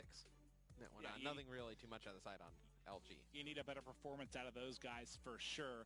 Looking forward to the uplink is going to be Infection. Now, I think that, we've talked about the fact that Elevate is one of our more, I guess, favorite teams to watch in uplink. I think they can play really, really well. I think their chemistry is great in that particular mode. This is going all the way back to really Advanced Warfare. But the question is, what Elevate do we get, right? It's kind of a mixed result with these guys. Now, let me take a look. Do we have everyone staying on the same side? Yes, we do. Yes, we do. We should be good to go, and just waiting on the players really to start this one up. But Infection now, okay, so if you are, let's say you're the side of Luminosity. You know you're playing a strong team in uplink. Yeah. A team that's kind of been famous for their passing ability and some of the stuff they try to do in this game mode. Who's got to step it up for you to try and take out Elevate? For me on Luminosity's side, it's just how Spacely and Replays play. Okay. I think the other 2 are going to show up in respawn game modes. We hadn't seen it in the first one. It was really Spacely and Replays that led the way. But I think it's really down to those 2 guys yet again, Spacely and Replays, how they play in respawn game modes. All right, well, looks like we are about to load in here to the Ban and Protect for our 3rd series of tonight and the 3rd map of this particular series. Let's see how these guys try to mix things up. Again, we talk a lot about what Elevate is able to do, how they like to just kind of throw teams off their game. You see the first one coming in pretty standard from Saints. It'll be the Shiva. Surprised we haven't seen I was just going to say, I'm surprised we haven't seen the MR6 ban out of LG. Usually that's the first thing gone against them every game, against Elevate every game. Yep, and this time they're able to pick up just a couple of kills here. Taking a look, you see Rapid Fire coming off, High Caliber as well. And we'll see how these guys try to round it out. So both of these attachments going to be taken off the map. Now, Spacely and Remy coming up next. We still have both tacticals. We have every ability, which usually you see Overdrive coming off. You see Camo. Okay, there goes Camo. Overdrive should join the party, I would think. So we're definitely going to have some tacticals in this one. You think Overdrive goes? Elevate might be a team that'll leave it in. I think they'd love to play with it. I think Luminosity, a team that likes to play a little more standard now, but Elevate is going to take it out. So Overdrive will come off. I'm trying to think of what's really in here. It doesn't make sense to take out 1 concussion or, 1 flashbang. No, because you would just use the opposite. So maybe Kinetic. And that would probably lead more to a 2-2 split if that ends up, we saw 2-2 split with weapons and abilities when these 2 came off before. If Kinetic gets hit as well. John's just not going to do anything. Yeah, I couldn't. I was struggling to figure out what they were going to try and go after there. Yeah, John's like, we'll play like that. Okay, 7 out of 8. Yeah. That's what we'll go for. Now into the specialist draft. So you got to think Kinetic Armor is an automatic choice. Heatwave, a big one as well. The thing will be that they go 3 abilities, 1 weapon, or are we going to see a 2-2 split out of these guys? With Camo and Overdrive both gone, I think we'll probably see a 2-2 split. Yeah, really. I think we'll see like Kinetic and Heatwave, obviously.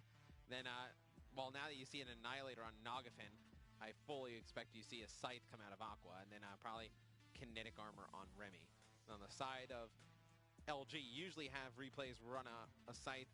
It's really down to these other two players. We've seen Spacely run an Annihilator time and time. From time to time, we've seen him do it. And it looks like he is going to opt for that. So the final one on their side should be Heatwave and should probably be a scythe here for Aqua, unless one of these guys tries to mix things up a little bit. Yeah, I fully expect that to be what's going to happen. You're going to have Heatwave and Scythe coming out from those last two players. So, pretty standard, what we expected out of the Specialist draft. Ban and Protect don't get anything out of John there at the end. Quite odd, but okay. He just didn't care. He was like, there's nothing I need off anymore. We're confident we're going to take this game. No, you would have went for like a stun or a flash, but at that point, you can't get really both off. matter. It doesn't you matter. can't get both off. Do you get rid of an EMP in that situation? Just like... Actually... Just to not be an annoyance? EMP we saw be... I know we saw a couple people hit with Flash in the Envy Optic series, I think, but EMPs were probably the most annoying one because you get set up kind of behind tank on either side or on steps. You're just trying to watch that drone spawn, make sure you have a line of sight to push people back, make sure they can't get control. If you get hit with an EMP, it's just... I know these players are good enough to hit shots without a red dot, without the elo sight, but it definitely is harder. And it also, I think more importantly, it takes away your mini-map. So a lot of players play off of their mini-map, and it prevents you from having that up. All right, well, we asked you guys earlier, which players do we see topping the scoreboards in this one? Tristan Slays responded with the hashtag CWLPS4. John the Amazing Slayer. John the Amazing Slayer. John's a pretty good Slayer. Thank you, Tristan. That sounds like something that's my analysis. Who's gonna have a big game? John's a great shooter. John kills people. Great shots out of John. Tristan, you tricky little girl. But we're waiting here to hop in to game 3, guys. Just creating their classes right now, and this one. I think the game 3, when you have a series tied 1-1, game 3, whether it's a swing game. Exactly. It's the swing game. It's the difference maker. It's the one that kind of gives that momentum to propel into the rest of the series, even though I know things slow down a little bit in CTF. I'm pretty confident. I feel pretty good about saying the winner of this game is probably going to take the series. I have no idea who's going to take it. I think the winner of this game takes the CTF and ends it there. Okay. I don't even think we see a game 5. I think the winner of this one takes the CTF. Now we see it, the series in there. Well, and the respawn, again, we've only had one, but it was very, very, very close. We've had back-to-back just crazy hard points on Breach. But we've got the players loading in now, getting ready for the action. You're seeing the map overlay here. 5 second is going to be the respawn delay. You can kind of see the blue and red side, and you're worried just about that drone in middle map. Where can you set up to hold off the pressure here? All of the action, all the important action really going to go down. Just that little U you kind of see around the drone there. Yeah, you want to actually just be pushing over towards that red goal. That's the one that you're going to put the most points up on. So when teams are attacking that side, we're going to see them really set the pace. And it looks like Elevate's going to be attacking that one first. Elevate is. So I'm going to start off with John. So you'd like to see, at least maybe something like a 4 or 5 point advantage for them early on. See if they can get a significant lead here. And everyone's going to be flying in. Spacely going to be tossing in a couple of tacticals. You see Tac Mask available. He is going to pick up one. I'm sorry, Replays actually connects on both of those. But look where the drone is. I guess they toss it forward. They get it all the way in the back. So down in an awkward spot, though. Despite the fact that they get a lot of kills, there's no opportunity for them to get points on the board. Saints, though, has gotten forward. I think the timing's going to work out not well. No, and that drone actually goes down to a really odd spot. You would have liked to see it just be a little bit closer towards that goal to be able to put in some points. And you're going to see the drone going to get reset. Spacely just jumps off the map in the process. Quite odd, as would have liked to That's one stay way alive. No reason to it. just jump off the map there. And you're going to see the drone in the hands of Nagafen. He's going to try and bring this one into Grave. That has a real good chance to get a 1-point throw off. And here goes the toss. Over the top. Too high, though. Not able to put it through, but Facento is wrapping around the back. He's able to pick up one. His teammates kill everyone, and that is now going to be 2 points on the board, and they've got an opportunity to rally. Aqua waiting on the drone spawn, is waiting for it to pop, drops right into his hands. They're going to toss it straight forward for Nagafen. Nagafen can't win the gunfight. You see it fall there right in front of him. Teammates falling all around him. Aqua, the original person to pick up the drone off spawn now by himself. He's in Grave. Gets one. Tries to pick up a second. That is not an easy fight. No.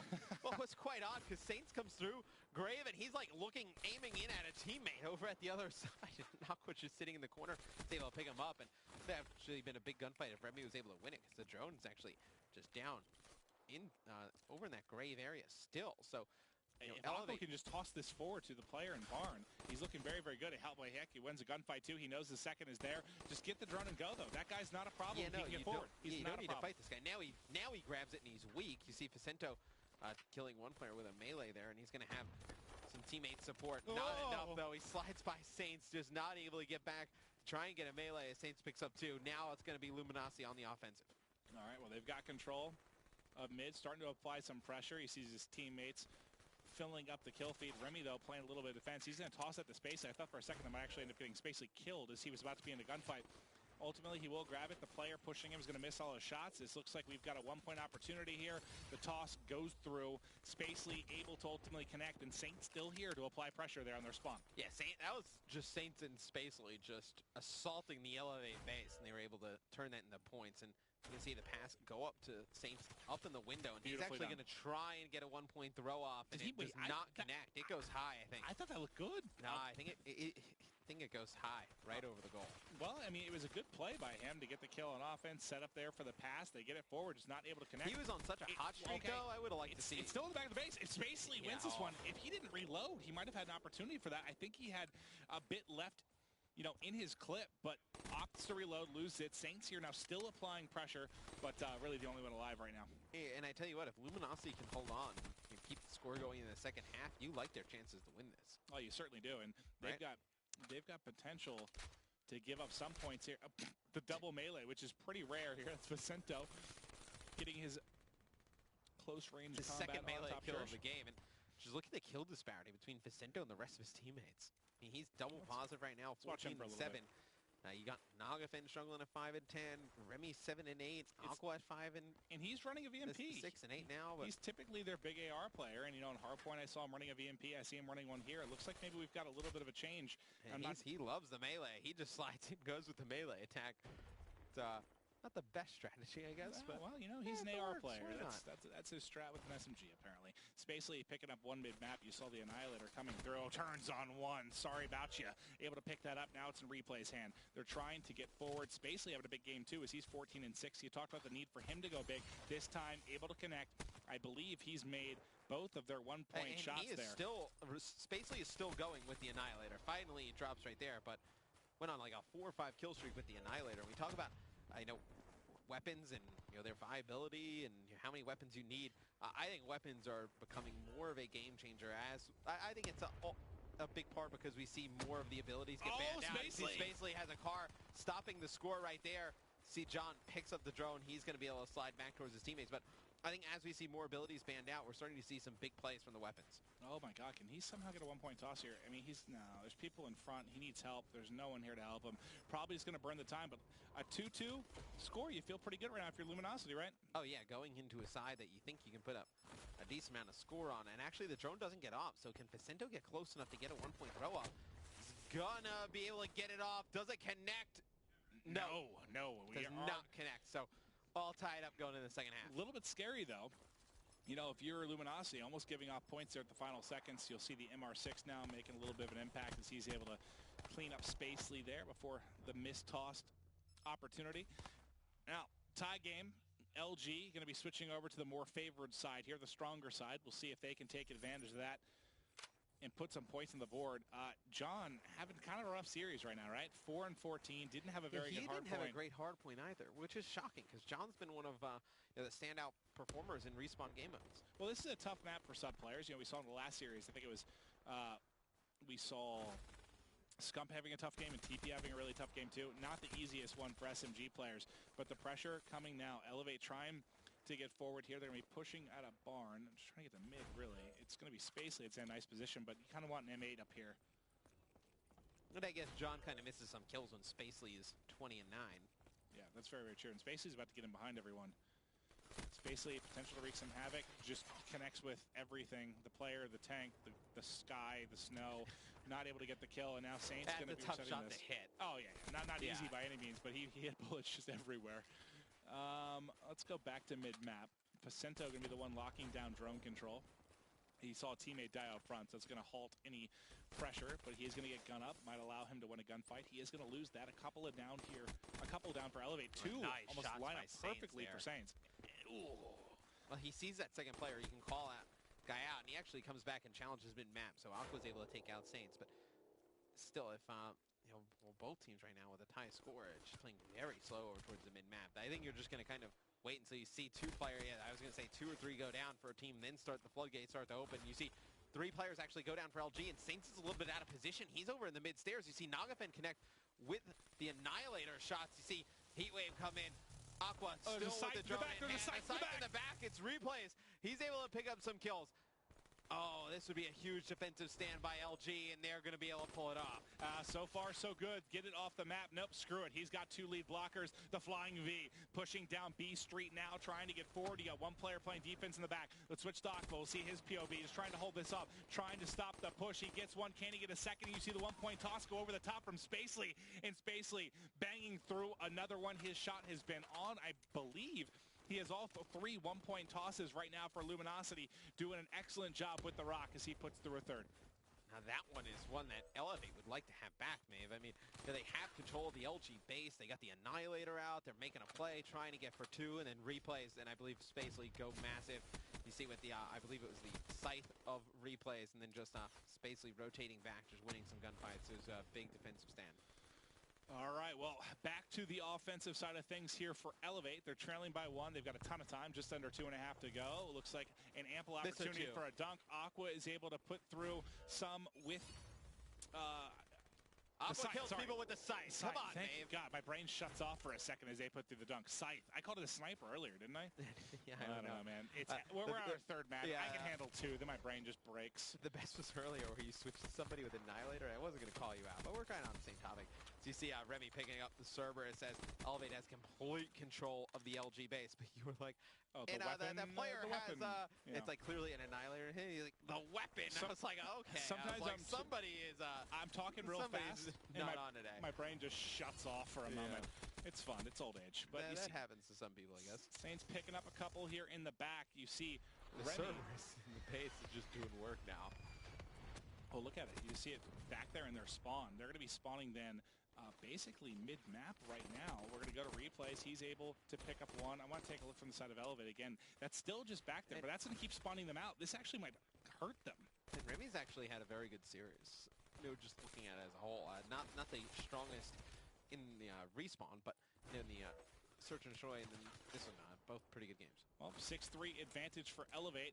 I was worried about that Cerberus kind of spawning players out, but now it's rotating back to the front of Grandma. So you can see it on the minimap. It's trying to help. It's coming to his friends. It's trying to assist. Nice long-range shots there coming in. Drone carrier. I would just run it to the Cerberus. Yeah. You could just hop on top of this thing, ride it in like a surfboard. No. Could work. Not at all. So you're going to see Aqua. He's going to throw the drone out.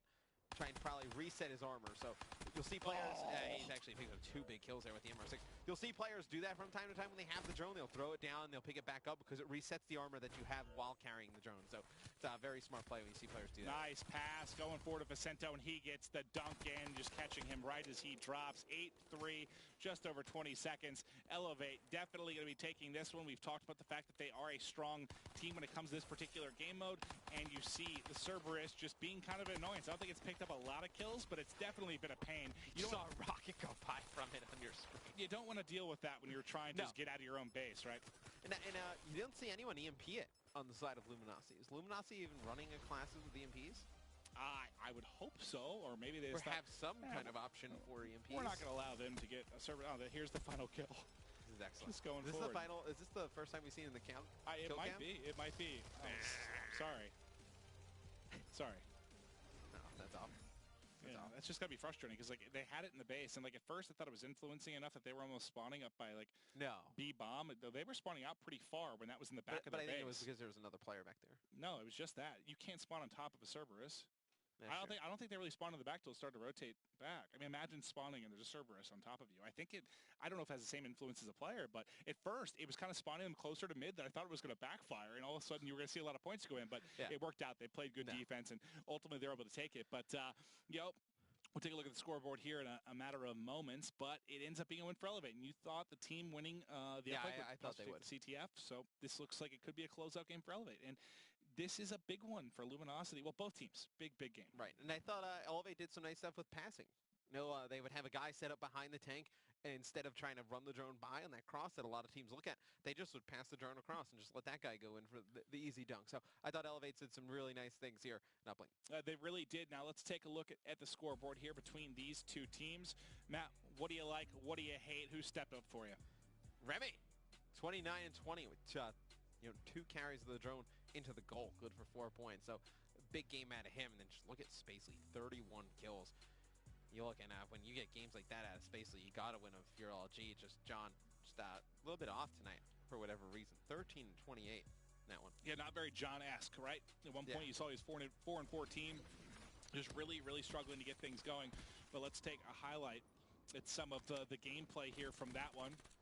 Jacinto picking up some kills. You saw Aqua going big as well, trying to control those power positions across mid-map. And it was a really, really slow game. Things didn't open up until the final couple of minutes, really. I mean, I feel like it was like till 3 minutes left in the second half. That's when you start to see like a lot of action happen. Otherwise, it was really slow. And I think I was talking at the time when it happened, but I was like, it's going to come down to one team just winning 2 or 3 engagements mid-map, and then just opening it up. And I think at that point, you saw Elevate win like 3 gunfights, I believe, in the middle of the map. And they just opened it up, and they just kept pushing ahead with the drone, and just never stopped from there. All right, well, the next game is going to be CTF. I believe we've got, I think we're in the correct lobby here. I think you might need to switch over when you are ready, and then we should be good to go. But we are going to be going to Breach CTF. We saw some crazy gameplay earlier. It's really about taking advantage of that stronger side, because we saw, what was it, CLG trailing 0-2. They go to the second side, they get 4. Like 3 or 4. 4 unanswered. Yeah, and then they're able to take that one. So we'll kind of keep an eye on that. Who's able to really kind of propel themselves when they're on that stronger side, put some caps on the board. I know Elevate is a team that likes to play fast in CTF. They do not want to slow the game down. They want to go at you.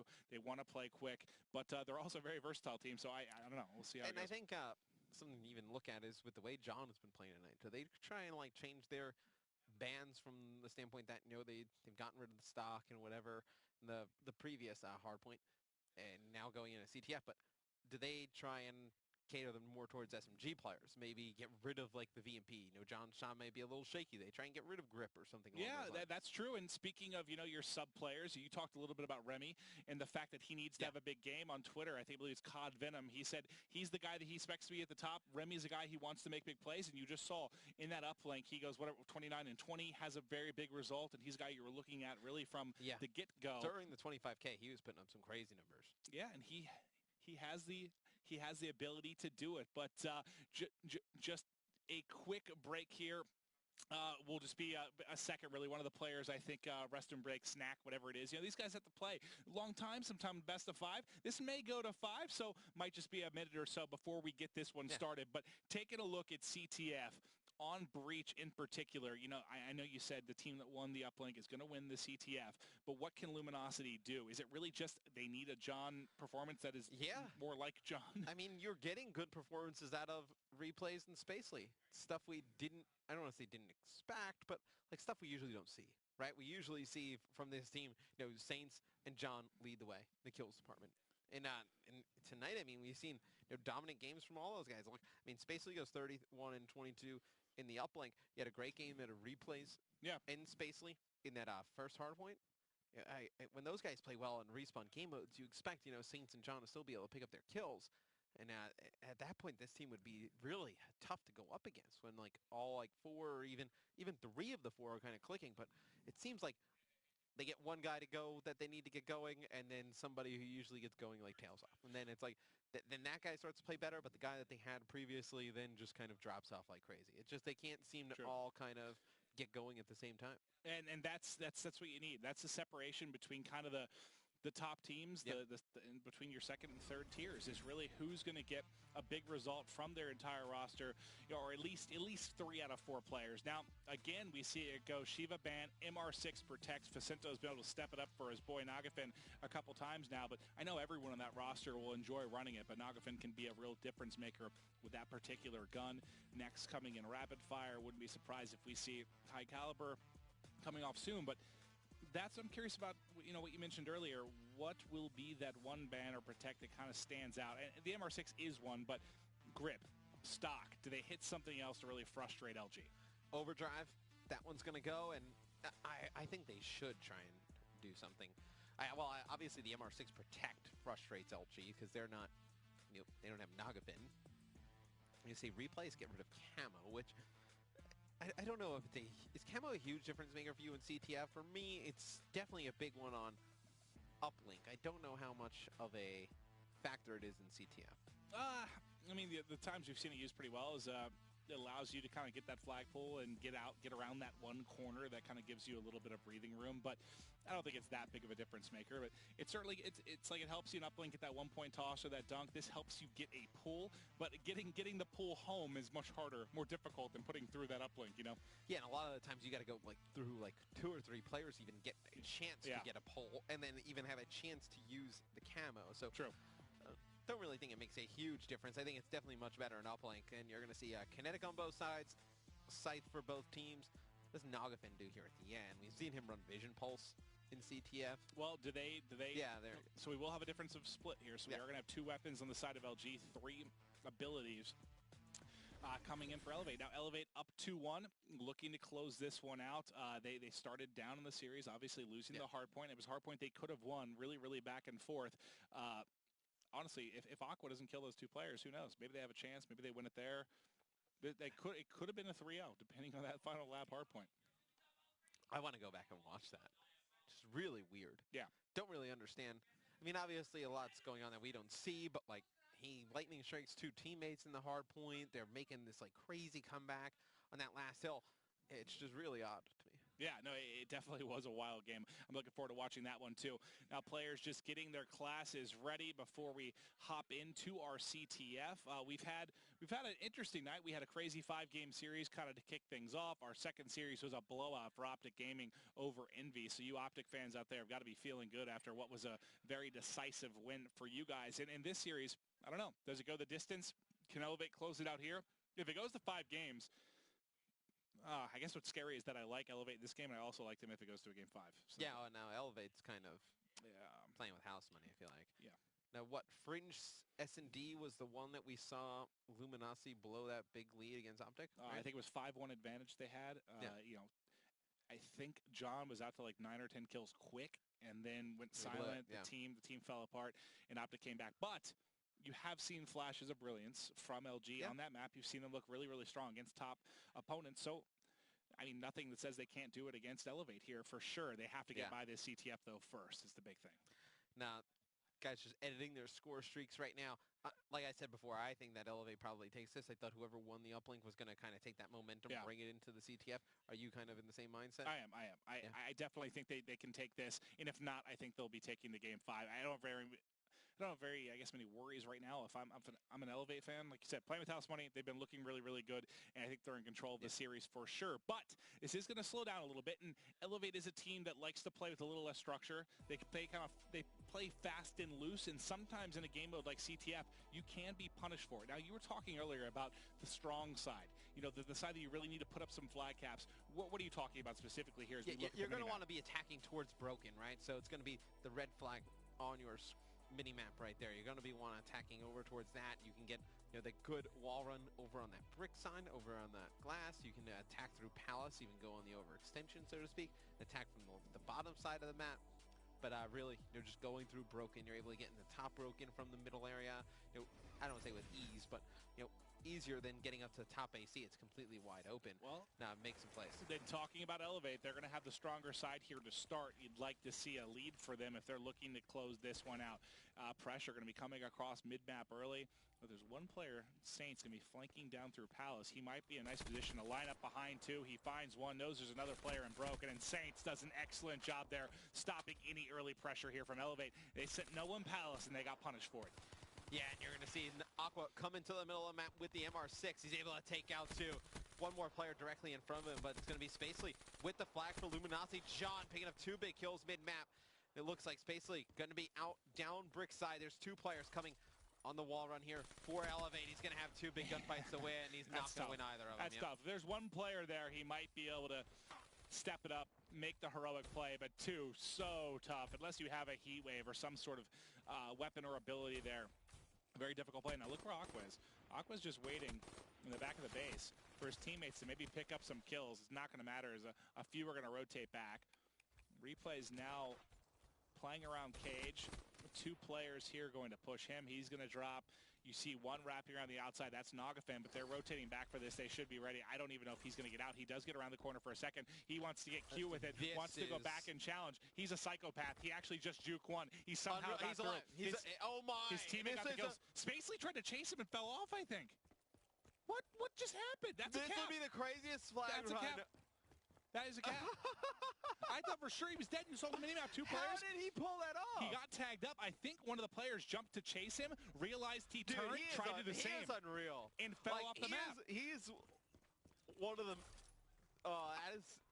he is so much fun to watch. I got to watch how Spacely fell off, but I'm pretty sure he was trying to chase him to top glass and tried to turn with him and fell off. He had 2 players right on top of him. Well, his teammate ends up killing one as he comes back, and the other one, I think, just fell off. Well, whatever the case may be, that's something I got to watch again. That's an unreal flag run. That is as good as flag run.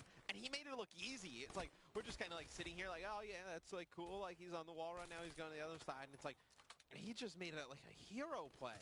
When you talk about CTF where you need to kind of push up as a team, really play well, grab the flag, like at times where you have your teammates set up. It's like right there, like that all went out the window. That was just a hero play by Nogafan. Yeah, because usually you wait for your teammates just to pick up a kill or 2. When you get in behind, you want to see a kill or 2 come in, and then you go. He said, screw it, I'm grabbing it. His teammates help him out. He has some incredible movement, and they're able to get forward. Aqua now realizes he has to rotate back home as his entire team gets wiped out. This is looking to be a counter cap. He's going to drop as well. That was 4 down and 3 down in the base, but you can see where the spawn comes in. They didn't get out quick enough, so the spawn's going to come in pretty close at Palace, but Replays, I think, still going to be home free just due to the timing of this one. Should be able to cap it, and we've got a tie game. Luminosity, Elevate, 1-1 here in Game 4. Yeah, for as good as that flag run is, it's still a tie game, right? If you're a Luminosity fan, it's a big plus for you. That's why, you saw Aqua rotate back. I think he probably should have just grabbed the flag. No, he should have just grabbed the flag and ran Palace. And you're getting a good game out of John here in the first half. Same with Saints, but now look at the other 2.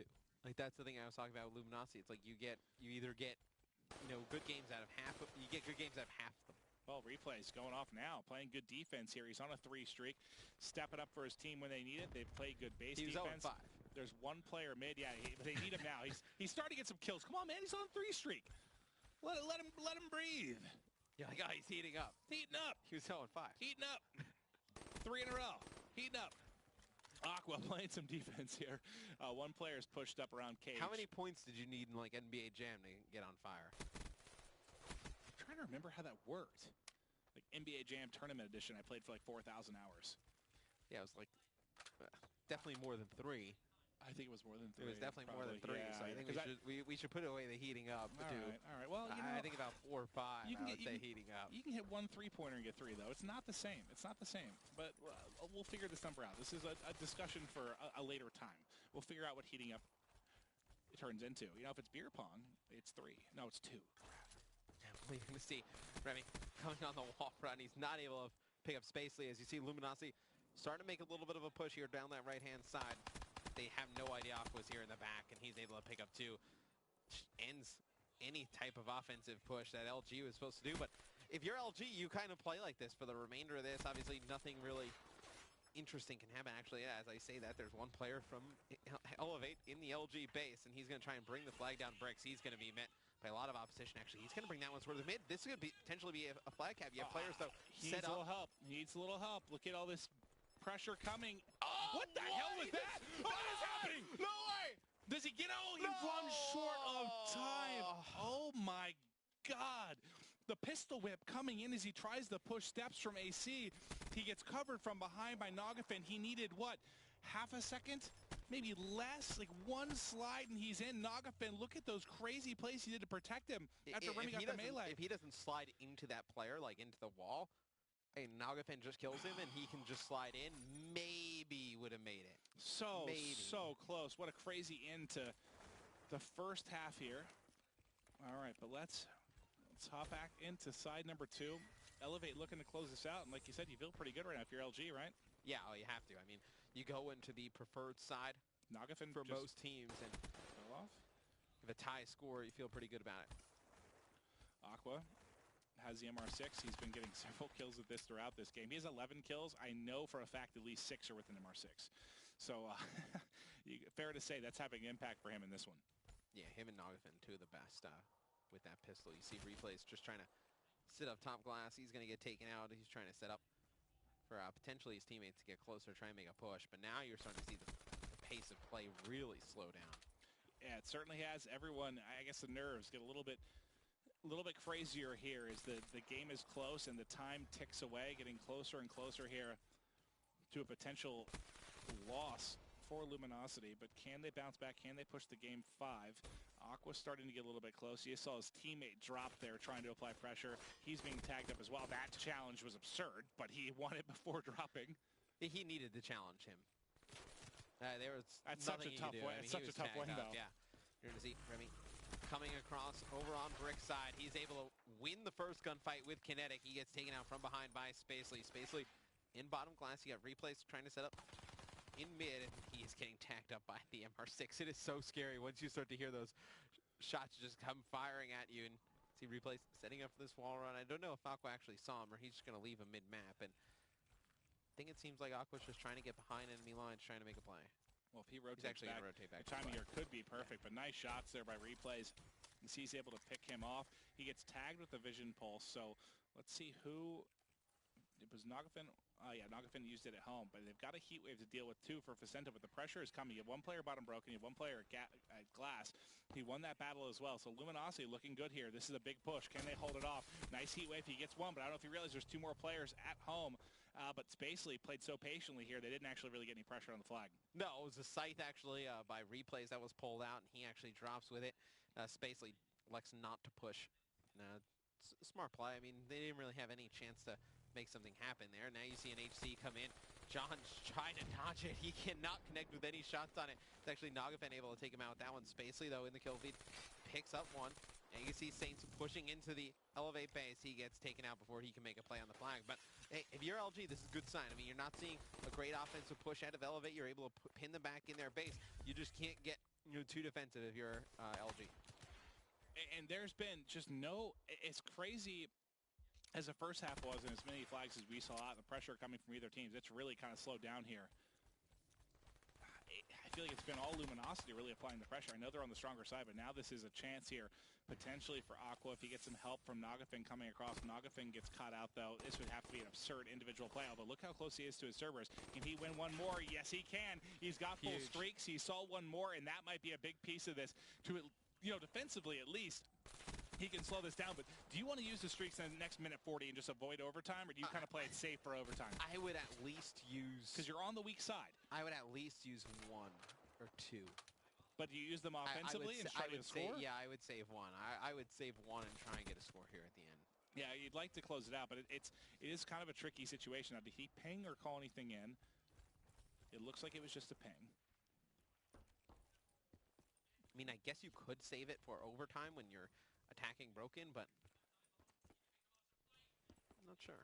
Well, Nogafin starting to come around the right side from AC. He got one. That's going to force the player in the bottom of the base to challenge him. If Nogafin wins this one, it'd be massive, but not able to win it. 2 down for either side here. One player at the top playing safe. That's Spacely. He's been so sneaky on this glass side the entire game and such a nuisance, really. Not able to win the second one. I don't even know if we're going to see a flagpole in the final 45. What do you use if you're talking about the server? Is it just drop it in your base, let it play defensively? I guess. I mean, in the second half, I probably would say you can throw it mid-map and try and use it offensively. It seems like it's what both of these teams are going to try and set up to do. If you're Elevate, though, I don't know why you just don't go for it. Well, everyone focused on Replays. This might allow John to get in the back. If he wins this one, might be able to get the flag out. He is going to win the gunfight, but he's taking too much time. They're going to rotate back. He might have been able to get a pull. Actually, this might work okay if he can get to his teammates. Not enough time, actually. I thought he had a little bit more to work with. He's only got 10 seconds. I don't think he can get there. No. Oh, well, at least that might have been a waste. Going to use the Hellstorm. I don't think you needed to at all. No, I don't think there was any chance. You need another 5 seconds or so, I think, to get back. He got to glass with what, 10 seconds left? Yeah, I don't think that was enough time. I don't think. I don't know the exact time from there, but I think it's more than 10. I don't think there was any chance. I don't either. He could have ran that. I agree with you. So tie game going into OT here. Elevate looking to close this one out.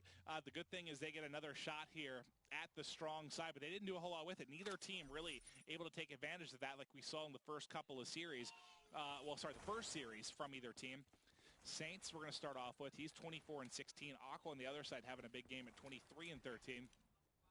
First gunfight, Remy versus Saints. Saints going to take it. He is able to pick up a second. Nice start from him. He's got kinetic.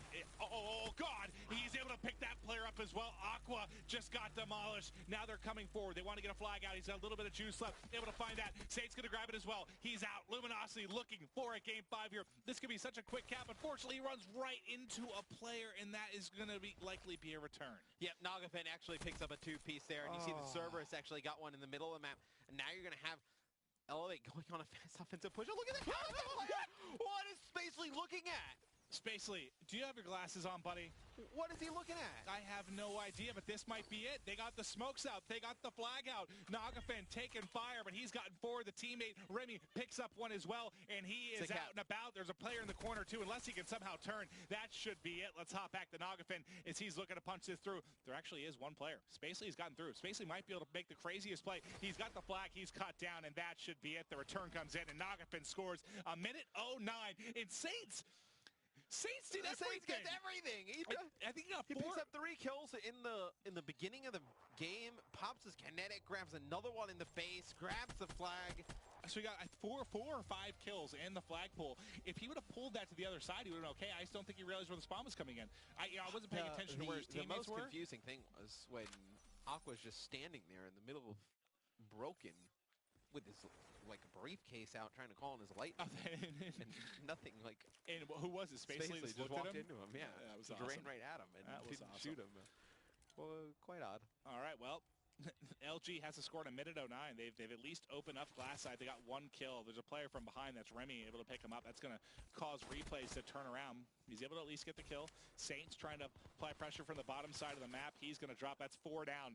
You've got one more shot here. Elevate just needs to pretty much win two waves of spawners. I don't even know if it's 2. You're actually seeing now everybody's spawning in Palace, and somebody else for Elevate has streaks, and Nagafin actually has a lightning as well. But Simto's got the flag out, though, so yeah, there's nothing they can do. 2 lightnings in the hands of Elevate. You see Nagafin calling in the lightning strike. This moment in time.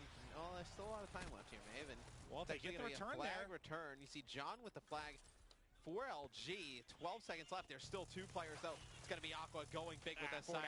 Mows down 3 players. Aqua goes big.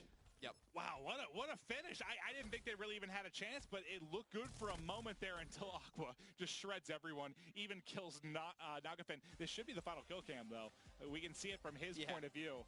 Should be a lot. Oh, and of course I hit the score right before the end to check it, and I can't get rid of it now. Doesn't?